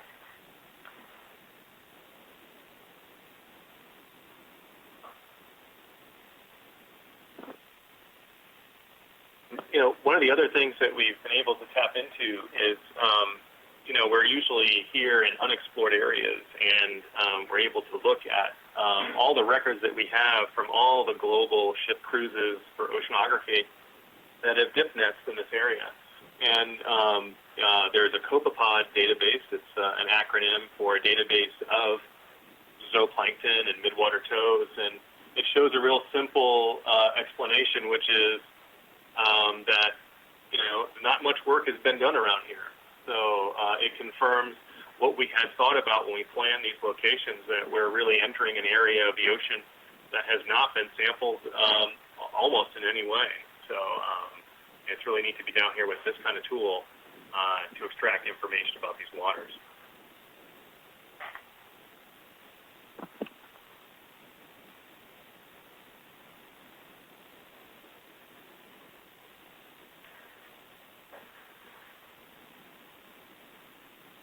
The majority of the plankton work that has been done here has only been done in the surface waters. Some continuous plankton recorder tows, and that's pretty much about it, I think. What's the continuous plankton recorder? It's a machine that was invented back in the 1920s in the United Kingdom, and has been running since 1932, I think. And you tow it through the water on up to like 80 knots, I think, on or even faster. And it can be deployed on commercial vessels as well. It has a tiny little mouth and intake, and it has a propeller which uses the motion of the water passing over it to roll these two rolls of silk, which catch the plankton between the rolls of silk. And then as the plankton is caught, the plankton that goes through the inlet is caught, rolled onto the sink, onto the silk, and then that goes into a vat of formalin, which preserves it. And so these continuous plankton recorders, or CPRs, are towed at a continuous speed of about 7 meters depth, and they're crisscrossing all over the world's oceans in usually on trading routes or like ferry routes or other things like that, where they've talked to the people running the ships to deploy them, and then they get analyzed. All these little crushed zooplankton are looked at and identified at the species level, and we can get long-term decadal changes going back to the 1930s about how the number of different larvae have changed, or how copepods that used to be boreal subpolar copepods in these waters, and now they've been replaced by subtropical copepods, for example. We can get this kind of information from that. How did the gelatinous animals fare in the continuous plankton recorder? Flat. I would imagine. Richard Kirby from the UK has done some work with pulling tentacles and nematocysts off the silk and boiling them in an alkaline solution to reverse the acid bonds on the formalin, and has got sequences from several jellyfish from them. Mostly pelagia and large jellies with the tentacles. Just the tentacles have been caught by the CPR. Yeah, very cool. That's neat, Google. We, the Okeanos Explorer has actually towed a continuous plankton recorder. Wow. Back in 2010, in order to maximize the use of our ships, we towed a continuous plankton recorder from Guam all the way back to California. I think, and at the time, it was one of the longest continuous plankton recorder transects that we've executed, and we observed wonderful changes as you move, away from Guam and close to Honolulu, and then back out of Hawaii and approaching California. And we even got a chance to run one through the increase in plastics concentrations that we see in the North Pacific gyre. So they're cool instruments, and having them behind shipping, having commercial ships and things like that, is just added data. So throughout the day, we've talked about a lot of different kinds of ways of sampling the organisms in the midwater, or planktonic organisms. And seems like most of them don't do a good job of getting at the jellies unless you're actually looking at them. So we've talked about nets, and the jellies tend to get smashed up in the nets and make their way through the other end and not into your caught end. The EK60 acoustic backscatter data picks up on fish and squid and things with hard body parts or gas levels in them.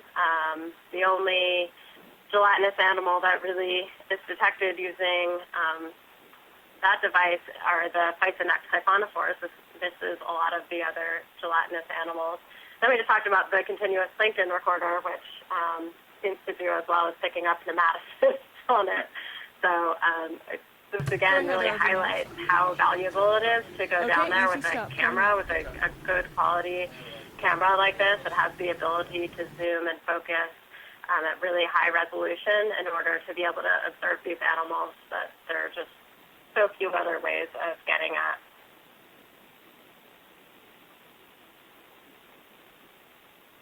ROV nav bridge, ship is stopped.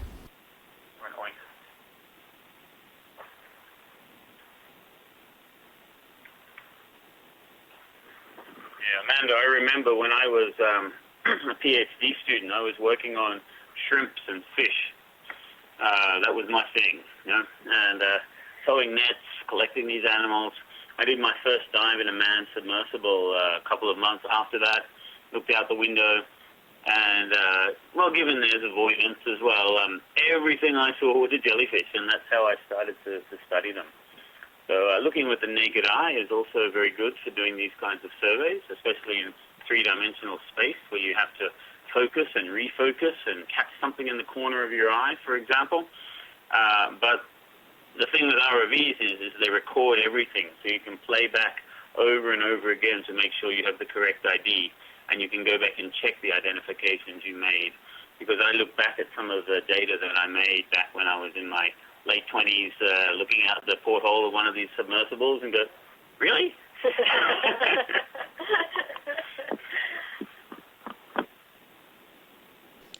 Amanda, would you like the EK60 fed back to you now?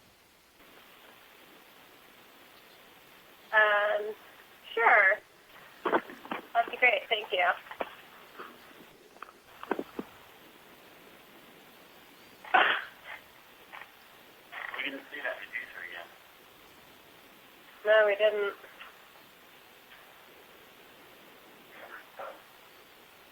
Yeah, we're 399 now. There's a lot of siphonophores around.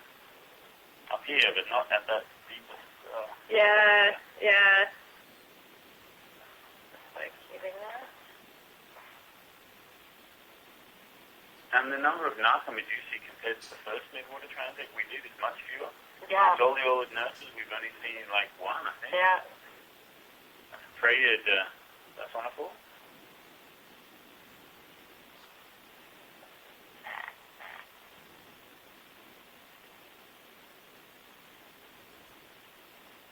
Ooh, what's that? Beautiful.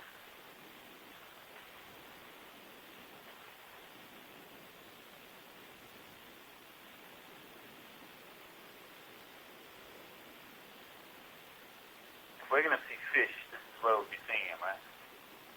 Year 400 and 600. We've just entered the deep scattering layer. Yeah. Right at the top. Yeah. So the scattering that was observed in the 18 kilohertz went a bit deeper than the 38 kilohertz. So that could potentially be because there are larger animals there, because the lower frequency will detect larger organisms. So I think there's still a good possibility we could see some fish down at 800 meters, some of the larger reservoirs.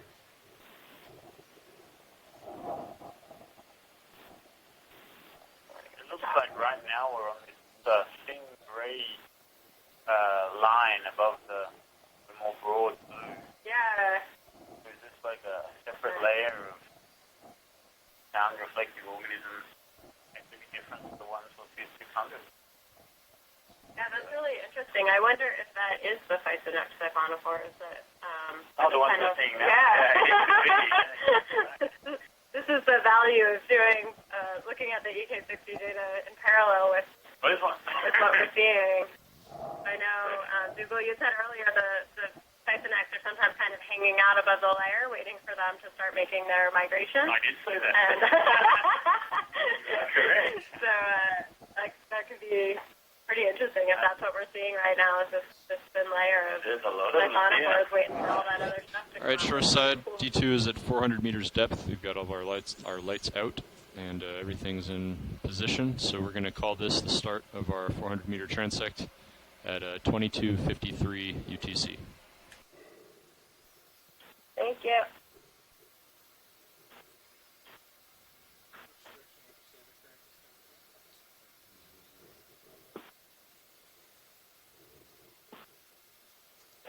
Trying to find over still. That's the Solmistus, maybe? Yep.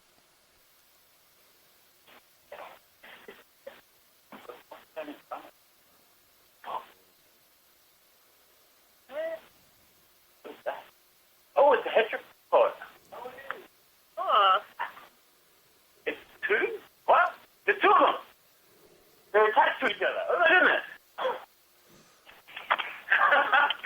What on earth are they doing? All right, so for those of us that aren't midwater scientists, what is this? Yeah, that's interesting. This is a mollusk, a kind of pelagic snail. You see those reflective white long objects, the shell, or the vestigial shell, where the body rapidly curves. You might be able to see the pigmented eyes there, and then that bright white spot, which is that's actually the jaw, the buccal mass, and it looks like this larger one has latched onto the smaller one. It may be eating it, or maybe it's some kind of mating behavior. Yeah, this is worth having a look at to see exactly what is it they're doing. You can see the eyes well now on that larger animal. You can see how streamlined they are. It's got like a wing kind of body, almost like a stingray. And they are called heteropods. In Japanese, they're known as the elephant jelly because they have a long trunk-like proboscis, and they're transparent and gelatinous and jelly. Thank you.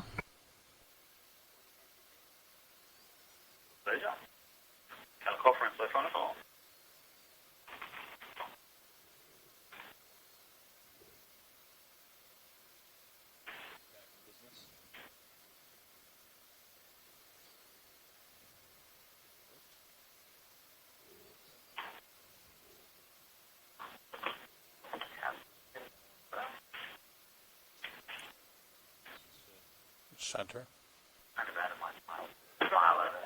Yeah. You missed him. They are kind of jelly-like. So.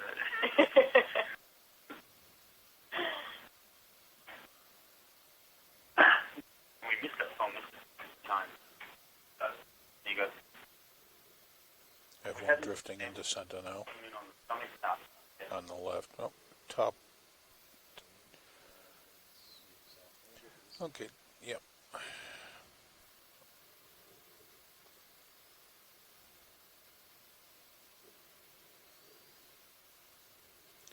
It's moving fast. Repellent and that. All hands, a morale and ship store committee meeting will be held in the forward lounge in 5 minutes. Say again, a morale and ship store committee meeting in the forward lounge in 5 minutes. Yeah.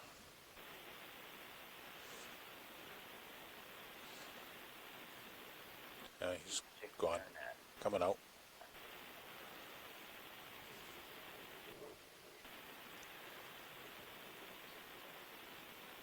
I see him. Yeah. Yep, there he is. But gone.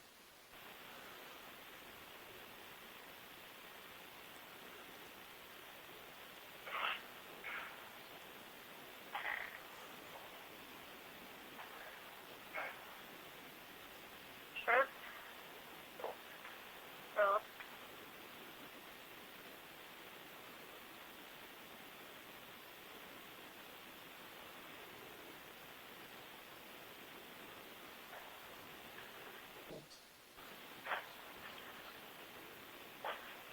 This is a krill, whale food. You see the long claws that are bent back next to its body there. It also has eyes that are split into distinct lobes, probably with different functions. One is a very large, wide eye, part of the eye, and the other a much narrower part of the eye. And the shape of the eye is dependent on which species it is. The whole range of different eye shapes, presumably to fit into different niches in the midwater environment. So on our first descent, we saw quite a lot of krill, right at 400, 500 meters. So it's nice. Get a little closer look and see what this guy is. Maybe we can pass it along to some folks who might know more about krill in this region. Looks like a Stylochiron or a Physanopoida, I think they are. Okay. Or a Dermatosculus. They're the three that have the big long claws and the visor guy. But yes, not someone who knows. That's pretty good. For someone who doesn't know.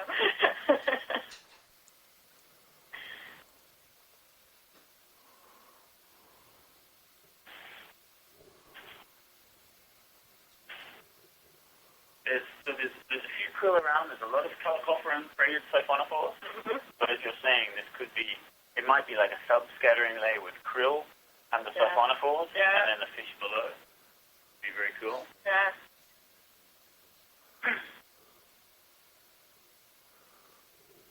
Disappeared. So I can't see Sphacophone. Have you seen them? No. They should be here at 400. You should get Alba and I feel like on the way down, this is around where we started seeing the Cyclophony on the first descent. But I haven't seen any this time around. That's a Munopsid isopod there, is it? Yeah. Radiolarian. Okay, well, we got the closer one. That's a radiolarian. Looks like a pom-pom. No, radiolarian. Cool. No focus on him. One of those big protists that we just saw For what? have skeletons made of glass and look like sea urchins, if you like. Many spines coming out from their central test.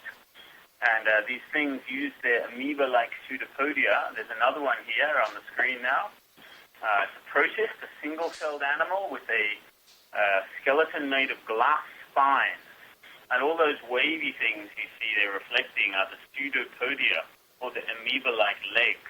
It uses these to grab hold of copepods and other prey, and then it impales them by pulling them towards the body, impaling them on a spine, and then putting its pseudopodia into the hole in the carapace it makes and digesting them.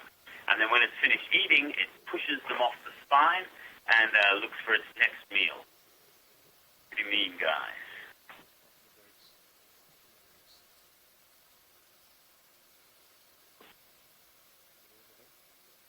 Yeah. So what is the size of those radiolarians? Seems pretty impressive that we're able to see a single-celled organism in an ROV. Some of the larger ones can be several millimeters in diameter. And the actual central test is not that large. He just took off. Just bailed. And the pseudopodia are very long and thin. We just took that larvation right out of his house. Escaping larvation, yeah. It's got a big head, like a Bassacordius kind of a head. I call it the head, but that's actually the body. It has all of the internal organs inside, and the tail has nothing but it's nothing but a tail. The actual body of the animal looks like the almost looks like squid ink. You got a jelly in the center. Just Thalassocalis, Enophore that looks like a medusa but isn't. Yes, that's what we have. A morale committee and ship store meeting is taking place in the forward lounge at this time. With not a saucer-shaped, but a bowl-shaped ctenophore. An example of convergent evolution, where a different phylum, the ctenophora, one member of it has evolved into the same shape as a cnidarian, a stinging cell medusa. But that's obviously the shape that works in the midwater.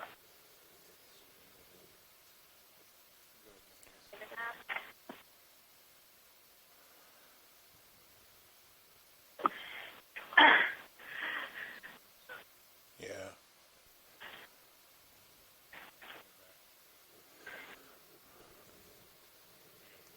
There are quite a few examples I can think of convergent evolution in the midwater environment. So one of the things that I feel like we often see are some kind of really long, skinny appendage. So we saw that shrimp earlier that had those really long antennae. Atola jellyfish have a really long trailing tentacle. The vampire squid have a long trailing tentacle. So it seems to be a very common form. Oh.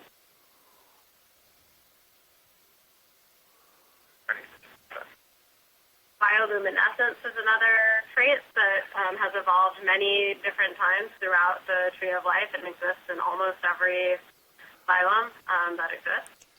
Being soft and transparent, as we saw with the mollusks, the snails, and the jellies, the chetignates, the cransted squid. Yeah. There's a great video that Mbari made called There's No Such Thing as a Jellyfish. What is that? We can get another look at that guy. What is that? It's not possible. That was a weird medusa.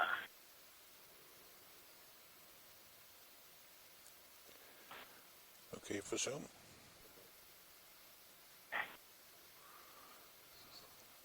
Well, that's...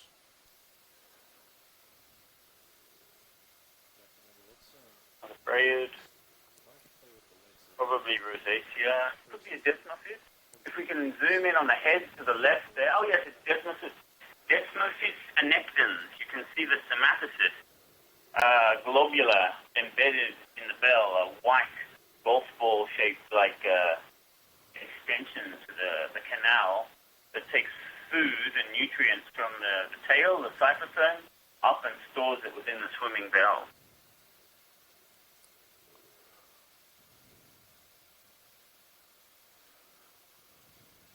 Yeah, look at that.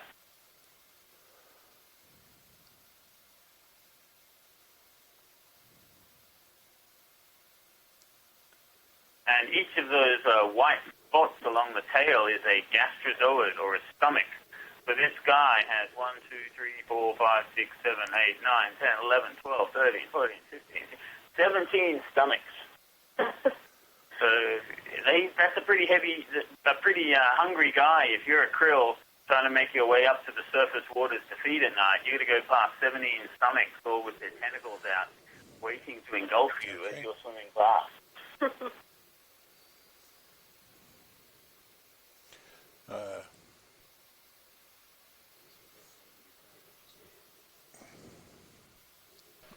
So shoreside, just want to let you know we've got a decent current coming out of about 300.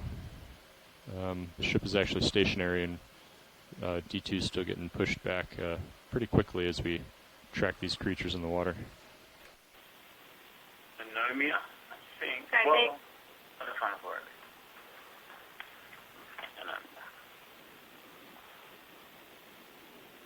Regularian. There's another one. Upper left.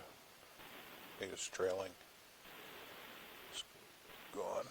Yep. There's something over here at left center. Yep. He went off the side, but okay.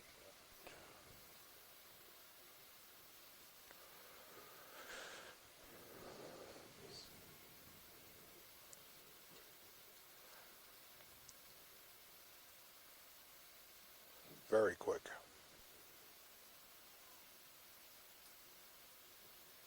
Oh, that looks like a... What, a saffron and copepod or a... Wow. Very fast. I know. It seems flattened, like, not like an amphipod. Horizontally, but right. Like ventrally, dorsally. Yeah.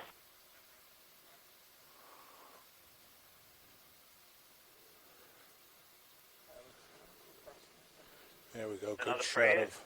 See if we can see the head of this one as well. That's got even more stomach.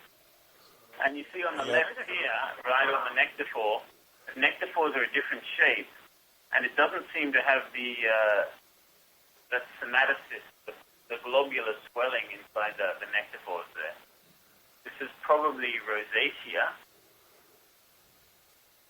Also has many, many stomachs, each with their own tentacle, hanging down, ready to catch those krill on their way up, a veritable curtain of death hanging down, waiting to snap these krill up in their hungry mouths. Rosacea grows to over 10 meters in length, but its big brother, Preya, can grow to 40 meters in length.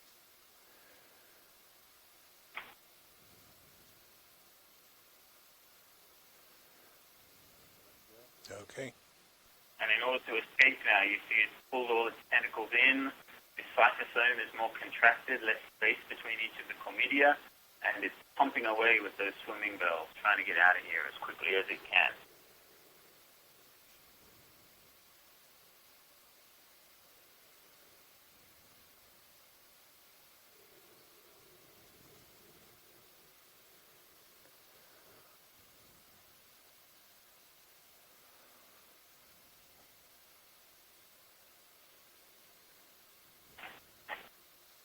So it's not like this depth is completely like one species of siphonophore strategy. Right. Yeah. On the left.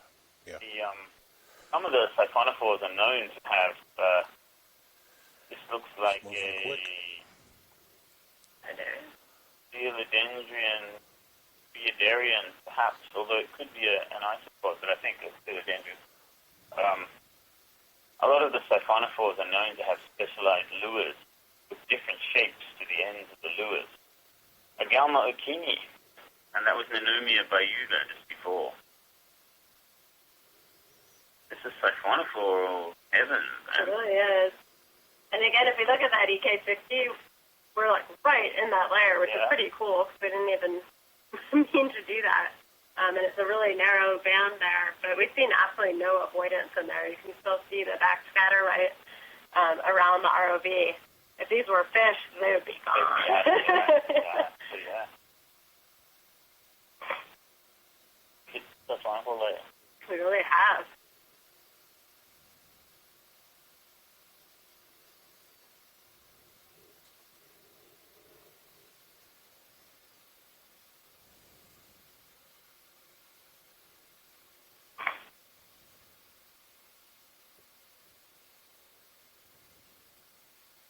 I'll have to look and see if Freya and Rhodacia and Desmophes have different shaped scintilla. I thought they were all the same, but how could they coexist in the same niche space? Yeah. With respect to depth and time and the way they seem to be feeding, if there was not some difference.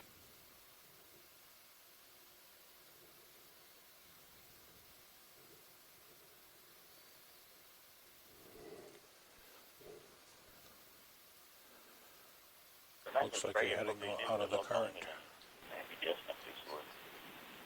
Yep. Well, you just think how big the colonies are, how long it must take to get to 40 meters of length. And polyps of jellyfish, the colonies are known to be like almost immortal. So if you were looking for an old animal in this water, it would have to be a plesionosaur, I would say. Shore side, we're noticing a change in the current direction. We need to come to starboard, so just give us a couple minutes, or a minute or so to do that. Can you repeat that? We're noticing that the current is shifting direction more out of the north, so we're going to readjust our headings a bit. Just need 30 seconds to a minute for that. Okay, thanks.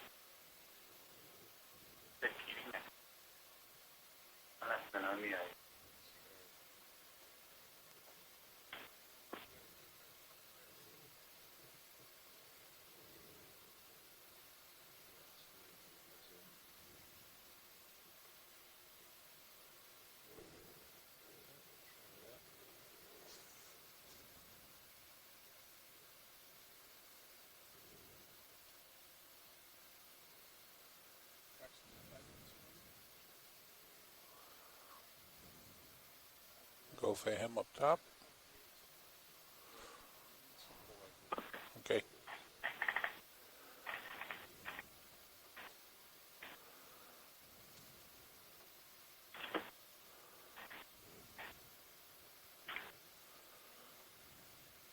Man, there's calicophorans everywhere.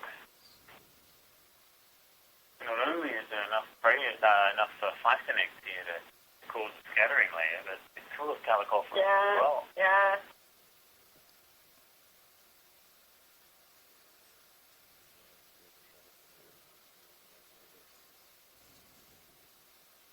And there's Nanomia again.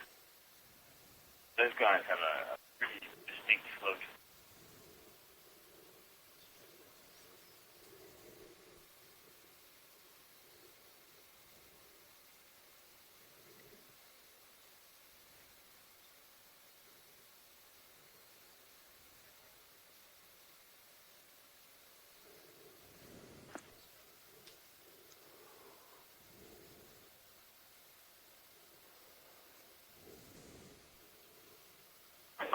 Oh wow, that's a Lencia with its tentacles deployed. That's a fishing position. In order to tell the species of Lencia, you need to look at the number of ridges on the anterior nectaphore and the shape of the stomatocyst, both of which are very hard to see.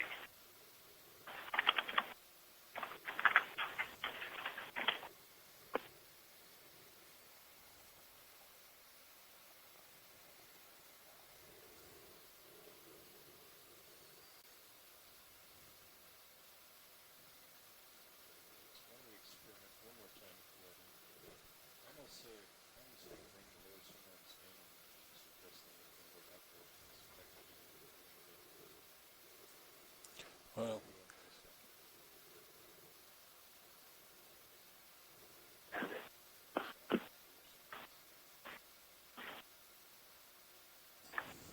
We just had some new folks join us at the Silver Spring ECC. We'll wait till we're making our next transition to go ahead and introduce them. But just so we can catch these guys up and anyone who's started tuning in, we are currently at 400 meters, doing in the middle of a 25-minute transect. We're in the midst of our second descent down. So we started at 300 meters and went down to 900 meters, doing 25-minute transects every 200 meters. Then we came back up to 300 and immediately descended to 400 meters, and now we're filling in those gaps, and we're doing this 400-meter transect. We'll then do 600, 800, and 1,000.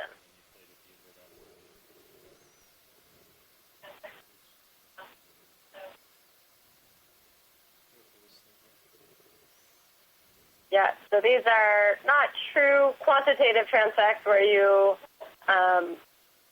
stay at a constant speed and a constant focus and thus know the volume of water that you transit through. Because we've had such limited time for mid-water workout here, we've kind of traded off the ability to be able to make close zooms and really observe some of these animals up close, but we won't be able to get really quantitative data on the distributions of the animals the way you would if you did a timed transect without adjusting focus. So the Calicophora and siphonophore there, looking great. You missed it. Where if you look at the EK60 readout here on the bottom one, that's a 38 kilohertz. You can see there's a layer there, and right up it, there's a pretty thick layer, and then right above it, there's a really thin layer that we're right in the middle of. We didn't really do that on purpose. It just happens to be right at 400 meters. But we think that must be coming from a lot of these siphonophores that we're seeing, because if it were fish causing that backscatter, they would have warned us. So it's clearly something that is not able to move away from the ROV.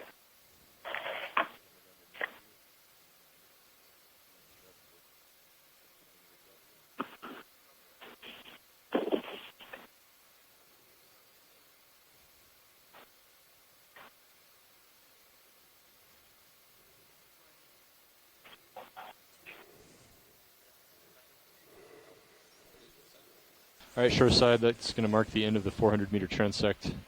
We're getting set up right now to descend down to 600 meters. Thank you.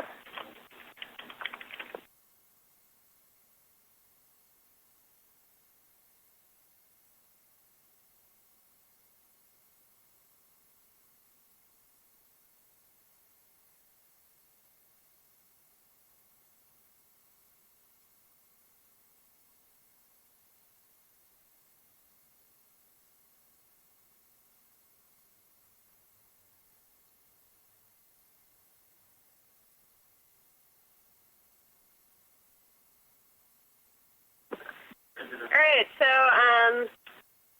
we're here in Silver Spring at the NOAA Exploration Command Center.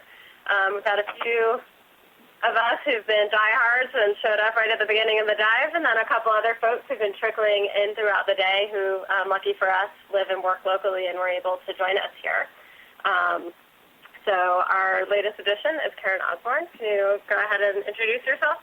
Yeah. So I'm Karen Osborne. I'm a curator of polychaetes, paracarats, and plankton at Smithsonian National Museum of Natural History, and I work on the evolution of midwater animals, so I love it when you guys do these dives. Nice to see familiar faces and some new faces out there on the screen, and just check out some different water columns in different places. I have two students with me here tonight. My student, Sarit Chesky, and my other student, Leanne Giancani, and so they're getting a chance to see some ROV dives too and learn some of the animals. Cool, thank you. We're really happy to have you join us for this.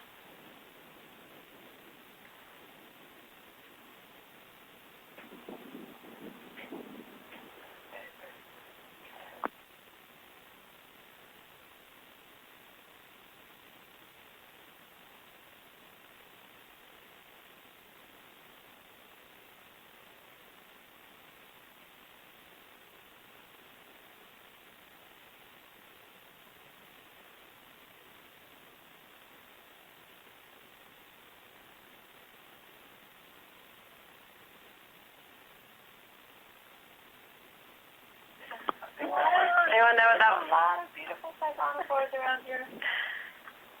You can sometimes be lucky and see them on the main ROV screen, and then they pop up as a Sirius. Sirius is following slowing the ROV down. Yep.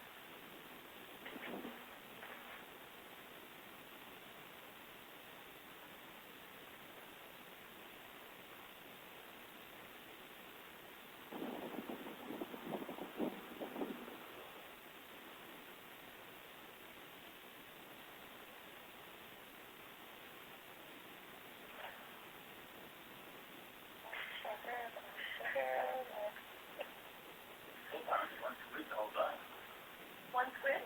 No. What was it? Francis. Nice. We did. There was a note in the log recently that Mike Vecchione saw some squid ink, but I didn't notice it. The Francis looks a bit like a deli, as I remember. They are gelatinous. Dougal, unlike most people, can only see transparent animals. that thing. That last bit of bung that went by really looked like a thinker. Ovation. Which is not expected out here in the lycotrophic. Yeah. I mean, we saw a bunch of them. Yeah. I mean, there's small ones. Yeah. The oik in the middle areas, but we've seen a lot of oiks on the side. Awesome. Before. Yeah. The inner house has not yet been expanded. Oh. And you can see it's sitting there like working on it. Yeah. Oh, it's cool. We weren't on it for long enough to actually see it expand. Yeah, it's pretty cool to watch them blow those things up. Kind of weird because it looks like these external filters that you use. And like it hasn't managed to get rid of it before it started to blow up. Right, because usually they inflate, well, at least in the Bascordia, they inflate at the same time. Because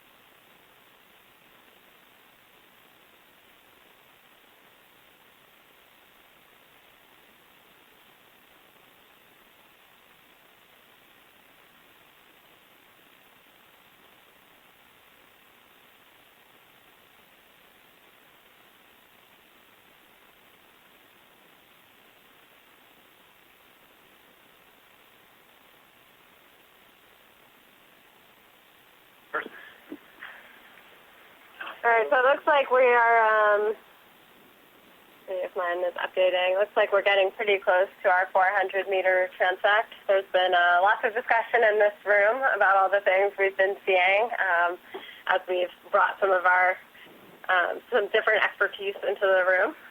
So hopefully as we do this next transect, everyone will have some things to tell us about.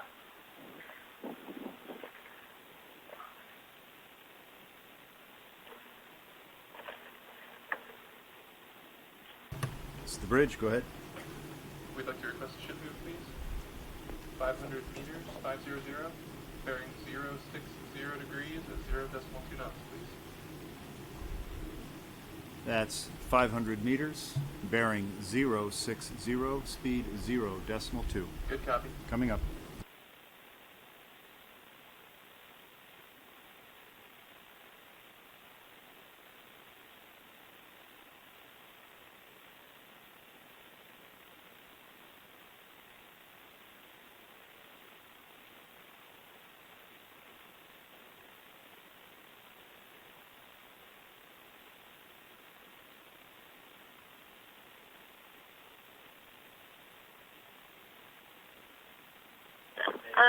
Video, I was wondering if you could pull up the CTD profiles on our feed 3, please. Go! That was really fast, thank you.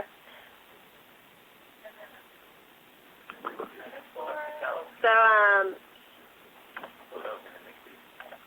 on our feed 3, we're pulling up our CTD data. RV nav, move initiated.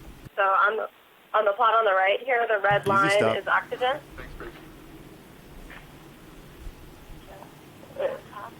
The on bottom. Easy stop. Thinking about 5. So right now we're about 5 milligrams per liter in oxygen, and we had transects that brought us down to below 2, some lower than 1.5, some lower than 1. Yeah.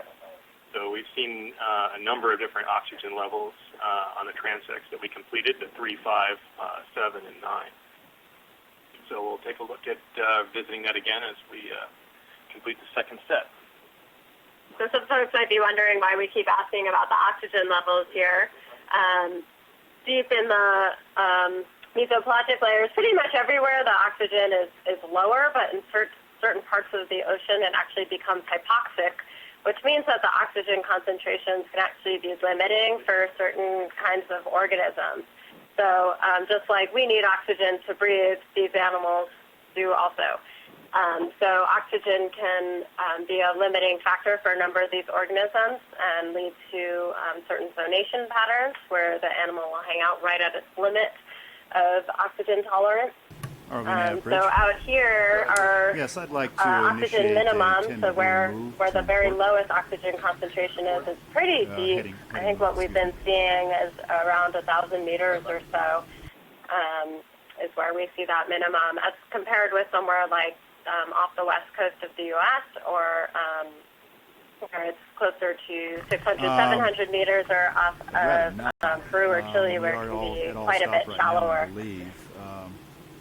It would be better. This is one of the features that is really interesting as we compare across different sites to understand what the limiting factors are on the different animals.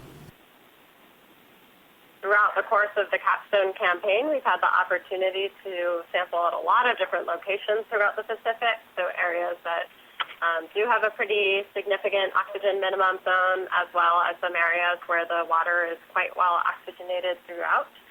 So when we do our more fine-scale analyses of these data, we'll be able to see which organisms are responding to these differences.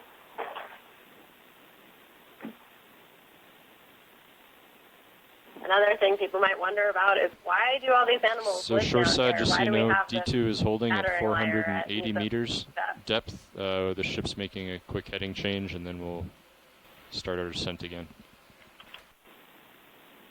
Okay.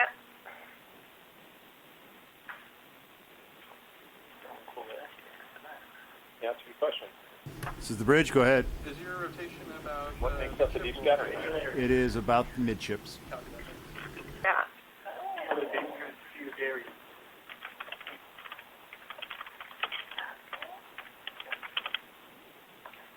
So returning to the question of why animals are living here at all, it is kind of a strange, seemingly not very habitable place. It's cold down here. The oxygen is low. It's dark, so it's hard to find your prey or find mates.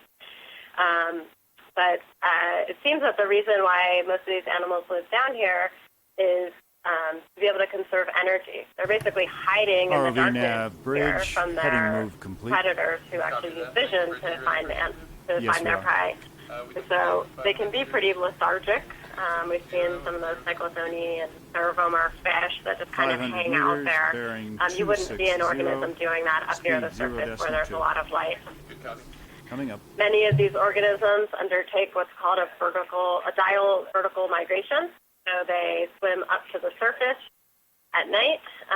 So all of the primary production is up near the surface where photosynthesis can happen. So there's a lot more food up there. So they swim up there at night and gorge themselves if they're lucky. And then in the morning they swim back down to the deep. So they're basically just staying in the dark all the time and transiting to where their food is. And right now, the time of day is daytime. Mm-hmm. So our ship is out over the musician's ski mounts, and so we're in the middle of the day.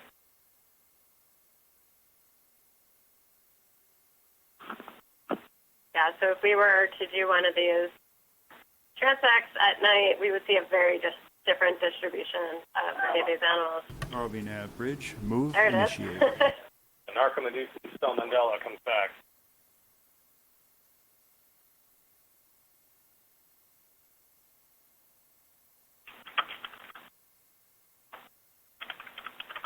Shoreside, we're continuing our descent to 600 meters depth.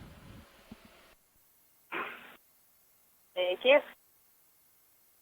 So it was interesting to see the last small medusa that we just pointed out, Salamandella.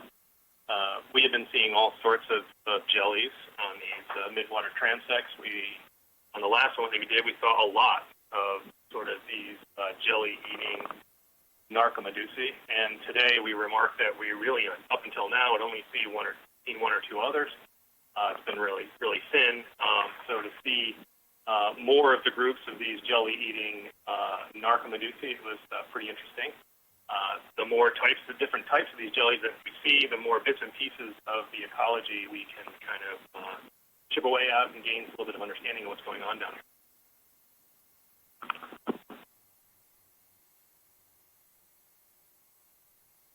I hear you guys are ignoring heating now, which is a totally legitimate thing to do. But all those little silly, transparent things that you see jetting out of the way, the way they swim completely gives them away as to what they are. So you can happily just drive right by them. They're big, really crazy species of really cool, voracious water predators. Yeah. They're totally transparent. They're difficult to identify. They have crazy genetics. They have a tetrodotoxin that they use to paralyze their prey while they're feeding on them. They're cool little animals. I didn't know about that. People work on them. Yeah. They're their own phylum. They're their own phylum, yeah. And we don't really know who they're related to because they kind of share characteristics of a couple of different groups. But they really are very unique. Yeah.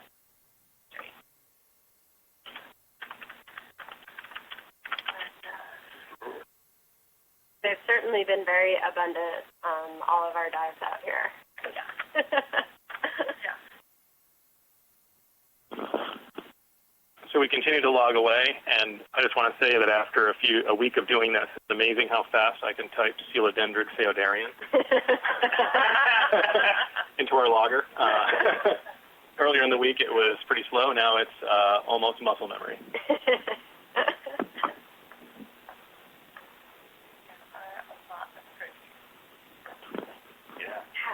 Lots of progress today. The last dive exercise we did was many narcomeduses, and this diet has been siphonivores and protists. Yeah. And the ctenophores, so that's the callus. Yeah. That's the one thing that stood out at 500 meters. Yeah. But otherwise, have you guys seen any of the really spiny, like Haftigerina forams? They look like little sparkly puffballs, basically. No? Those are cool. They've got these, those animals have, it looks like there are multiple spots at the center of them, because it's not a single spherical core to them. They've got like a series of shells, right? So if you zoom in enough, you can actually see that structure. Yeah. They look like a bubble attached to a bubble attached to a bubble, and they have they produce it in a circle, so you get this kind of almost mollusk shell thing. If you look at the center, and off of those you have tons of spines, and the spines are triradiate, so they're like they have three blades coming off of them, which makes them really strong, and then they have pseudopods that go out those grooves. And what you see glistening on the screen when you see those is the pseudopods and the spines. They look really big, even though the body is only a couple millimeters, but it's over a centimeter. That stuff sticking in them. And they eat copepods and ostracods, which is a pretty cool accomplishment for I know, it really is impressive. They catch them on those sticky fishing lines. There's a bunch of ink. A lot of them. Where's the squid? They saw us coming, and sometimes they hide out underneath the ink. We've seen that the other day with one of the squid. And those just kind of look like pseudomorphs, so they'll make ink that looks, basically makes the same shadow as they do. Make all these decoys.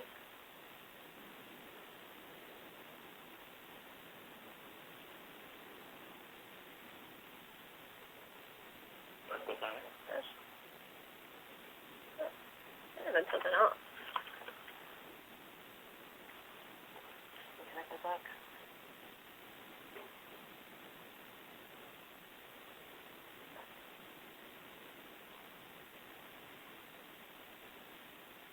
528 meters. Huh? 528? We're making progress towards our next depth of 600 meters. I'm getting a lot of good observations in on this one.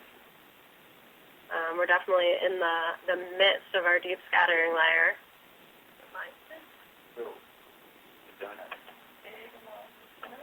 Amanda, do you want the EK60 back up on your feed?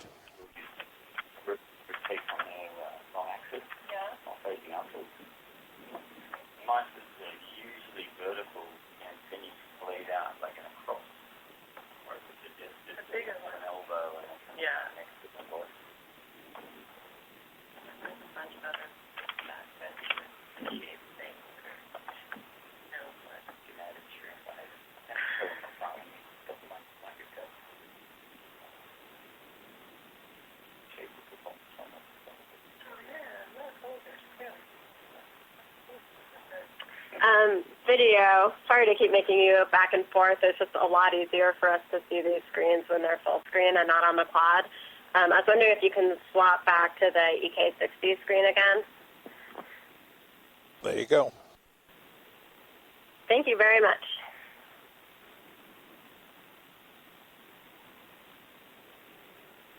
Brennan. So yeah, we are in this wide, deep scattering layer. I suspect we'll start to see a bit of avoidance because a lot of the scattering is likely coming from fish and shrimp and what we call the nekton as opposed to the plankton. These things are things that are capable of swimming away. And our ROV is pretty big, loud, and bright, so they are likely to swim away as we approach them. That's a nice suggested shrimp. head on view.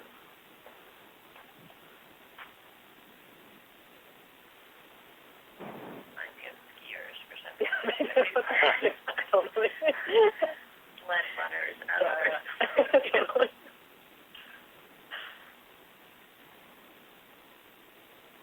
We put one in the life in 1 cubic foot exhibit, and it's funny.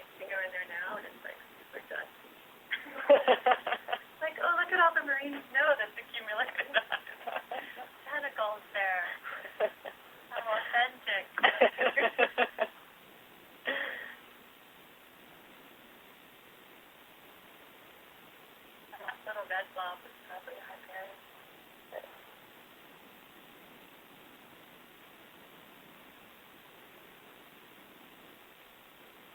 So keeping that. He still sees us. He just ignores us.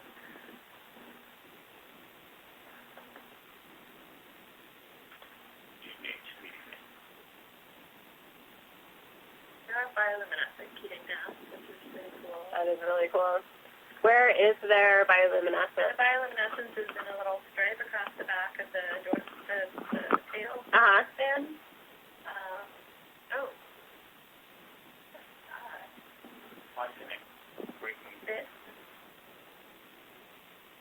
Yeah, and it's hard if you collect them, in a net. They will have expended it, and you won't be able to see it, or it won't be able to glow anymore. So it was only discovered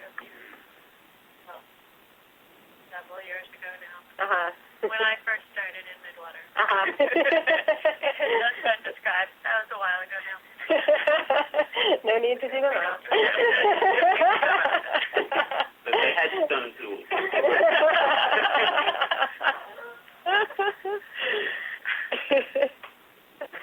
They didn't have them when I started out.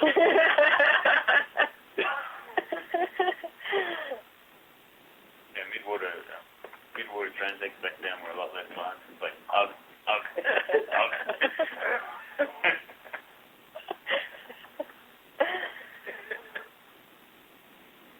And then you ran out of breath and you have to back up.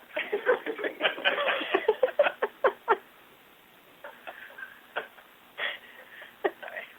That's great.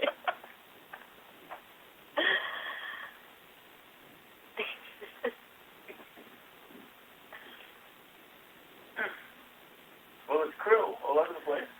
Inside the phone, Food. some other fish you see. Have you guys seen any polychaetes? We've seen some Thermophorus. We saw a bunch the other day. We saw, I think, one so far today. And we have seen a couple other polychaetes that none of us were able to identify, but were not Thermophorus. We have seen in the Meridian, and it's kind of a worm. I mean, It is a worm. Yeah. What color was it? The Meridian. It was white. Yeah. Okay. Kind of fat at one end and thinner at the other, or? Didn't see it that well. It was cow. Came in and out pretty fast. Oh, okay. You can see. There's a lot of pelagic Meridians. They're not super abundant, though, but there's a lot of different kinds, mostly undescribed. No, and we don't really know. We don't really know what they eat necessarily. They have, long sticky proboscis that comes out. They produce heroic amounts of mucus. Know that. But yeah, they're They're like the hagfish of the plankton. Could be.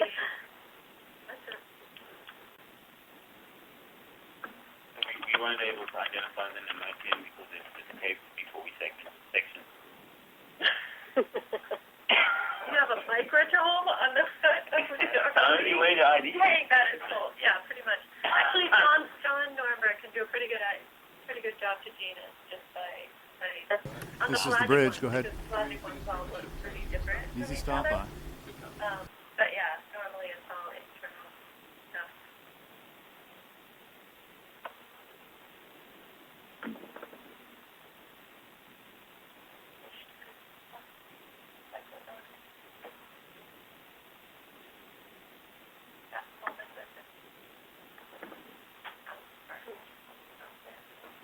Serious. Serious.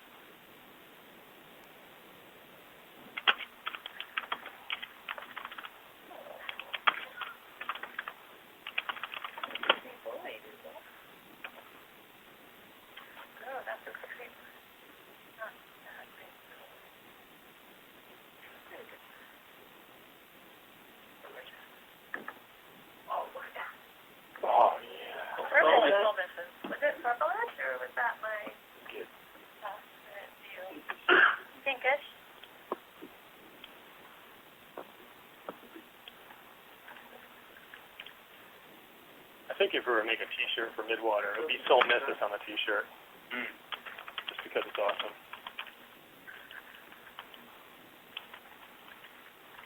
A bunch of those. We want you to put a Ethiopian. I would love to spot the Ethiopian. We think we saw one on first eye. Yeah. They're usually pretty distinctive. Oh! Typically very splendid. Backastroy. And I think that was a little ruby.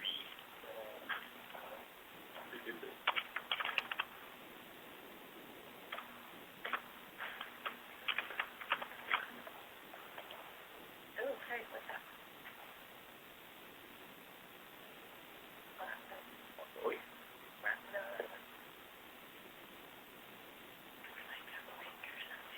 Oh, Philodendron. It's typing. You've got to strategically do a copy paste. All right, shoreside, D2 is at 600 meters depth. We're getting our lighting swing arms adjusted, but other than that, we are ready to go, and we're going to start our transect at 2347 UTC. All right. In a while. We had a lot before. Yes, they're just a shrimp going by. Or another. I mean, we couldn't log them fast enough last time. And this time it's just been a few. Been mostly repellent matters. Yeah.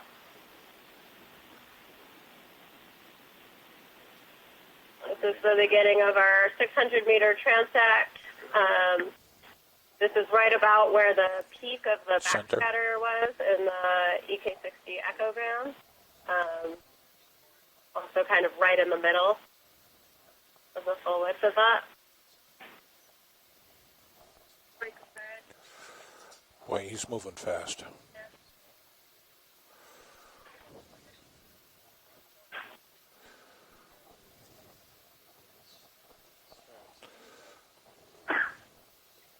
Music guy.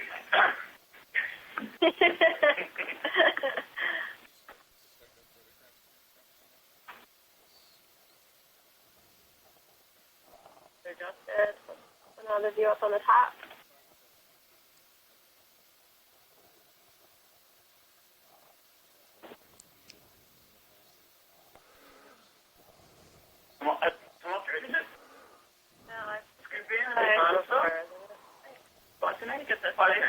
Anemia, maybe.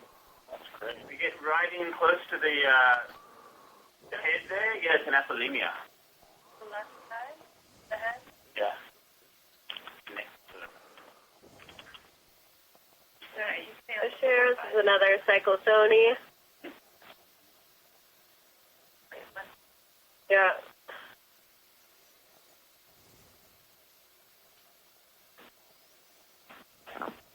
These lighter, transparent cyclosony are easier to identify just using imagery because you can actually see through them.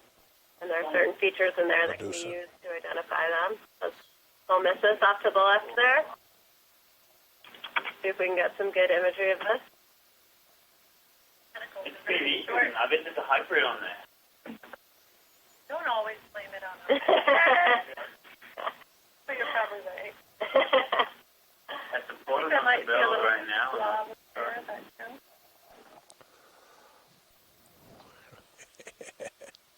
Great video. Oh, yeah. Excellent.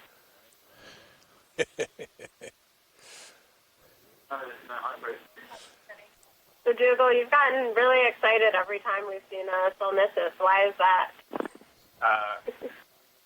Because there seem to be several different species that are hidden within the animal we call Soul Missus incisor, the main guy. There's like 5 at least.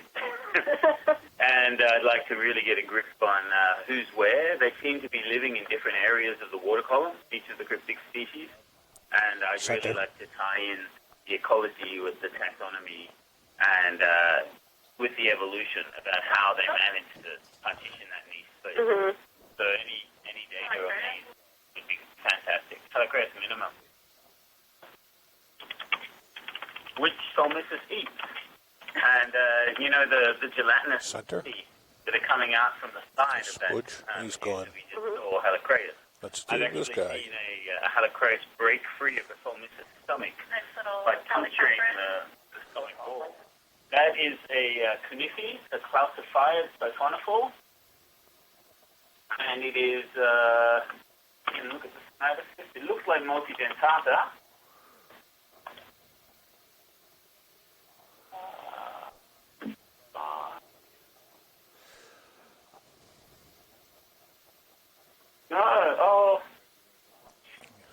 I think that's multidentata. It looked to me like the synapses had horizontal projections on it. Granted, top left, squid. Yay! Squid and ink.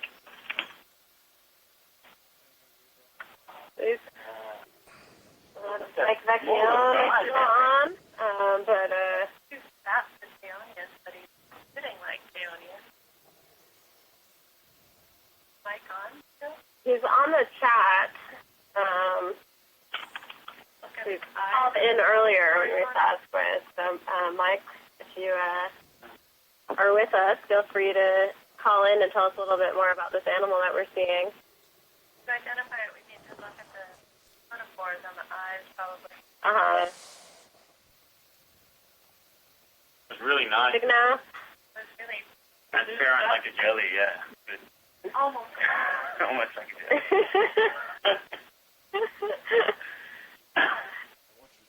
We have obviously hadn't angered it much because when they get upset, they fill up their bodies with ink. They're no longer transparent. Interesting.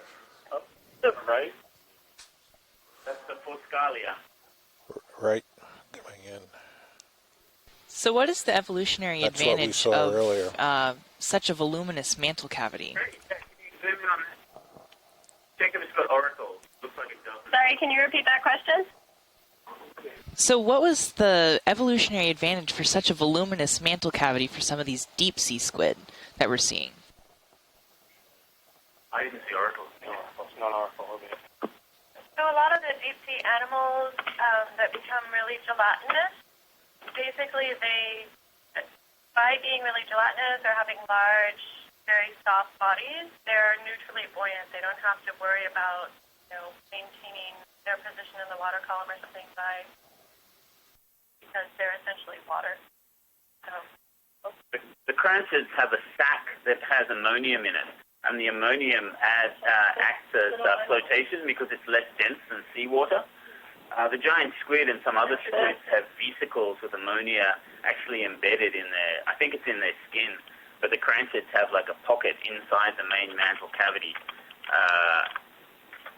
I think I'm right. Maybe Mike or someone else who knows more about squid could comment on that. Colobanema. Well, very interesting. Thank you. Yeah, who was it who just asked that question? This is Nolan Barrett, the sample data manager on board the Okeanos Explorer. Oh, great. Thank you. Glad to have you on the line. Thank you. Glad to be here.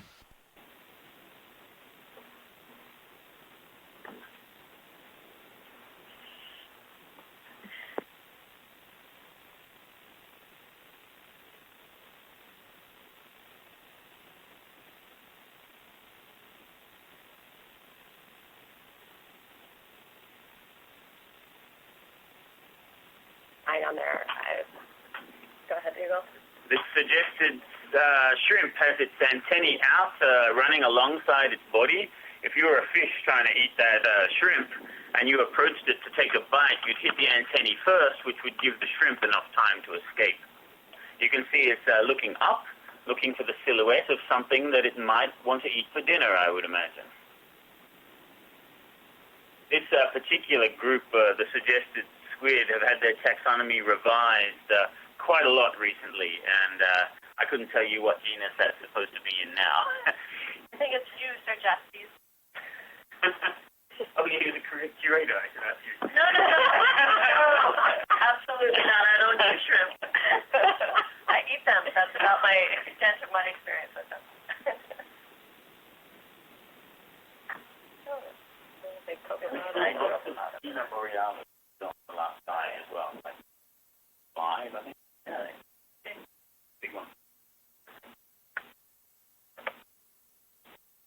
Do you have a look?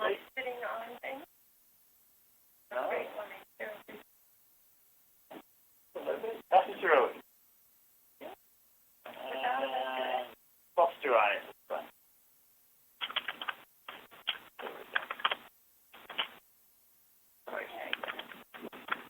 Wide or short body.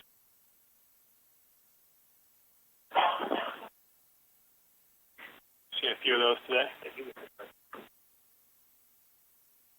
Yeah, there were lots of Baptist shore in our last dive as well. A lot of them, yeah.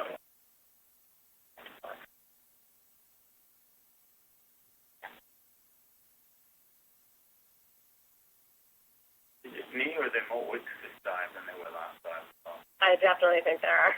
Seen a lot. We've seen a lot of it. Somebody should really work on that. Yeah. Someone with a penchant for pain.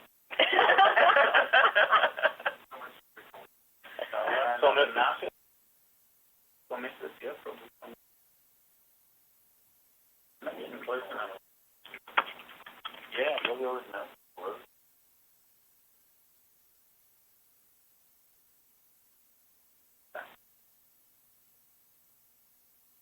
Fritillarid. Oh, it's fritillarid. See the structure on its inner filter there. It's beautiful. All those channels. Mike disagrees. No, it's great. It's a wonderful piece of midwater ecology. It has been long. It looks kind of jelly-like. The animal is gelatinous in there. I got all excited last time we saw I one. mean, It was the like, what? creativity with which they can sneeze out these incredibly complex filters is impressive. It is. And there probably are close relatives. That's true. That's true. Some of us have a backbone and some of us don't. But we're all, we all know, of course.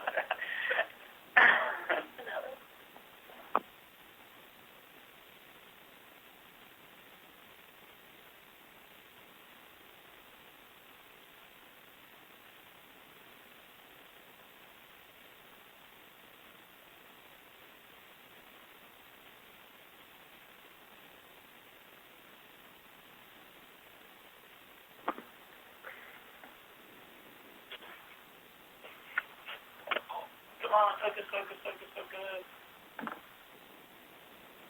Oh, it's so small. For a second, it almost looked like a pteropod, like a philiptodon. But that could have been wishful thinking. Cyclodony. Yeah. It's really hard. It's really hard sometimes trying to, when you're trying to do the camera work on this, and I've done a lot of the camera work on the ROVs, if you don't know the size of the animal, and you look at it and you think, oh, I reckon that's like 20 centimeters along, and then you zoom in or you move the camera as you would if it was 20 centimeters, and it turns out it's 1 millimeter or something like this. Yeah. Happens all the time. The halicreatid. Wow. Pretty. That would be Haliscera. Oh, that is Haliscera. Yeah, Haliscera conica. Nice one. Really, I kind of thought that was Halicera.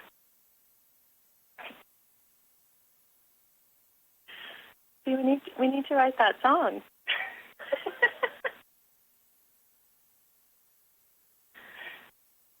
Just to explain, after many long hours in the field recently, we decided we needed to change the words of tomato to account for all the different ways we all say the different names of these animals. So, Do you say cephalopod or cephalopod? cephalopod? Oh, no, it's cephalopod. Oh, goodness. Really? Yeah. That's painful.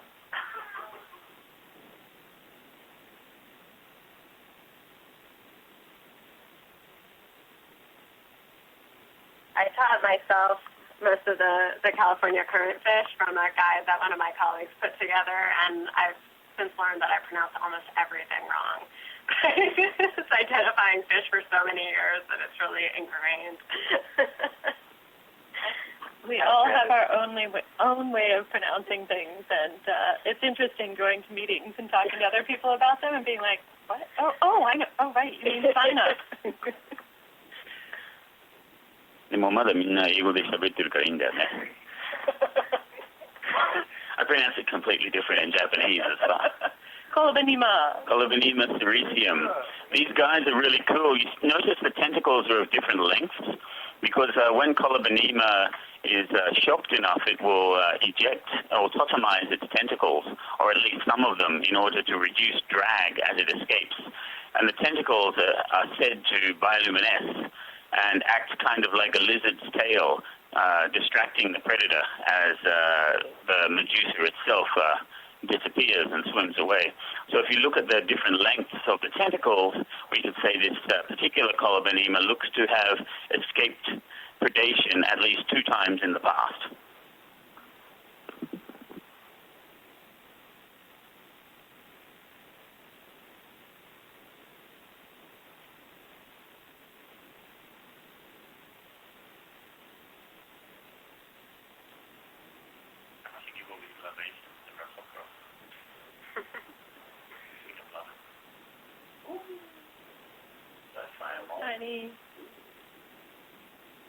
Tiny calicopterid of some sort. Just have to guess, maybe? Maybe classified. It looks like a classified, but only has 1 bell. Most of the classifieds have 2 pointy. Both of them are fairly pointy, actually, and one nests within the other to increase propulsion and speed. There's one classified known to have only 1 bell, and it would be nice to know if this was it or if it's just lost its bell when it was escaping from some predator in the past.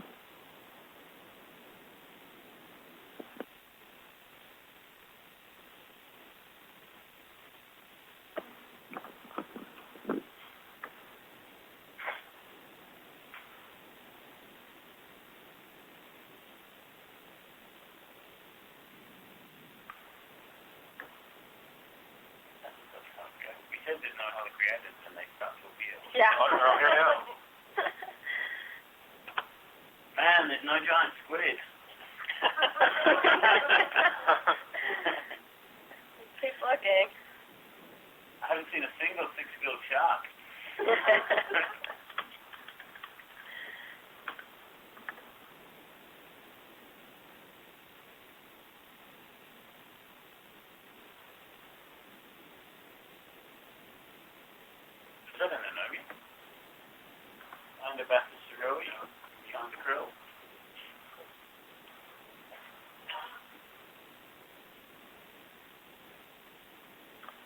Beautiful Bathus Roe. They have such short little comb rows up there. Yeah.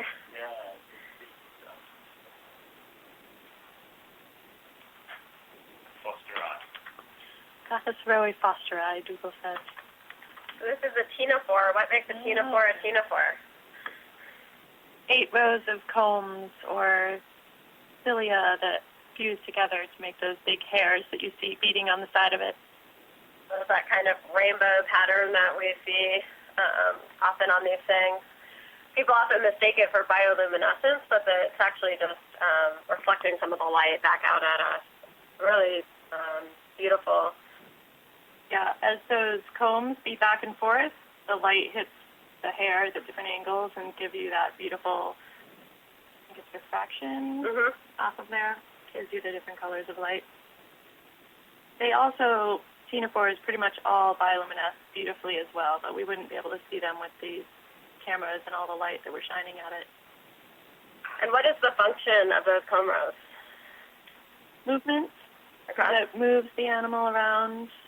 Also, some of them produce feeding currents with those comb rows, I think.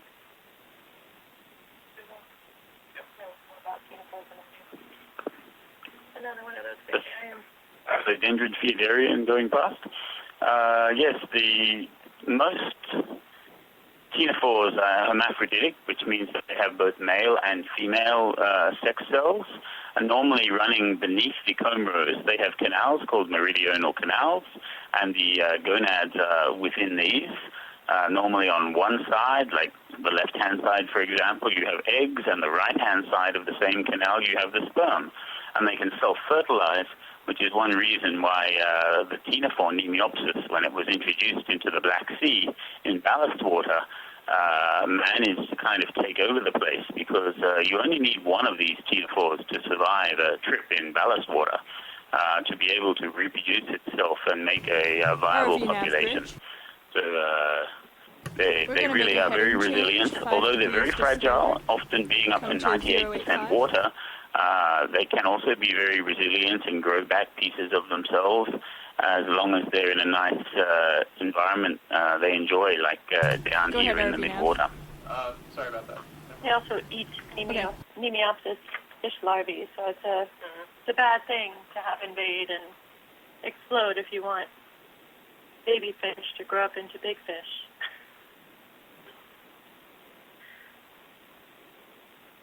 But they are food for dogfish, right, Mike? Absolutely, yeah. We think the dogfish sharks do eat a ton of ctenophores, especially Pleurobrachia. It's probably, I think, one of the top things in the diet of spiny dogfish in the Northeast Shelf is our ctenophores. Seems like they would have to eat a ton of them. Yeah. Oh.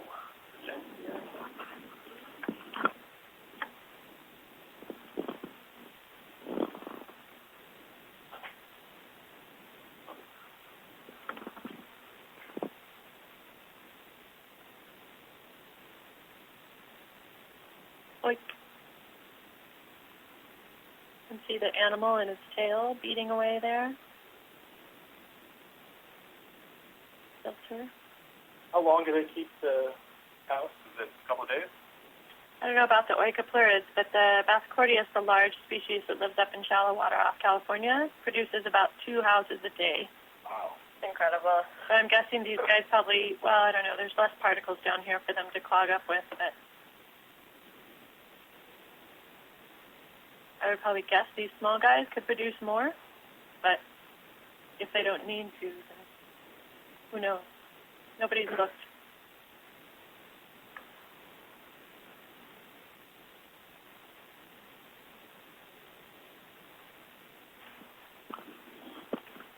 And a lot of these Oikopleurids, to tell them apart at the species level, you either have to look inside what looks like the tadpole's head at the internal organs. And another place you look is, this is a halicreatid. You can tell because of the distal tips of the tentacles, rods, white rods covered with nematocysts. The radial canals are very, very thick and ribbon-like. This looks to be Halotrephes because it has 16 or so radial canals. Halotrephes valvidae would be my first guess. And we'll check that later just to make sure. It's currently, I don't think, considered a valid species, although it is. And this is it. That particular species or the whole genus? That particular species. Right now, I think only Marsa is considered valid. Although I know at least 3 species that are valid, even though they were synonymized. Yes, it would be nice to catch this with a slurp gun, just suck it up and bring it home. And then we could finally nail that box shut. It's very important to, if you can collect animals using an ROV and you have the in-situ footage to see what the tentacles look like, often the animals are damaged with collection and with preservation afterwards, so you can kind of reconstruct what the animal would have looked like from the pieces you have in your jar if you have in-situ footage of what it was like then. And the specimen itself, you can look at things like the statocysts, which are small structures around the rim of the bell that contain conclusions that are supported by cilia, little hairs, and they're like stones being held up by fingers. And these sense which way is up and down. They sense gravity. And you need to look at the number of and type of these statocysts, for example, to look at species delineations sometimes. these are very hard to look at in videos unless you have a 4K or an 8K video camera. So it's nice to be able to videotape them first and then collect the animals and bring them home for study. Used to be a site.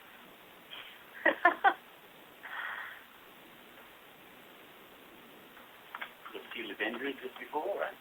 Yeah, two stuck together. And they're often stuck together. And then that's right. Yep, that's a Ceroi fosteri again. Look at those really wide, long auricles there, the four of them hanging down, beating those cilia. You look at those comb rows beating away there, making a current, a feeding current that forces prey onto the fleshy lobes, then to be carried by other cilia towards the mouth to be ingested.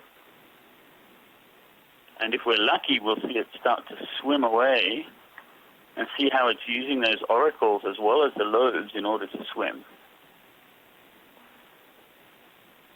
That's great. We don't see them spread out like that, with the auricles like that, in Monterey. They're normally always escaping. Yeah, they're running away. And the lobes curl, like, almost to, enclosed area of fluid. Yeah, we saw that in the last one we saw. We had a good shot of the auricle. So captured.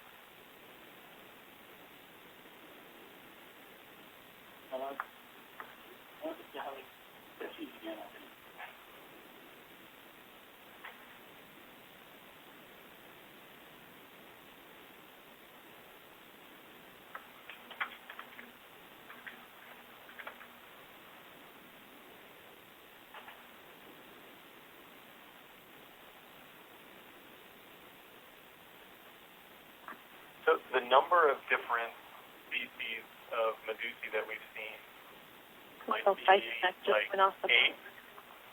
8 different types of things. A few narcomedusae, maybe 3 or 4 different kinds of trachomedusae. Is that what you guys have seen before in other places, or is this a low number? We seem to be bumping into some of the same characters at various different levels here, and we have been for about a week. The eastern seaboard of Japan has a higher diversity than here, I would think, because we have multiple current systems all mixing at different depth layers. So we have subpolar species, we have tropical species coming up on the Kuroshio, we've got coastal species, we've got species that seem to be endemic to deep water bays, and they're all kind of mixed in together, so the diversity is very high. So compared to that, I think the diversity is not as high. But then in the south of Japan, around Okinawa and the tropical islands there, the diversity here, I think, is higher than there. Well, what about with respect to Monterey Bay, Aaron? There's, I think, a little bit more diversity in Monterey, but but it also is based on a lot more observations. So I don't know that that's a fair comparison. A few hours looking versus years of looking. Things are definitely fewer and further between. There's areas in Monterey where it's just thick, and it's 10 nanomia in the screen at a time, or calicopherans and suggested, and it's just thick to the point you can't really count things even. But a lot of similar diversity. So are there seasons down here? So if we came back in May, would we expect to see a different assemblage in the midwater, or is this the same story year-round? Yes. No, the midwater is incredibly variable. So off of Monterey, there's been transects done by the Monterey Bay Aquarium Research Institute monthly for about 25 years now, and there is so much variability. Even day to day, you can get a completely different assemblage of animals in the water that you're looking at, and so month to month, it's incredibly variable. So yeah, if we could dive in the same spot a couple days in a row, it would be interesting to compare those assemblages. And it's different. You'll see completely different things. Cool. Really cool. Makes it really hard to do stats on very limited data. I did 2 dives back-to-back with the Shinkai submersible, one day after the other in the same spot in Sagami Bay. And on one day, between the 2 days, I was seeing 40 times the number of individuals of a certain species in the same depth layer. And it was just incredible, the difference in the abundances of the various species. However, what I did notice is that the depth distributions were stable. So even though the numbers of animals varied greatly, the depth at which each of those animals was living, if I saw one, was always the same. Well, always the same, I say. It's only 2 dives back to back. But that's very common, though, to see depth distributions. Like if you look at distributions of things across the Pacific Basin or something, it's more common to see something at the same depth range, like over in Japan and over in Monterey, than you would, in Monterey at 2 different depths, dramatically different depths. So the things are very highly structured, like a layer cake out there in the midwater. It's all lots of horizontal layers. Some thick, some thin. Different animals have different distributional capabilities, I guess you would call it. But really nice big bison over there on the left. Algalmatidae centulato, meaning an algalmatid, which we know that family currently contains species that shouldn't be there. And that one that we just saw might be one of those species that shouldn't be there, but we can't call it anything but belonging to the family Algalmatidae at present. So we see a couple of different kinds of siphonophore. It's like this one, which has tons of nectaphores at the top, pretty thick and elaborate cytosome. But we've also seen chelicophorans, which just have sort of a rocket propulsive cell at the top and a really thin lysosome at the back. These guys can't be feeding on the same stuff. Not likely. I mean, you can kind of guess what the different things are eating by how big their, nematocyst batteries are, how many of them they have. I mean, some of the big, like lion's manes and the,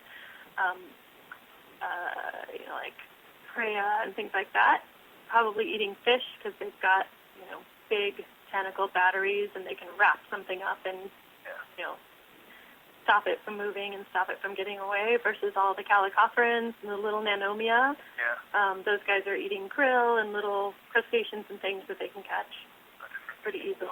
Yeah. Did you say there's a siphonophore called the lion's mane? There is. Don't ask me what the scientific name is. Because it's a coastal... it's scyphozoan or so. Scyphozoan. Cyanea. Cyanea capillata or... It looks like a giant feather boa that comes in red. There's some yellow ones. They're really beautiful. They're really painful to collect. Physophora hydrostatica, probably that. They're super fuzzy, and when they crunch up, they make that nice curl. Cool.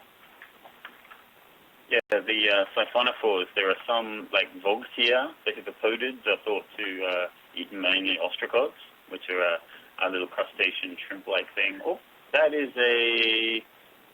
Oh. Is that a squid? That looks like a squid, and there's Bathychorus, too. Man, what is that? Oh.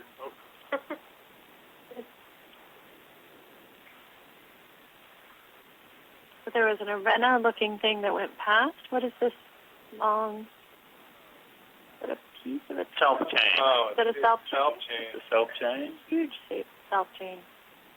Belonging to the genus Selpa, probably. The genera of Selps you can tell apart from each other by the way the chains are arranged. You can guess in which way the chains of Cycloselpa are arranged compared to Helicoselpa, perhaps. This one, Selpa, they're arranged pretty much on their vertical axis. And there was probably a lot of really nice hyperids living on that self chain. Probably. Oh. So do we have an Agelma okini here? Perhaps.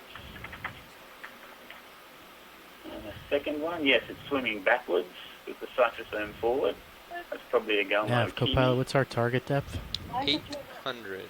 800. Copy 800. So I'll set up at 7. Which makes Yeah, sense when you think the way 785. the nectaphores are arranged. The nectaphores are arranged fitting together like Lego.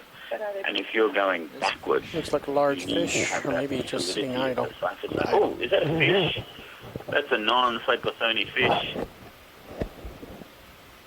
Another Like halicreid. and that, right? yeah, another halicreid over there. Which one? Maybe halicreid. Then Jeffy's. I think I saw a lot of. Radio canal, sorry. Yeah.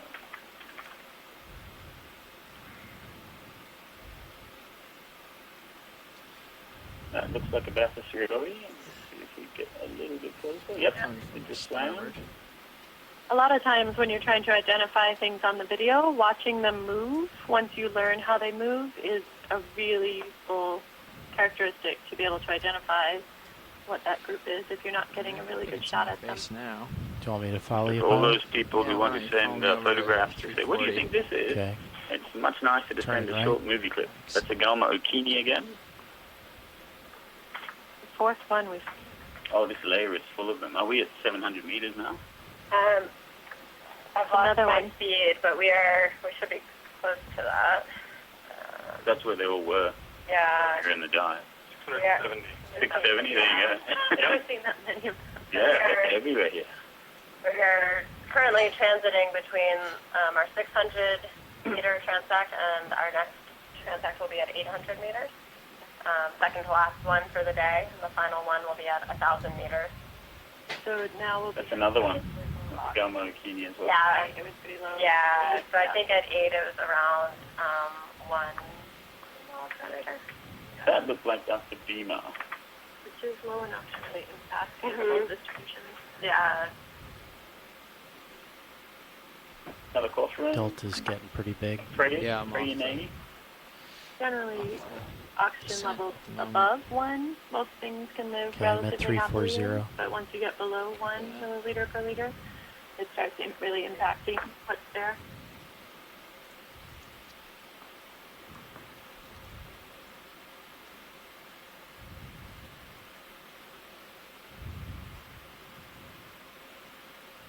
Yeah, so for some of the really large predators, it seems like the limiting oxygen concentration for them is closer to 2 mils per liter.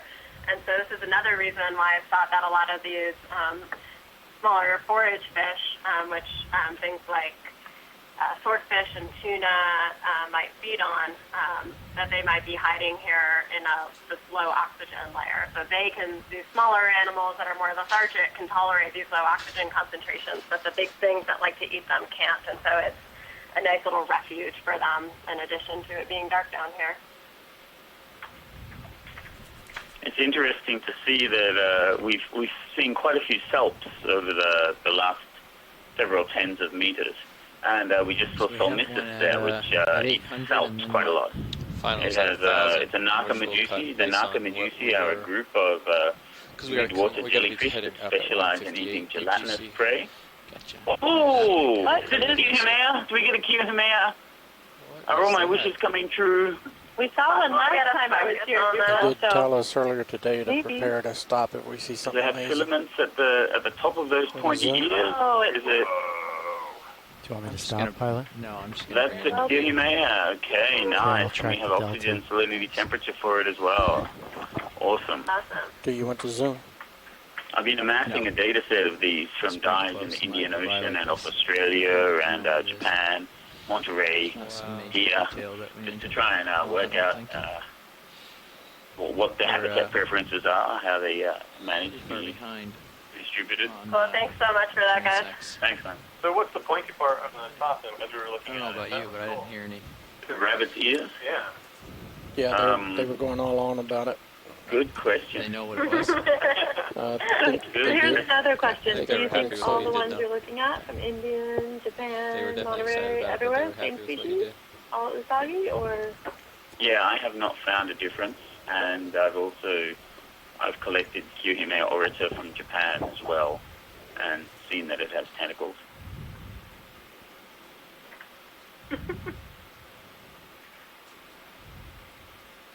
And that's one of the species that was described just from video, right? Or no? Yeah. The description, all of the meats of the description was video. I can't remember if there was actually a specimen, which with ctenophores is just a jar of coloured formalin put in a museum or not. But yes, it was. There are a few of those jars at the museum. There's really nothing useful in them. Ctenophores are painful unless to try to keep intact, unless you're in the Antarctic, in which case you can pick them up in your hand and hold them, and they hold their shape. Pretty interesting. Soul mythos. What's that? Something big and serious. Did you see it? Yeah, there's been a bunch of stuff. And the halleck down there up there, Really and it nice. looks like. You guys happy with tether? Yeah, as of now. Yeah, looks like it's going aft. Little catenary. That's wonderful.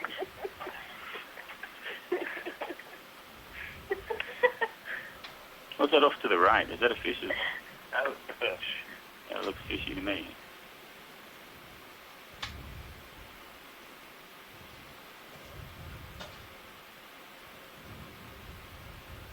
Wow. Did a keeping next that was peeking in on some marine snow? For that, or an anomia way out of it. Coming up, is that? Oh, Rain. that. Across the screen. Something very long and gelatinous right in front of the camera there. I put my money on a self chain. Anyone want to, like... I got a beer that says that's self chain. A cheap beer. Cheap beer. And if it's not, I'll eat one. The whole chain? I just one. It's still hard to see. My parents are not.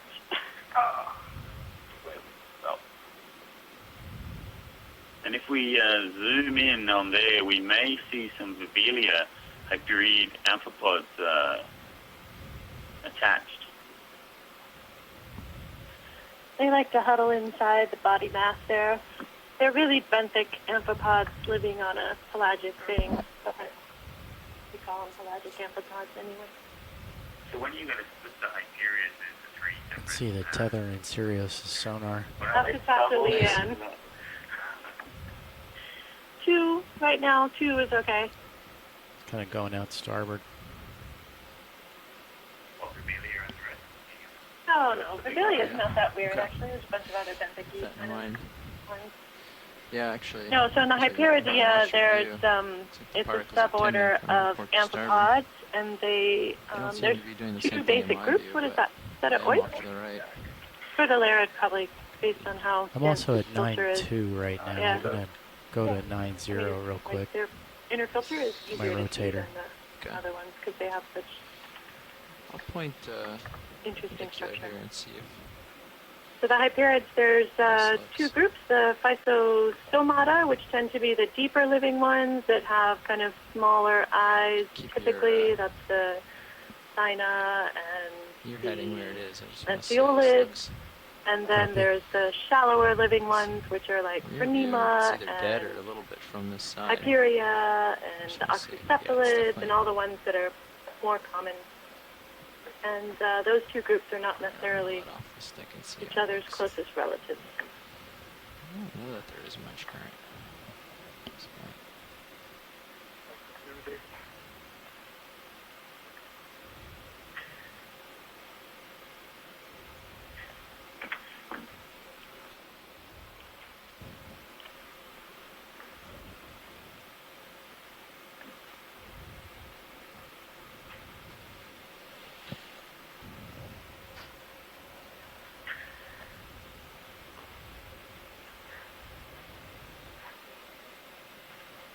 We're at 744 meters.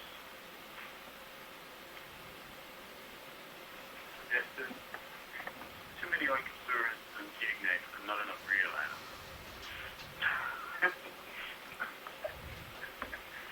Russ might disagree with you on that. Line it back up on your heading. We're going to have to start like videotaping these Okeanos houses and collecting them.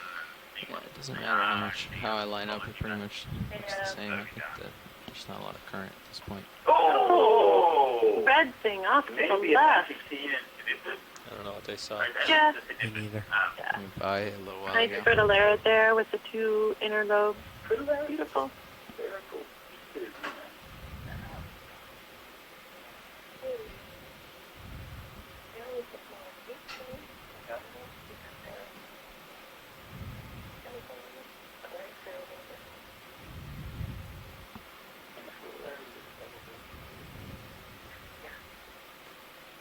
So there's two kinds of larvaceous I've seen then.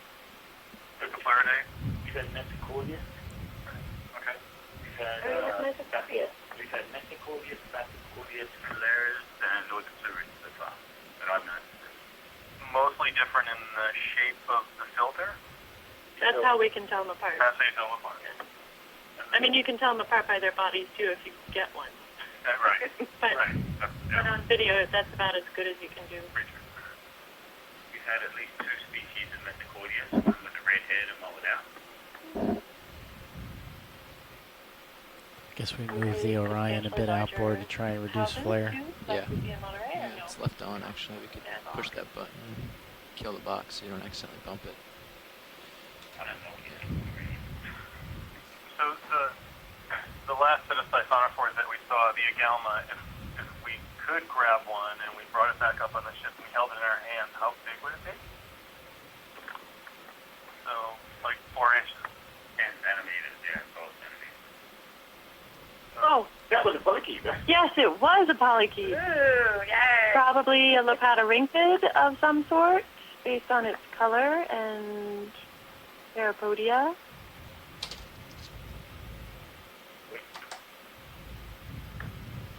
Really interesting little group of predators out there in the midwater, the lepidorhynchids.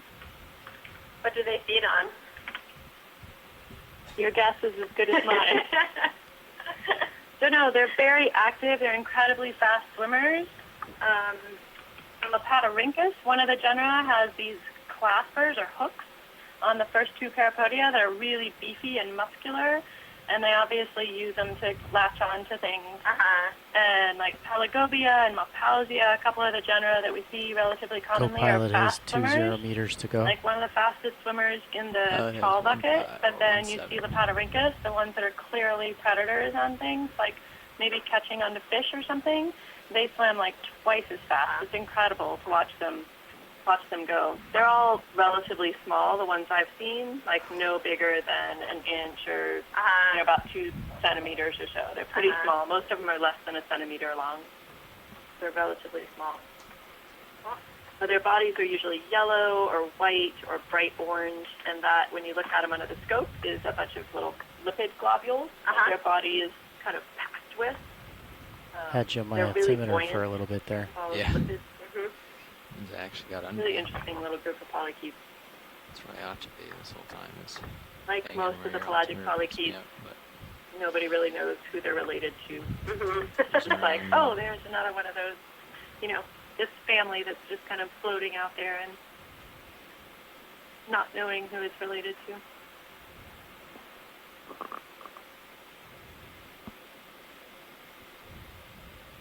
As the polychaetes, just like the Hyperion amphipods, we were talking about them having invaded the mid-water multiple times throughout their evolutionary history. Does the same kind of thing happen with the polychaetes, would you say? Absolutely. So, within the Okay, I'm rotating back a little bit. Keep within in view. just a single group of polychaetes, I've got the 4 more meters to Acrospheria, go. the Labaligarida, there's at least 3 different invasions into the water column by different animals. The Flota, Swimma, the Piobius, none of them are each other's closest relatives, and that's just in one group of polychaetes. And then Okay, up in the co-pilot's at Phyllocida, which is all the really 785. active swimming, mostly benthic polychaetes. There's the Lepidorhynchus, the Typhlosporus, the Tomopterids. None of those are thought to be each other's closest relatives either. I mean, not anymore now that we have genetic data to throw at it. Morphologically, they're a little bit similar, but it's Okay, just I'm because rotating they're all out. swimming. Yeah. lots of work to be done on those. A little red sidipid, maybe? Mm-hmm. Larvations all over the place, man. Maybe it's coming a little bit from... It looks like we're about at 800 meters. So we will stand by until the ROV team is in place and ready to start the next set of transects. The next single transect. Okay, I'm going to rotate down. Okay, Starts happening this time. You've been in here a long time. I think I'm in the current. Copy. And tilt up a little bit. Okay, I'm going to go to 4-5. Got Bring the it. swing arms out. Especially the backsteroids, because the tentacle bulbs sure the mains are back on. right Yeah, the in mains the are same place still that on. a white fluid takes to be at. Right. And stay on during descents. And like the double And lobe, then during the filter ascents, and the lobe. that's when they come off. But I don't think we're doing that for this one. We got a lot of particles right now. Yeah. So let's take her that mimicry. Wait. Video lights are almost set up. He's doing the other I think that would upper, be and helpful. the lowers will come To around. mimic Yep. like a helpless little ball. And we had the uppers slightly swung in. Yeah, I towed them in a little bit. Inboard You a can little bit. see that dark spot was fun. Or a helpless Copy. bag of gelatin. Either And way. what I've been finding on the lowers Yep. is if you bring them 45 degrees out and then slightly in, just use your cameras to make sure you're not going to hit Probably anything. all the particles But that we're seeing, was the bringing marine the snow lowers is pretty slightly thick right inboard now, before. and that's probably why seem we're to have seeing pretty so good many lighting. oikopleuris. Okay, so we're deploying them to about 45 degrees. Heaters, they filter particles of a particular size out of the water. Those elaborate filters that And unless they you're very build, comfortable, I would suggest using the and we often see them Titan in, that you can rotate to see en masse when you when bring them you outboard, have or when you bring them layers inboard. with lots of particles in them. I can see the port pretty well right here. Well, I could for So a if we moment could look there. at each one of the indivival small particles that we're seeing, would be able to learn anything about Little arthropody, like Or jelly. starboard. name of there? Guess I'm getting blown off this way a little bit. So if we I'm not a jelly person, but that would be my guess. There you go. We've got a few in the room still in. Oh, little blackfish. And it won't hit the craft unless... Sorry, say that again. No, so I was thinking, if we ever had, it was a fish or something. Mhm. I didn't see it stereo. Oh, it's You know, a if we little had sticky. information on sort of what the particles were, the shape, it's the it's size, not the Oh, there you go. You got the loss of pan again. I just always wonder Yeah, if just that try a would tell us different tilt something angle. and match up with sort of what other kinds of animals we're seeing down there.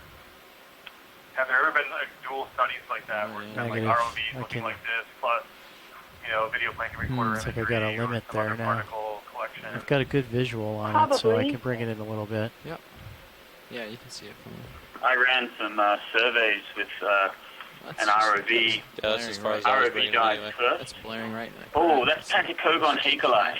That was before we had the craft out there. ROV so died you could first, swing it maybe, and then do 90 straight degrees off on it. 2 days later on Okay. another ship which was towing plankton nets with a visual plankton recorder and video cameras bolted to the net.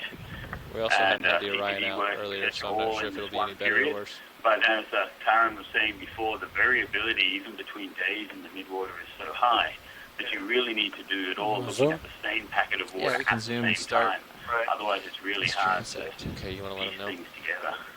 So I just want to remind the Right, ship yeah. to let us know when we're starting the 800 meter transect. Did you catch that, pilot? No. Do you want to let them know, or should I? You can go ahead. That really Science, we are at 800 meters, and we are beginning our transect. the interface really looks very bad. Got my rotator I mean, it's also at 2 8-0 feet. right now, pilot. Drifted back a little towards me. Right, just upper center. Go for it, video. It's like head and a big flat sail. Yeah. Down here? You'll have 25 minutes in this one. I mean, there's probably other ones. What is that? That's a worm. Oh, Polychaete. hey, let's have a look at that. Homoptrid We'll try coming. with no tail Stop and very coming in on it. stubby little acicular Lose the tentacles. light. So is the tail missing, or there are no, there's a lot of tomopterids that don't have tails. That one has a nice orange gut, or it's just really packed full of something. Lights are all set perfectly, yeah? Karen, can you tell us a little bit more about polychaete worms? Yeah, What makes a polychaete a polychaete? You happy with the So lights? polychaete worms Yes. are segmented Okay, I'm worms. So rotated each of fully those down, and you're a little appendages bit you see behind sticking me. off the side of that smopterid show you Pink at the where bottom. each segment is. Okay. Typically, polychaete worms are, well, they're named for their many bristles, or polychaete. Chaete means bristle, poly means many. Oh, there's a piece of a siphonophore. But Mara? Is that a bit of the head there? Yeah, it's still got the floats attached. And it's Maris orthicana. Maris orthicana, I would say, which is usually a boreal species. Yeah, to zoom in on one of those nectaphores from the top there, we may be able to get a species ID. Give it a good push. Stand by on Zoom. There we Second.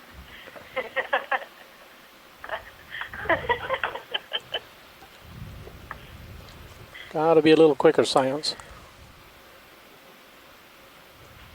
Sorry. We got a bit of a lag, I think, going again. with the video, and yeah. Maybe we need to start backing the ship opposite of.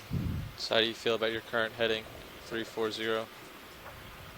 So the Cirrus heading polychaetes looks good. in the Okay, so I'll do midwater, opposite of that, 180. most of them that swim around, like the Lopatorhynchus So we do it at saw 160. zip by earlier, has That a sounds lot good. of Okay, bristles, and they tend to be really long, and they use them to swim, so they're like paddles out there. But on the fast does it appear smopterids, they to have no bristles whatsoever. Just those two maybe long 0.2 start. fascicula that you see at the front, which are internal When I teeth. stall on it, I Those are immediately actually start sensory losing ground on them. in Yeah. smopterids, but those are the only bristles Bridge, they have. are we Instead, now? they have these really fleshy parapodia that stick out. Hey, we'd really like to put in far a and 500-meter move at 160, 0.2 I've knots. lost you in the camera feed, so I haven't been calling anything. Say again? I've lost you in Sirius's view, so I haven't been calling for Good anything. copy. Yeah, I'm trying to get back in Sirius's view now. We're calling in a ship move to help keep me. Well, I don't know much about Center up. polychaetes, but one of the things I know is they come in a Should be coming huge into amount view of now. diversity and both species and forms. And my understanding is that segmentation about them is what has allowed them to evolve to so many different kinds of Pushed ahead forms. again. Yeah, that's definitely Current was helped pretty- them diversify into a lot of different A lot shapes. quicker There's than, currently about I had 10,000 described anticipated. species of polychaetes. So I got myself And, timed, ooh, but we goodness, I don't, Okay, I'm rotating up a little bit now. described, I said, not Crossing known. 90. Right now I'm 75. Copy. I'm working on it, okay? Around. So polychaetes can be, I mean, Start they are slowing probably down. one of the most abundant animals, especially in benthic Yeah, habitat. 75. They build reefs. There's a 75 couple right different now. families Want of me to go to 4 or polychaetes 5? that build reefs and really establish habitat for other animals. There's tons of ones that are you can just active sign and up- move sign around up on the here. Hopefully seafloor. that should There's a move ton of them that live up here in the water column. There's a lot of intertidal ones. Okay, I'm at They 6'7" just come in right all now. different shapes and sizes Okay, and video. colors. Back in Some with action. hundreds of segments, some with looking. just a few segments. Jelly top, just on Yeah. screen. Really cool. Amazing group of animals. Isn't there like a tube-dwelling polychaete that makes its own like transparent tube and then floats around in it in the plankton? I've seen them in plankton nets before. They've got like stripy tentacles on them. Oh, so we got some of those when, here's a beautiful little oik. Oh, that's so a hilarious. just got a note. Definitely have a big hole in the light. Yeah, Maybe so even those farther are down. probably cibellid larvae. 'Cause I So they actually start lose the building their light in the middle tube there real before they quickly. settle. Oh, cool. Yeah, This will be easier. and they have beautiful Or keep it as it rises. radioles There's at a the fish top coming that in actually view. use to breathe and catch food Let's when get they the once fish. they settle and build a tube and they stick the radiole out and collect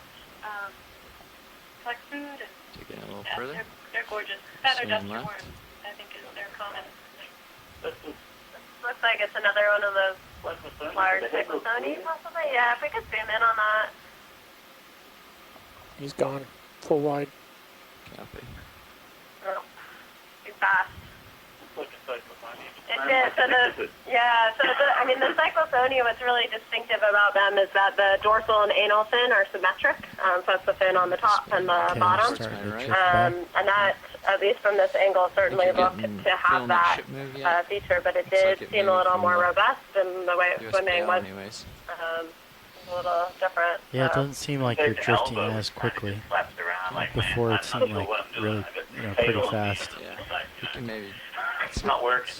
I don't know how well the So ship the will different go, how species fast of it'll really go. Cyclothony, as you get deeper in the water column, they do get beam, larger but and we more do 3 times, pigmented, we more might want it. robust.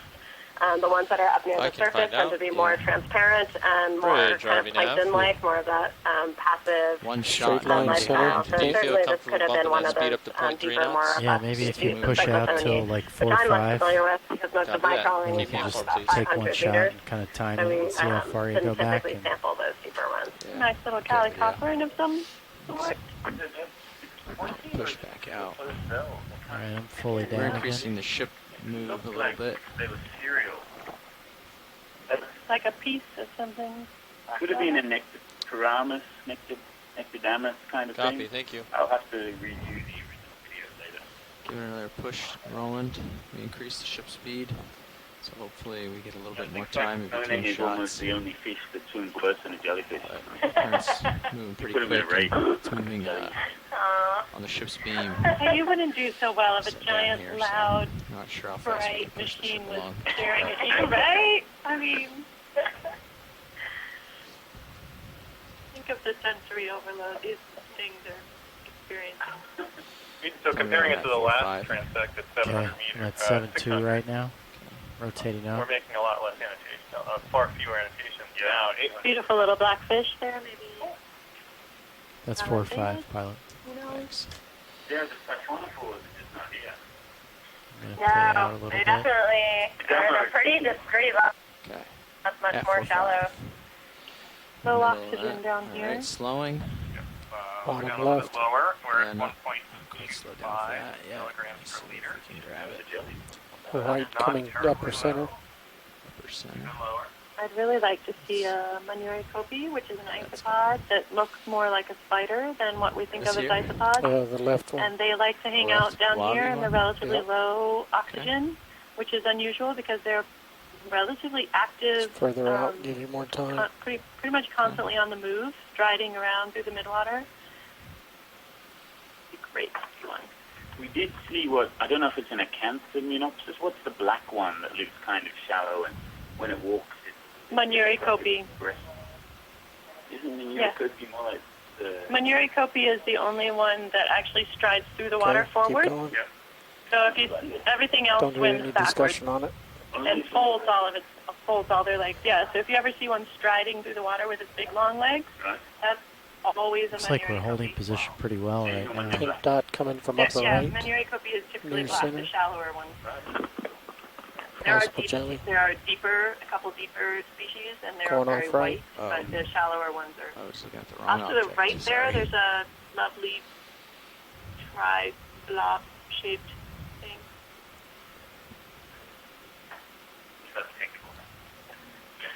Gelatinous top of screen, slightly right. Can you name something like that? Off screen. Just watch next time you're trying to name something. That'll pop into your head, and it'll be there. Top left line. We don't have a lot of common names. Midwater animal. We have a few. No, I call it Oh, what is that? I thought it was a type of ctenophore that looks like a wing, and instead looks like Liliopsis uricantha, maybe? No, It's Yeah, these. man, that's a colony of radiolaria. Current Full wide. These seem to be What it looks going like. well. Yeah. Colidarian? I kind of hate this. Wow. And fish. Yep. At first, I thought it was a ctenophore that assessed its If it was what easy, looked any like, video a person could do wing it. flying through the water.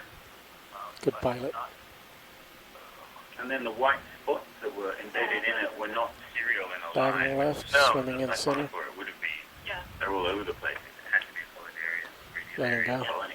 What is This this thing's down just here? floating and it's in the light. Oh, It's good. very tough. Yeah.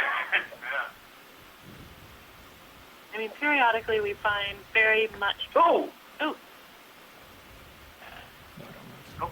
That's the first ever parakeeta I've seen with its head up rather than down when it's floating in the midwater. It's got carrying head. eggs. Yeah. Maybe that makes it heavy. It's It's like tail heavy, so it doesn't float head down. Cool. Very cool. These guys are real carnivores. They're like real mean. Yeah, he darts around like it's nothing. I thought the copepods, when they are they've got downwelling light on them, the light passes through the muscle tissues, which causes the light to polarize. And animals like squids, which can see polarized light, can then see these copepods as if they're white on a black background, and they jump in and they eat these copepods really easily.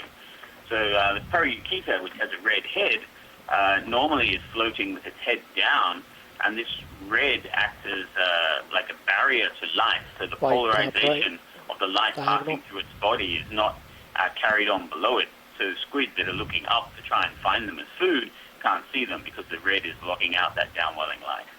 Well, that's the supposition.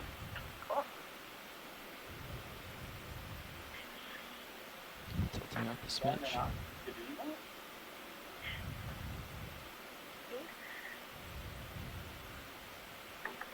Looks like an Arctibedema. Smells like an Arctibedema.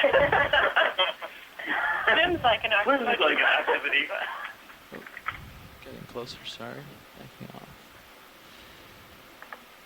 Doesn't yet taste like an Arctibedema, but I think that's what it is. Be advised you're facing back towards us and drifting off. And this white morph so far on Alright, come back around, watch the tether as I do. Not sure if it's diet or very different.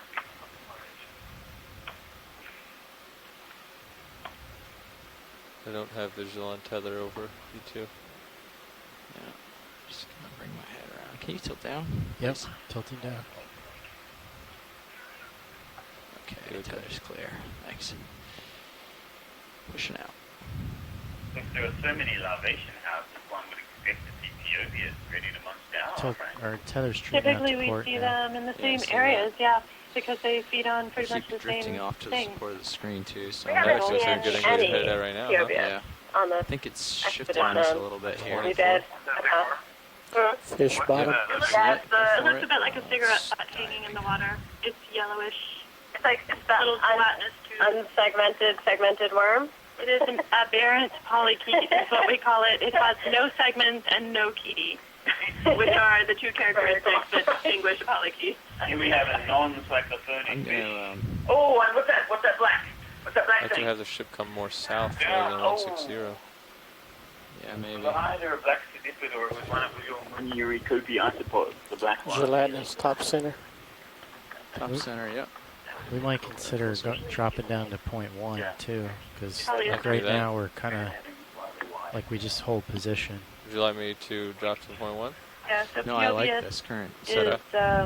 a particle You feeder. can shift They it, are super abundant off You of shift it towards the west if you'd like. California a or little off bit. the whole west coast of the U.S. But I like the and speed. I think we're doing in good. that I can subarctic track water. in the current They have a really and wide depth not lose too distribution much ground. I from like that.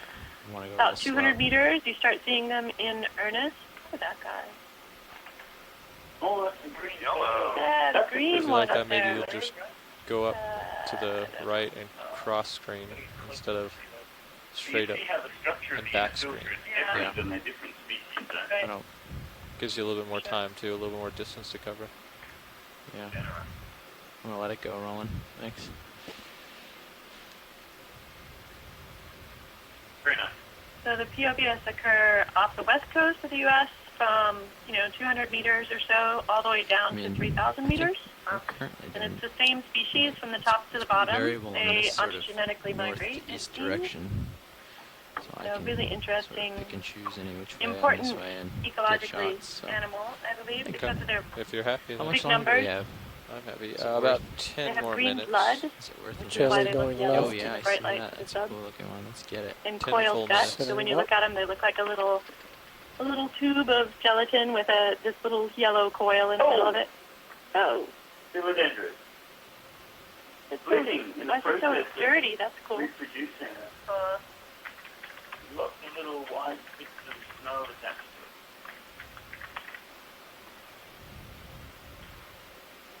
Very cool.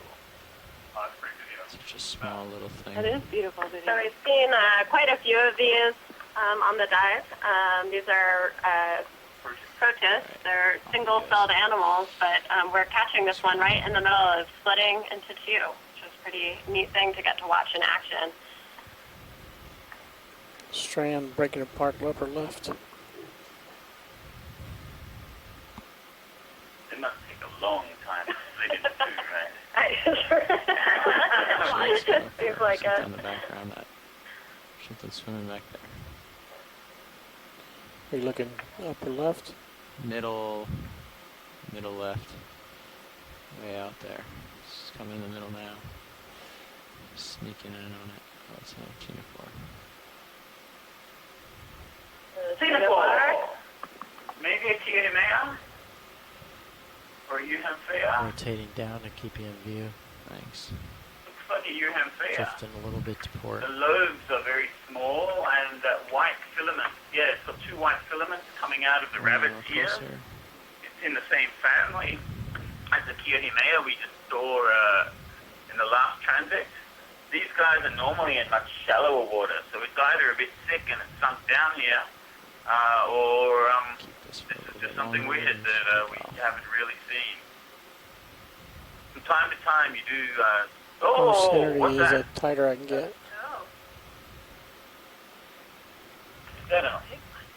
Oh, no. Rotating down, rotating a little bit to port to keep you in view. So yeah, that's definitely Euhamphea. It looks like it's got stuff in its gut. There's white spots there. They're either infesting Hyperions or some type of parasite, or Okay, coming back to 340. hard to tell without Actually looking at what big push here. What's the function of those buildings? Okay, right now I'm at 6-1. No idea. I'll They don't rotate up. stick because I tried to stick them to stuff. Get back And to 4-5. I couldn't see them exuding anything. And they're trailing That's the animal 4-5 right swims there. in the direction of the lobes. So I think it might be, if something's coming to chomp on it from behind, it's like the suggested antennae, which is like an early warning device. If you touch the filament, maybe it takes evasive action. But I've never had one not in a petri dish under a microscope to try doing that. Slowing. I'd like to see some Ctenophore evasive action. Disappearing. Super high speed, back to severe emotion. Yeah, that's true. The fastest really swim away. Upper left.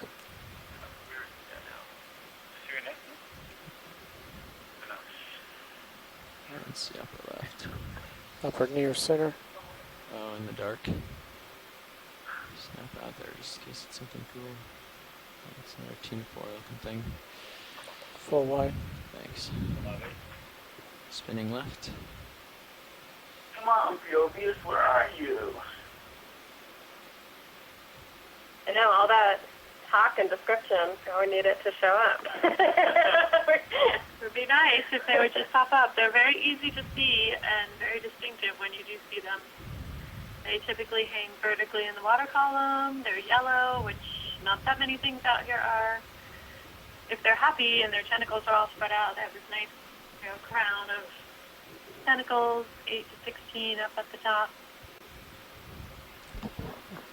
So for anyone just tuning in, we are at 800 meters.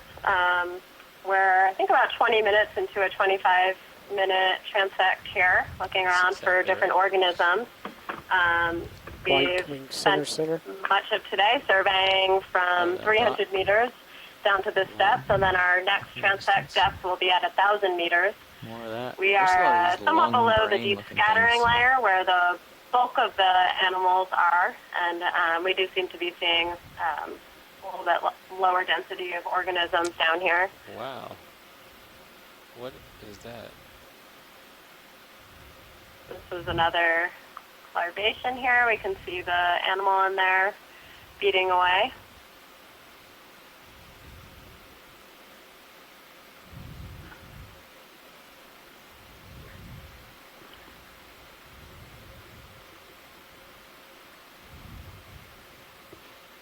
Fish below it, if you want to try to get it before it falls out of our view. It's like it can feel the zoom. I think they're just always doing that. So we've spent the whole dive today exploring the water column. We never made it to the seafloor and never will on this dive. So this is the largest inhabitable volume on the planet, certainly for metazoans, for multicellular organisms. And it's very rare to be doing this kind of exploration in this habitat. So there's MBARI, the Monterey Bay Aquarium Research Institute, has been conducting surveys in the Monterey Bay for 20 plus years now. But besides for that time series, these kinds of explorations are quite few and far between. So anyone tuning in now, this is a rare opportunity. You are one of few people to have ever seen this environment, and you are watching it in real time. Most of our science team today, well, all of our midwater scientists are working remotely through telepresence. We do not have a midwater scientist on board the Okeanos Explorer, so we are all participating through a teleconference line and live stream. We have a low latency live stream here that allows us pretty small lag, so we can interact directly with the ship. What is that?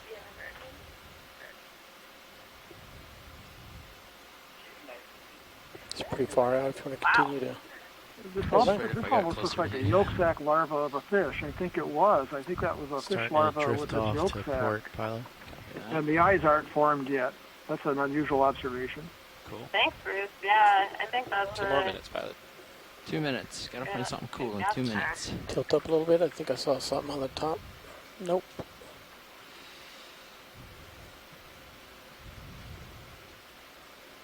Ooh, there's something on the top. Red jelly. Be advised you are off screen and turning towards Sirius as quick as possible.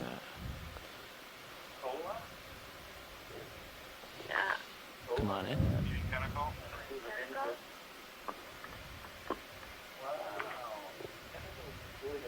Yeah, that's neat. So what is that trailing Tether tentacle looks fine for as long on as the you don't turn Okeanos? too much more. We have observed with an ROV a taller snagging a siphonophore anomia with that trailing tentacle. And there's also reports of it eating crustaceans. And so it looks like it might be using the hypertrophied tentacle to catch siphonophores like gelatinous prey, and possibly the other tentacles which are facing forward there to snag crustaceans. Very cool. So, it's getting near you. As we make our way deeper in the water, you might have noticed that the organisms went from being quite transparent to more and more of them having some pigmentation. This is a really good example. It has a really deep red pigmentation. So, of course, with our lights on, makes it really stand out and seem really bright, and that seems like an odd thing to do out here where you have nowhere to hide. But, in fact, red light does not penetrate very deep in the water column, and so the natural light that makes it down here is really all in the blue end of the spectrum, and anything that's red will appear black to anything around it. So this deep red coloration actually helps these organisms camouflage in the dark deep sea here. Things as of now. These guys have an amazing you still have that ship moving back, so it'll be hard to fight it, co-pilot. It goes round and round and round and round and round. Blue. It's quite Seems okay so spectacular. far. It's not spinning around anymore. Want it again? What's the advantage of having a tentacle come He's out of the prop wash. I want to, but on top of the cell and back along? it's a cool thing, and they didn't describe it for a while. Yeah, you're getting a little bit out front, but you've got some space. Thanks. I was trying to adjust my auto depth, but it's oscillating too much for us to get it. I haven't really usually in net. Okay, that's it. Let's stow the arms. I'm going to make the call then? Sounds good. Okay. Science, that is the end of our 800-meter transect. So get back in the configuration. We're going to set up and head down to 1,000. Okay. I'll help you. I'll do the uppers if you want Excellent. to do the lowers. Well, I was just much. trying to. Okay. I mean, I haven't looked at the find muscular stowing them. I anatomy just of the thought we might get set up a little bit first, that would be Nah, you just go so I ahead can and have stow. a good view. solar Yeah, material. just go You ahead and need that stow. hard. I'm going to just get myself into view while I help you. You're pretty far out. Yep, I'm backing, and I am sidling starboard, and I will be in a great place very shortly. You're doing the uppers. Shall I stop that ship movement? I'll do the lowers then. Shall I stop that ship So movement? I was hoping that since some of you might be sick of hearing all of our voices up here in the front row, one of Karen Osborne's students, Leanne, has offered to tell us a little bit about what she's working on as we transit down to 1,000 meters. So if we can ask you to come step up here and just tell us your name, your affiliation, and just a little bit about what you're working on, what your interests are, so people can learn a little bit more about what kinds of scientists are joining us here in the Exploration Command Center. Sure. My name is Leanne Bianfani. I'm a graduate student at the University of Maryland, and I'm co-advised working with Karen back towards you. And I'm working on the evolutionary history of high-period amphipod, Get your screen set for 90 degrees as I come. As Karen mentioned, there's Thank you, two Bridge. main groups of high-period. There's the Physostomatida and Physocephalata. Cepha means head, so the Physocephalata are the I'm going to bring the minis so I can look at the uppers a little bit better, make sure they're symmetrical. Okay. Where the eye is taking up most of the larger proportion of the body size. And 4-5 right now. Soma means body, so it's the smaller eye, larger, softer body species. Tend to be, at least some of them, with deeper water. And as we mentioned earlier, those two groups may not be each other's closest relatives. Been looking at Okay, I'm just going to track you. Clear of you. I'm going to drop down a little bit just to keep the tether away from you as I continue to back here. Okay. So this is why I wanted to get the swing arm Looking started, at so the tether is now, because trying the to ball is look at backing up. evolutionary history Copy. and what other amphipods may be closely related to the group. Now we're in. So this Okay, could point 90. to multiple I have a introductions current into sort the of still midwater coming from the or north, so hyperids, we'll just could get lined also up north again. need an Okay. So early we were at the beginning. return to the benthos for another group. But it's definitely Going a around to the north. I think we were at question we're 340, exploring. but I found My that was interest coming in a little bit hyperids north of that, is that right? Or 340 is where we thought? the evolutionary history of 340 is what we were at before. Okay, let's do really that. interesting visual adaptations. So I'm at within, minus especially within 19. Physocephalata with the big-eyed hyperids, but also in some Holding here. members of for a second. Physostomatida, you have really interesting and diverse Okay. eye types. Ready to start descending? Complete duplications of Co-pilot's the eye, ready. Pilot's ready. Coming out of depth. structures such as retina, And dropping. You're a little bit behind me. issues like the Yeah, pushing stoma, out. the retina forms Okay, thin paying out. sheet over a giant but nearly transparent. What's the target depth Set of eyes. again, Nav? 1,000 It's going to meters. be 1,000. It's going to Copy. be your final one, and depending on when we're set up and start, I'll let you know when we actually have to finish. A cylindrical eye that actually allows the Do we have animal time to? We do not have time for a going full to 1,000 meters. Yes. Okay, good. We have about 20 minutes. Great. Awesome. Complete eye duplications in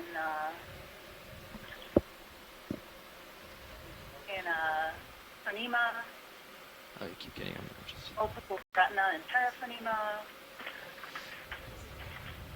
We just have to come. We have to start at 158. Thank you so much for that. So 153 starts stowing. Okay. And then I see we've had one person join us in the chat, Anita Gleish. Are you on the phone as well? And if we can set up in 3 to 5 minutes, we'll have about 20 minutes. Okay. When he goes to swing in line Sounds like with the the ship, answer is no.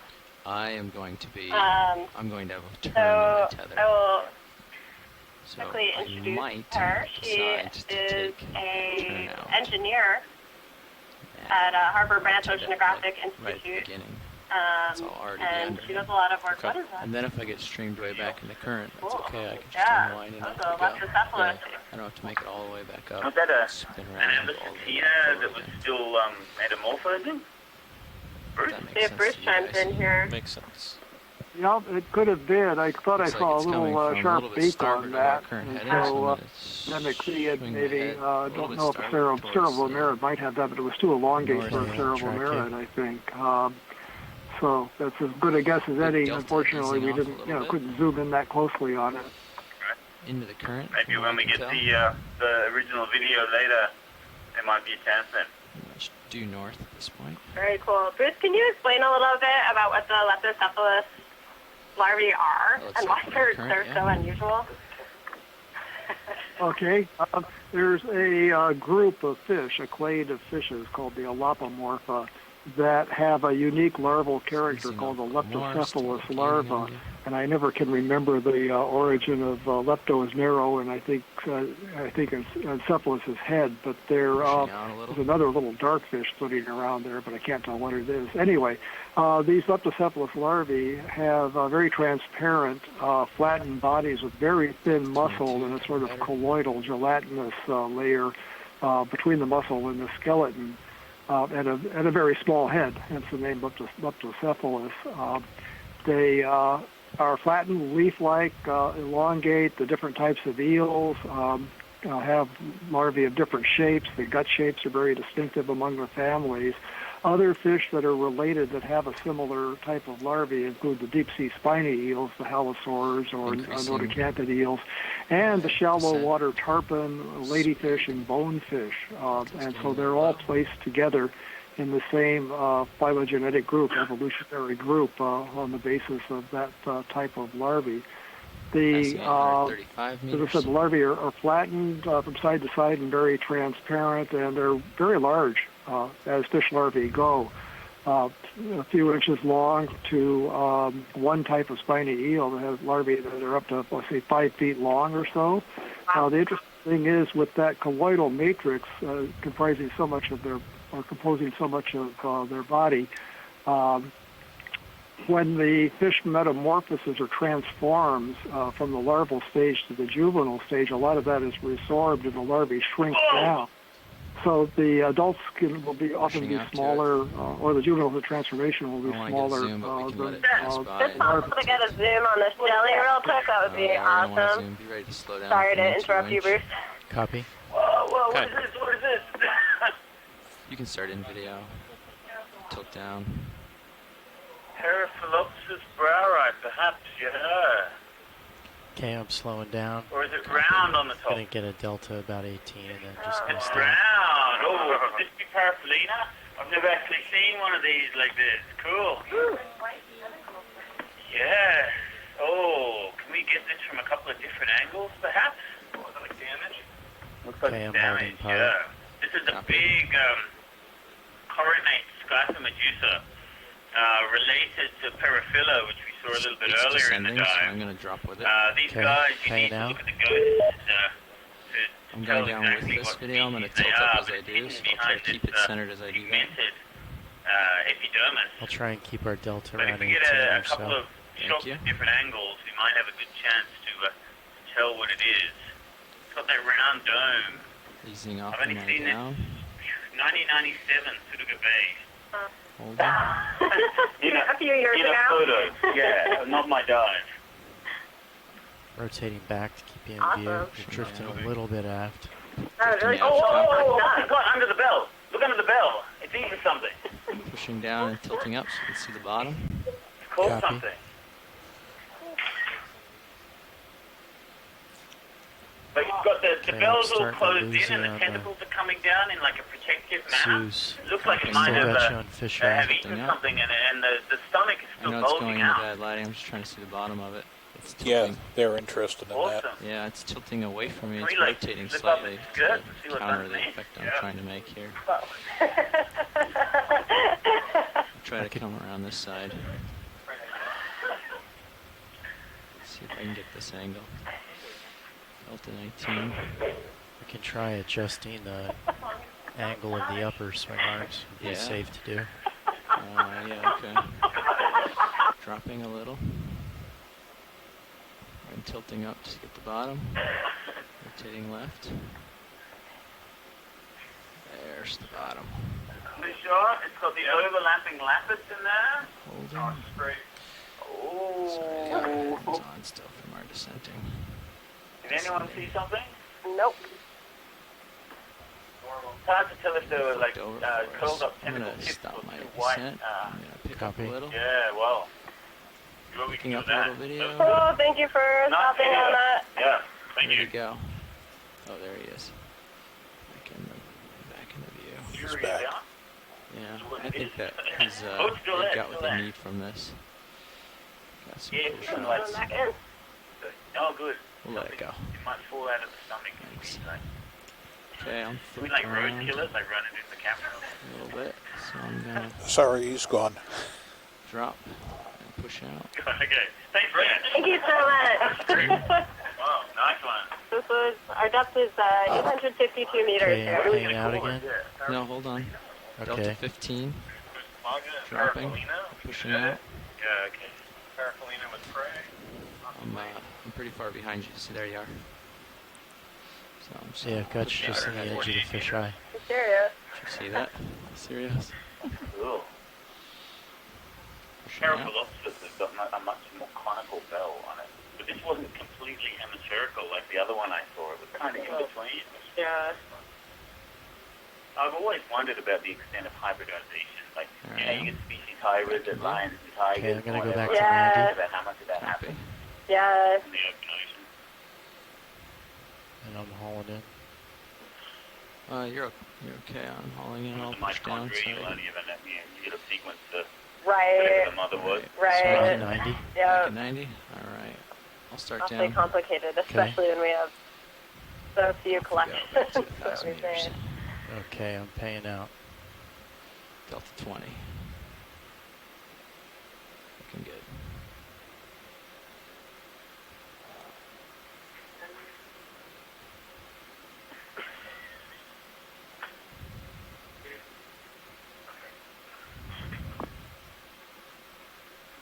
Yeah, there's still a lot of current from the north.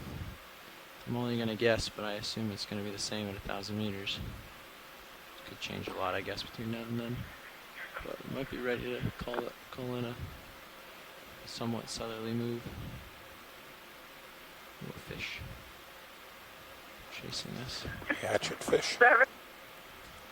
It's a pretty fish. Everyone in the room here is trying to estimate how big that jellyfish was, and it's sort of like a fishing story. That jellyfish just keeps getting bigger and bigger by the second. How big was that fish you caught? That weren't no fish, that were a whale. Going back down. Nice to be friends. What are you gonna do? Delta 17 looking good. Yeah, get there. Allowing myself to drift back a little bit. Pushing port. Keep centered in your view.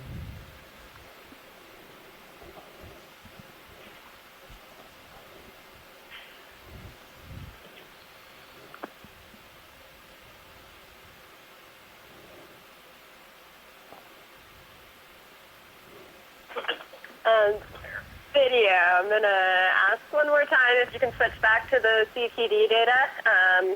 We are headed, the deepest we've gone so far on this dive was 900 meters. That's where we ended our first set of transects and descent, and now we're headed to 1,000 meters, so we'll be obtaining a little bit more data and filling in that profile a little bit deeper here. So just want to see what's going on down here.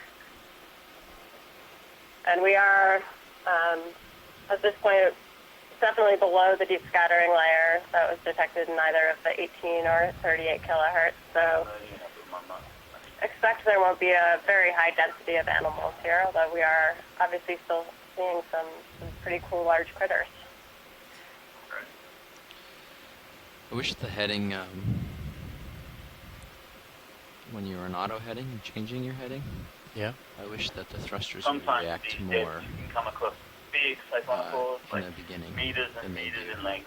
So you I never feel know like when it one really might ramps just up come the farther it straight gets up away, in front so of you the camera, twist and just twist pass and it right does in front of nothing, you. and Yeah. once you're like an Parabolina offset of descent. 20 degrees, it I'm takes still off looking to for the 20 degrees 5 set foot point. fish.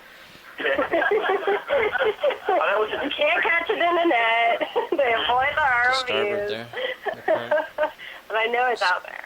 Coming at your port, pushing you to starboard, yeah. You know, it was kind of a weird one because of the dead bands. The heading is controlled. Yeah, I was joking earlier on the chat room. In the 1930s, William Beebe, who did the first bathysphere dives, one of the first two people that go down into the half a mile down in the ocean, said that he saw a 6-foot-long dragonfish on those dives, and he actually described it from a visual observation in Bathysphaera intacta.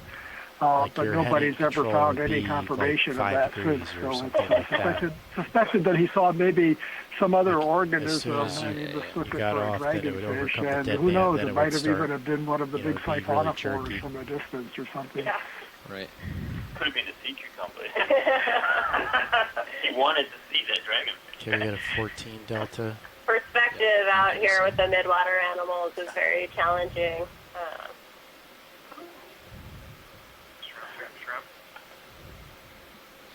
Alright, I'm lined up on 330. That looks sort of like it.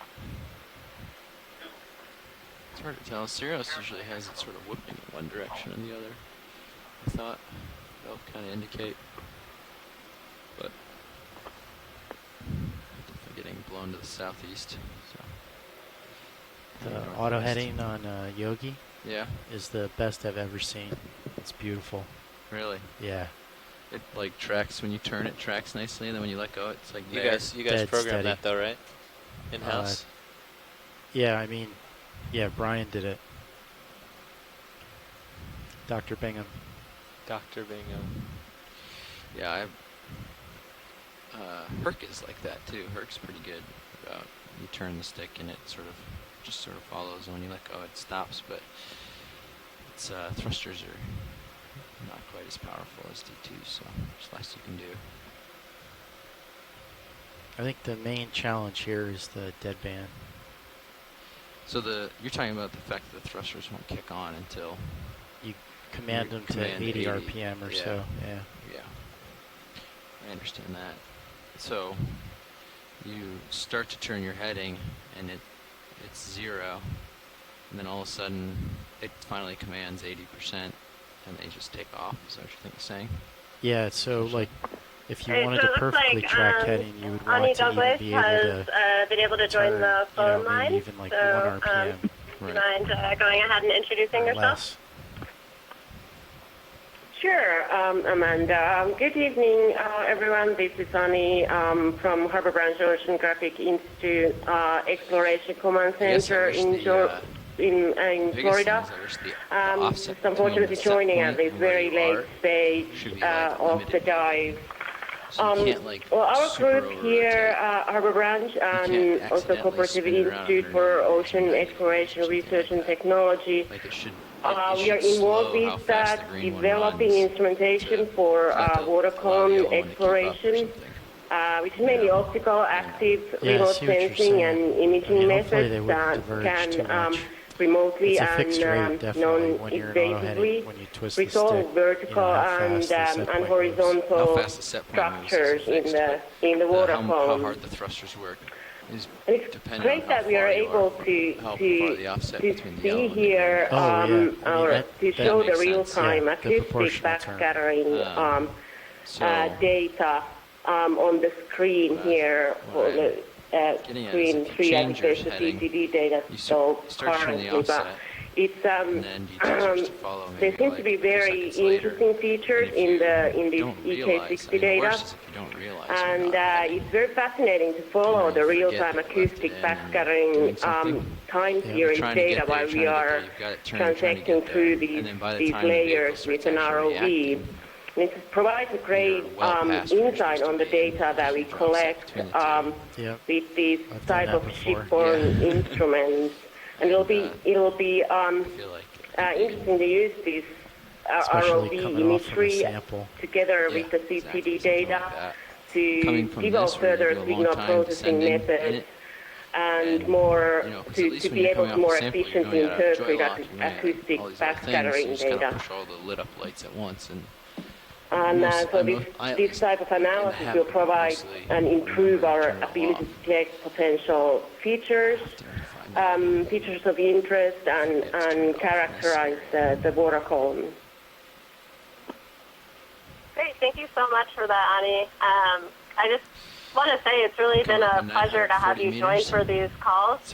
Typically, we have a lot of taxonomists on the line, which is wonderful because a lot of what we do is look at these animals. But it's really great to have someone who's thinking more about the technical side of things and thinking about interpreting some of these other data types that we're collecting, such as the EK60 and the various sensors with the CTD, kind of get that big picture idea of what's out here and, thinking about ways that we might be able to improve our sampling in the future with other types of instruments in order to better interpret and understand what we're seeing. So just want to thank you again for coming and joining us. I know you've been really busy down there. Well, thank you. It's been a pleasure. I just wish that I would have been able to join in more of these dives. It's been a little bit busy here, so thank you for inviting us to participate. Absolutely.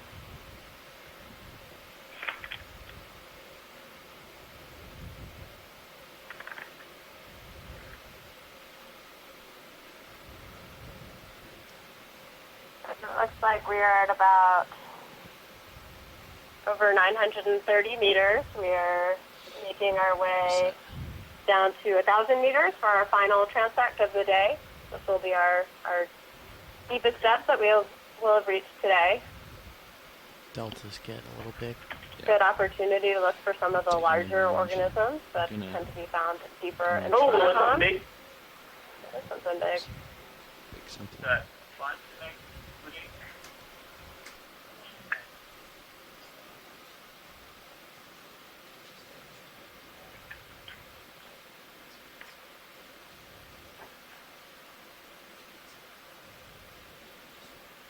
And there we have... Nav, how long did it take us to set up last time, or at the last transect? It's been taking about 5 minutes for setup, 5 minutes for change, so 10 minutes total. And are we still budgeting 4 minutes, or what are we budgeting? We have no budget.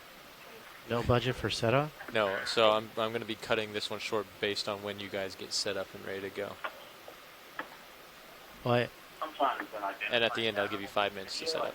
Well, I guess what I'm asking is how long has it been taking us to set up typically so far? 5 minutes for setup each time, and then 5 minutes for unsetup. And I test myself, like I go through looking at it blindly, and then when we actually get them on the video. Copy. I only have a little bit of view. So we have the CTD screen up now because we haven't yet collected these measurements down at these depths.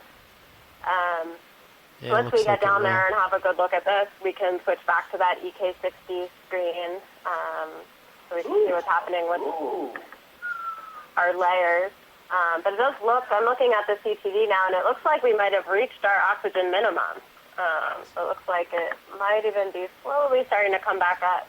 The gradient in oxygen tends to be steeper at the upper portion of the oxygen minimum zone and broader at the bottom. Just about. So it'll probably be a slow increase, but it does 25 look more like meters. It's just coming up, and our minimum might have been around a little shallower than 900 meters, maybe? I think so. We were 0.9, that's about 900. We did just below 1 for a long time. Now we're creeping up greater than 1. Cool. Delta's pretty large.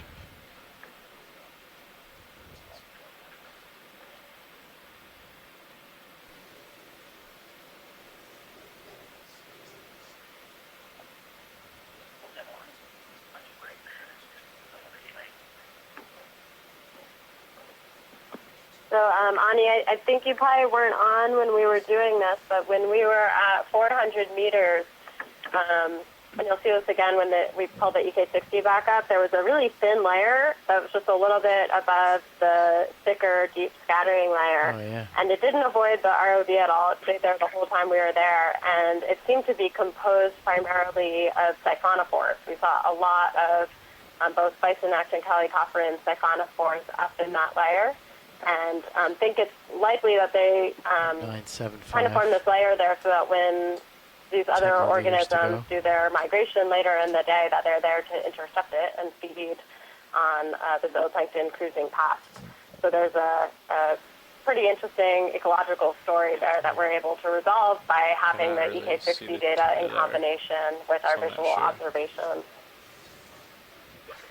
Right. I think it's one of the very big benefits of collecting the EK60 data, that we can actually collect the EK60 data sort of 24 hours a day, unlike the ROV dives, which are sort of like during, more sort of like specific times and not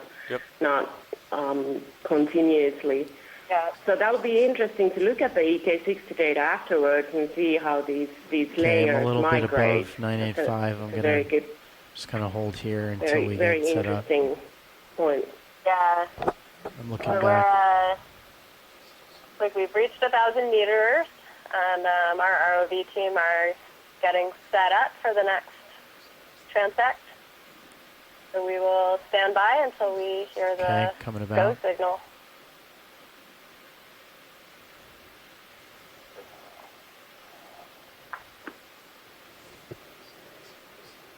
For anyone following along here, the currents can really switch a lot depending on depth. And so each time we switch depth here, the ROV team first needs to get the ROV into the proper configuration. We adjust the lights a bit at each of these transect depths. And then they need to figure out where the currents are coming from and adjust their heading in order to safely navigate in each of these currents. So there's a lot about piloting in the midwater that's very tricky. Okay, I'm just about due west.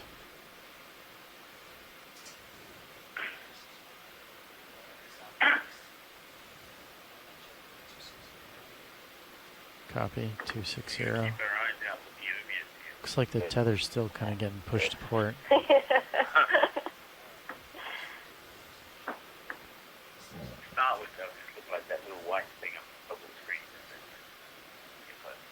Okay. Is everyone good with the CTV data and okay to switch back over? Yep. Cool. So, yes, go ahead. Video, if you could please switch back to the EK60. Awesome. Thank you very much.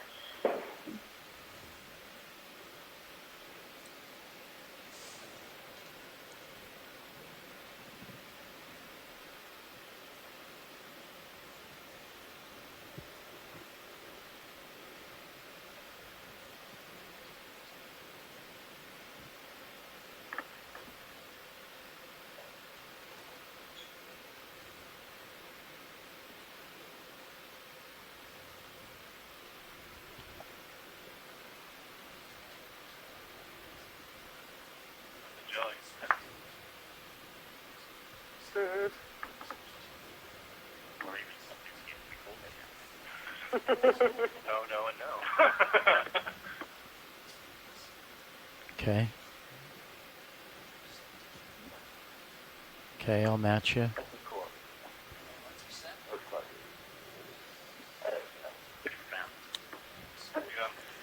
Both your lowers out already?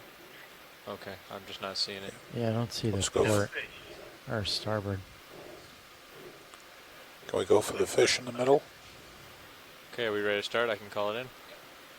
Okay, we're actually going to have 18 minutes on this one.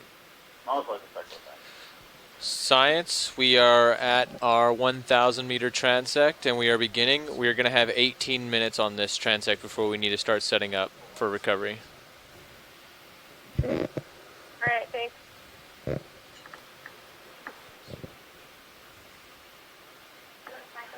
Oh, straight ahead, in the middle, slightly to the right. Do you want me to pull the port inboard?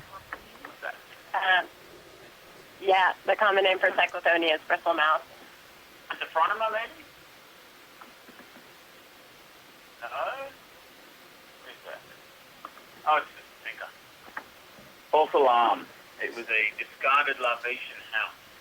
Good food for the animals who live here, We can move on from here. but not of so much interest to us.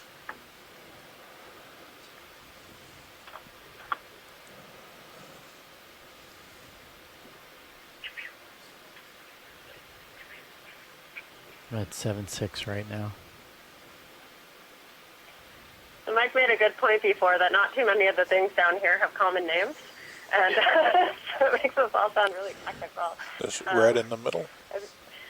We should, as we build our mid-water That's guide, we should think about coming up with some common names for these animals. I think we should. Nice big red mindset.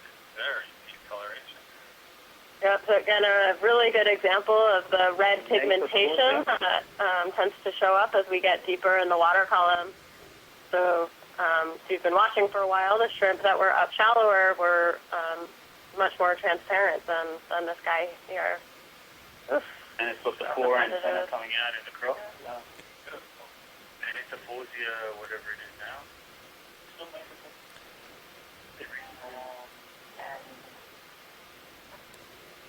Do we let him go and go for the squishy below him? Rotate it Right down. there. Oh, it was before. Okay. We have We got. water animals. Like So common names. yeah, So so maybe we can translate them. We got something There are right in some the good center. names. Oh, go on. I name most of them. That's why that's so funny. Starting to get Upper almost beneath me. top to the right. The left. Another discarded libation. Okay, we'll go in on him in the center. Jelly, jelly. It's a Botronema. Botronema brucei. That's our first one for the cruise. Nice. Awesome. And it's kind of shallow. Not never seen before. It's just kind of shallow. Okay, I'm pretty much right over you. Karen was pointing out that has a Okay. knob at the top. They're different from most of the jellies. Knob on the top and the tentacles around the rim. We go for him. That's the orange Arctobedema again. Oh, that's great. An orange. It's dropping its tentacles. Like, Sorry. That's very Arctobedema-like. They tend to shit them as they swim away. Go back. so is that another kind of decoy strategy? Distract the things that might be trying to eat it? I have a theory that it's like to stop predation by fish, and that these really, really fine tentacles get caught up in the gill rakers of the fish and sting them, and the fish go, wow, and the Arctobedema disappears. But I have absolutely no data to back it up, but it's a great story.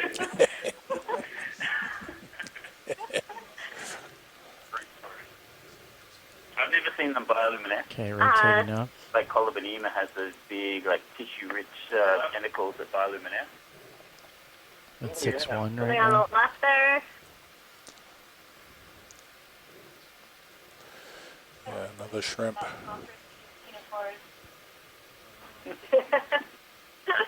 data whatsoever. That looks like another mysid upside down. Or is it a shrimp? Maybe a shrimp. Shrimp. Come on. It's got that I'm dead and floating He's upside yeah, down very kind of close. look about it. Going wide. But it may just be plain dead.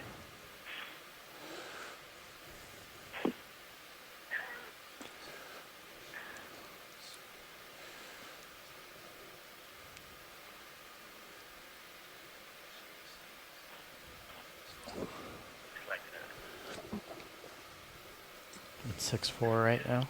There's something in the center. Let's see what that is. Just going. There he is.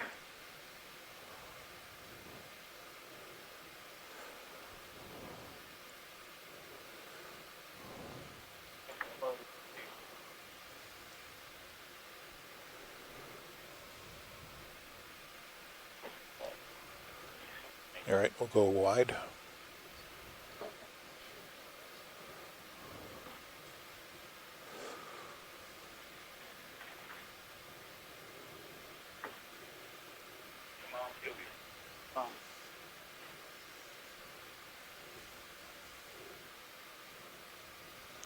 Got something in the center. Oh, going low.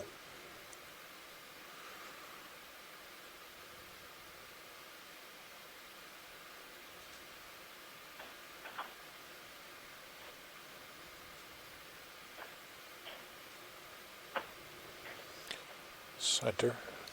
Yep. Oh!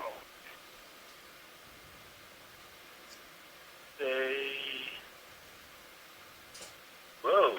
Whoa! What is that? Is that a... Wow! Wow!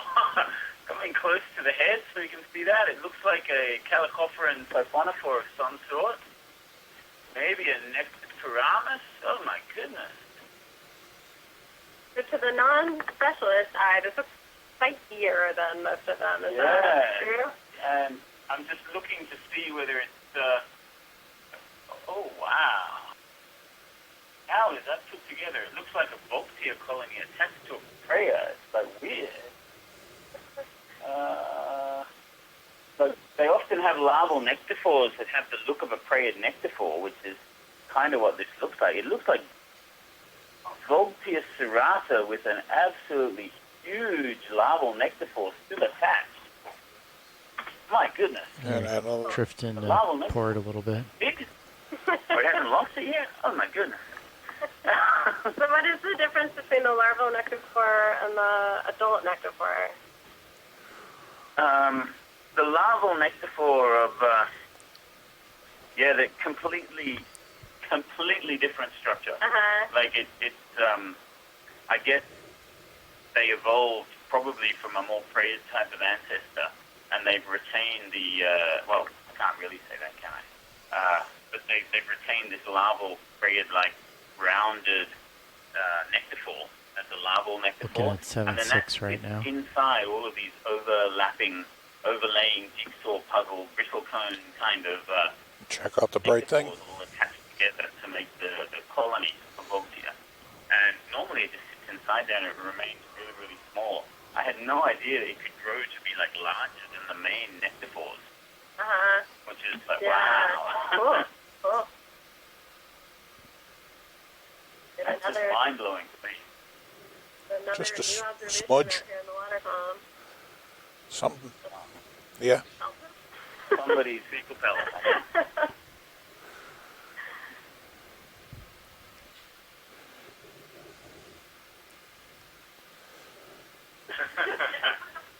We found it. Dubious after its osteoplankton.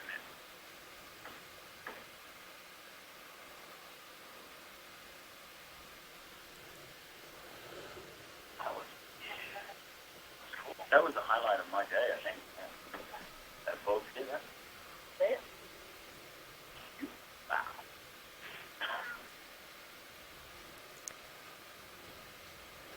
A couple of things in the center towards the top.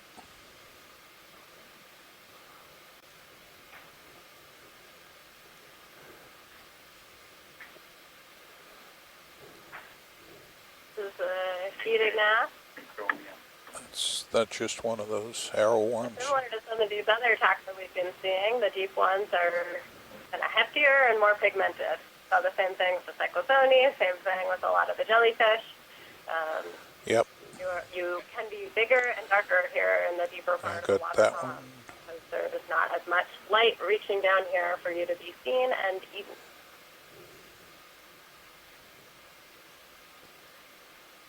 Both of them have the heads pointing down, too.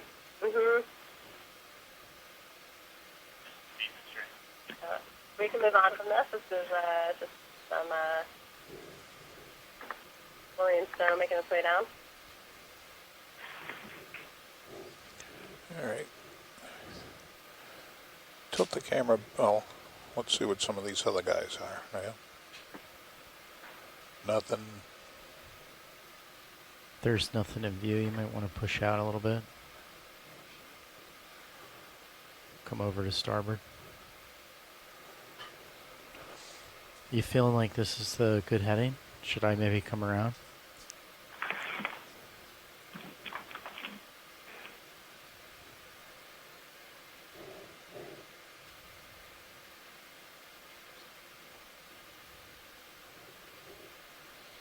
Okay, my rotator's at 7.6, rotating up.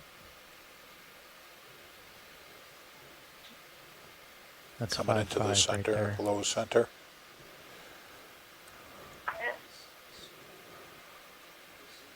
Atmosphere. Which species?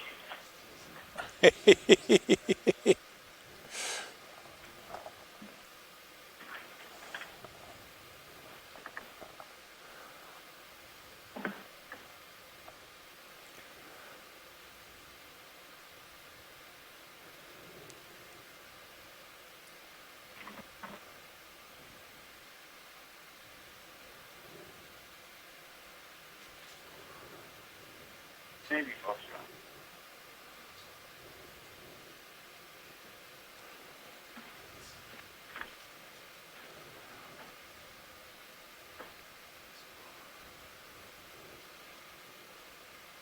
I'm rotating down to keep you in view. Another jelly right in the center there.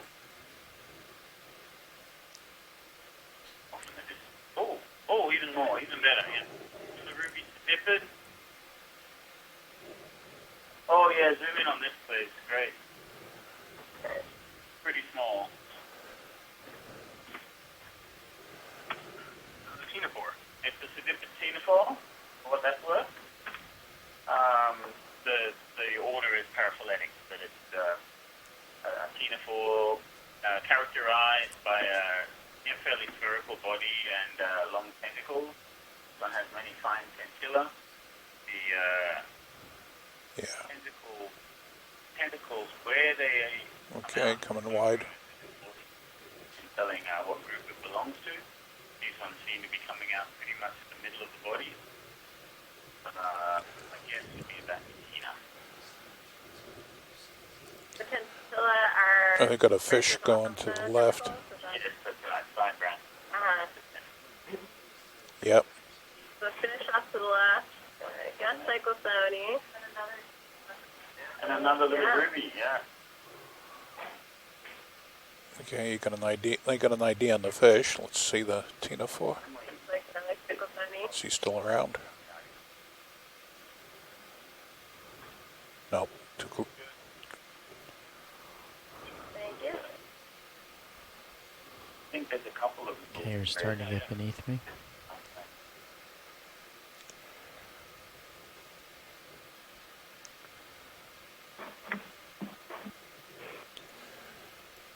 All right, he's getting out of the light. Let's go hunting.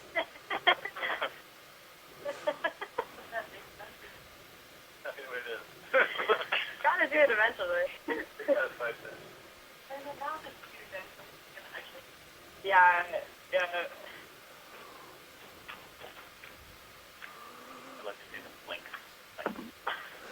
Center, upper left. A reminder, the line is still open. That's really... Yep. I don't think I've ever even seen like the gills, what do you call them?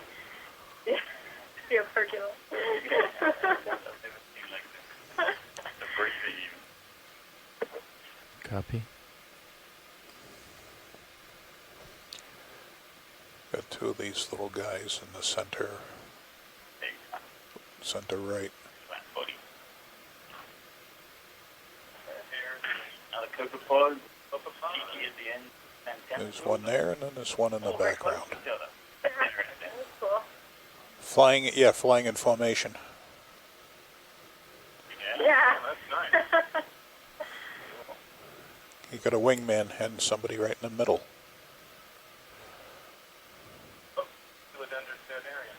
Or... Okay, you're starting to drift a little bit behind me.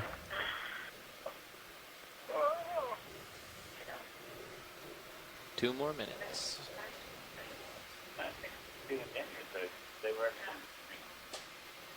Regular. Yeah, Wow. The legs made it wow. Yeah, the leg was suited booty or something.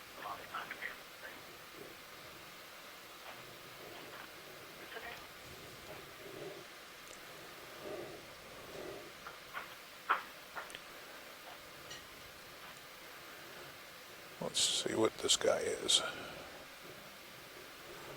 We can take a look at this fish. Catch a fish.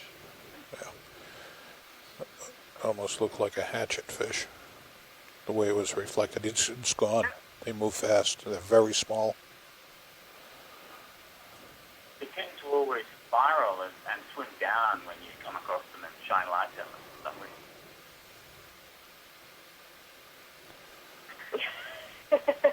And they tend to spiral anti-clockwise in the southern hemisphere and clockwise.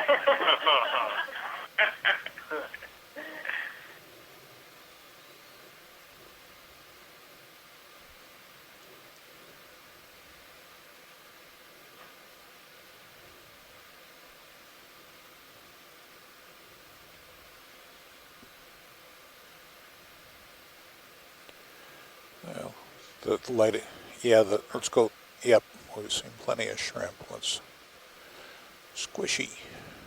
Not a Betty Chorus.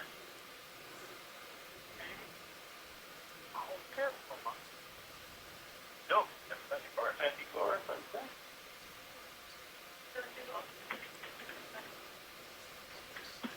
The way the tentacles get over.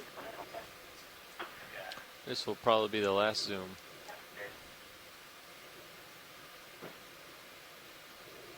And now you this one looks so good.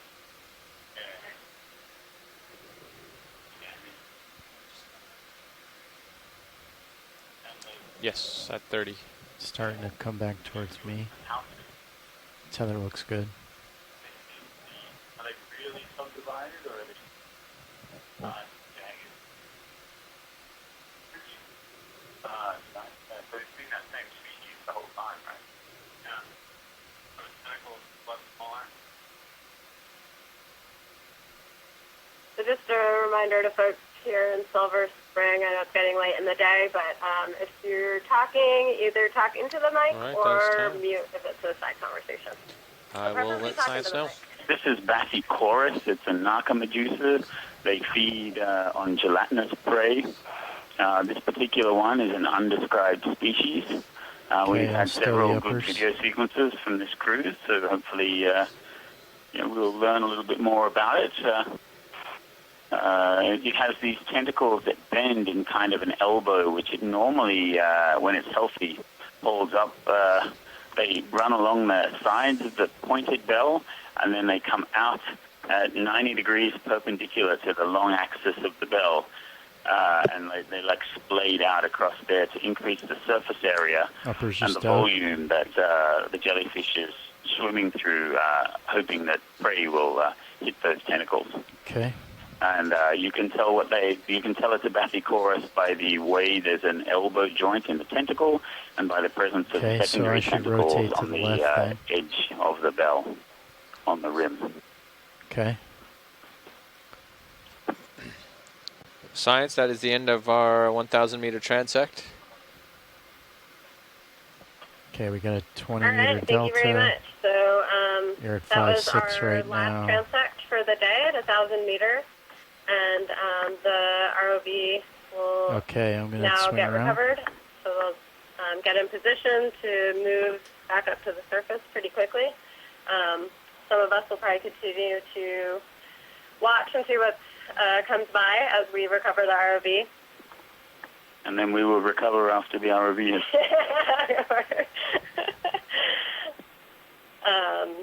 But I do, again, want to thank, first of all, everyone who came here to the Silver Spring Exploration Command Center. It's always a lot of fun to have different folks here from different institutions with different expertise.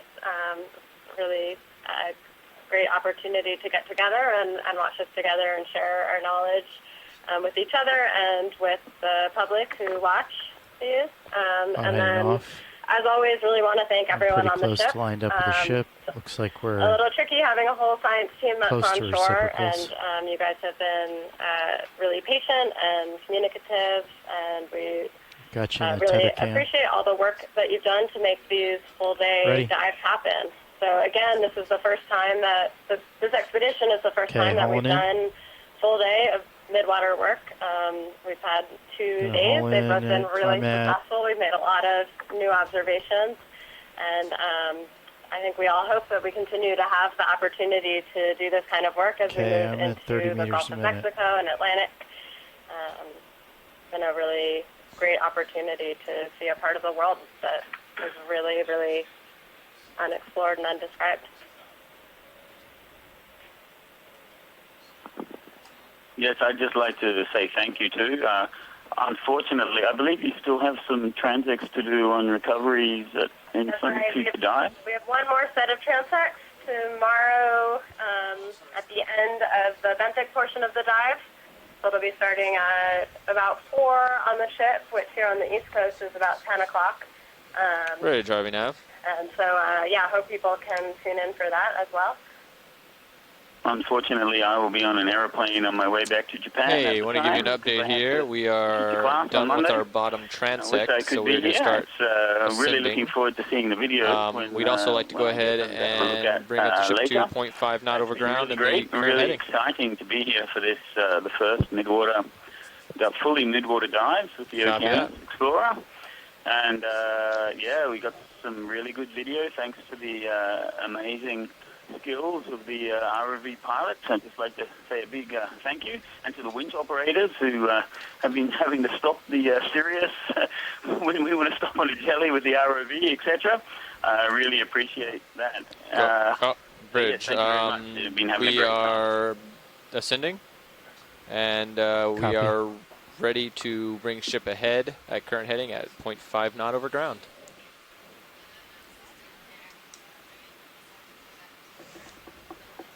Good copy. Commander, I'm going to switch stream 3 to Tether's the quad. getting a little slack, you have pilot. the EK60 and the CTD on that display. Sure, sounds good. Copy.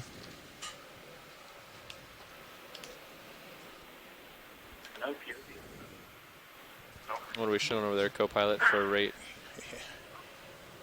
Between 30 and 31. Perfect, okay. Bumps up to 32 every now and then. Okay, that sounds good. I could back off a little touch. I thought we'd cheat a little. Fat fingers. It's okay, we're good. We're actually doing perfect, so okay. Keep it right where it is. It's great to be able to add some observations where, you know, it's great to be able to add some observations where you actually know the species, and you can say, okay, in this area it's at this depth and this temperature, this salinity. In this area it's somewhere else, it's doing something else. No, they're going to be coming ahead. 0.5 knots over ground. But frankly, there's been so many new undescribed animals that we've seen. Yeah, it looks like it's dialed up right now. So there's not so many you can do that with, because there's so much out there we still don't have names for or have enough information. Pilot's video is going to go in the back to take care of the initial. Kind of a bit of a database and like a field guide for the animals that we've seen, and characterize what we've been able to see from the imagery. So in the future, when we see them again, we can fill in the dots for the Delta's a little low.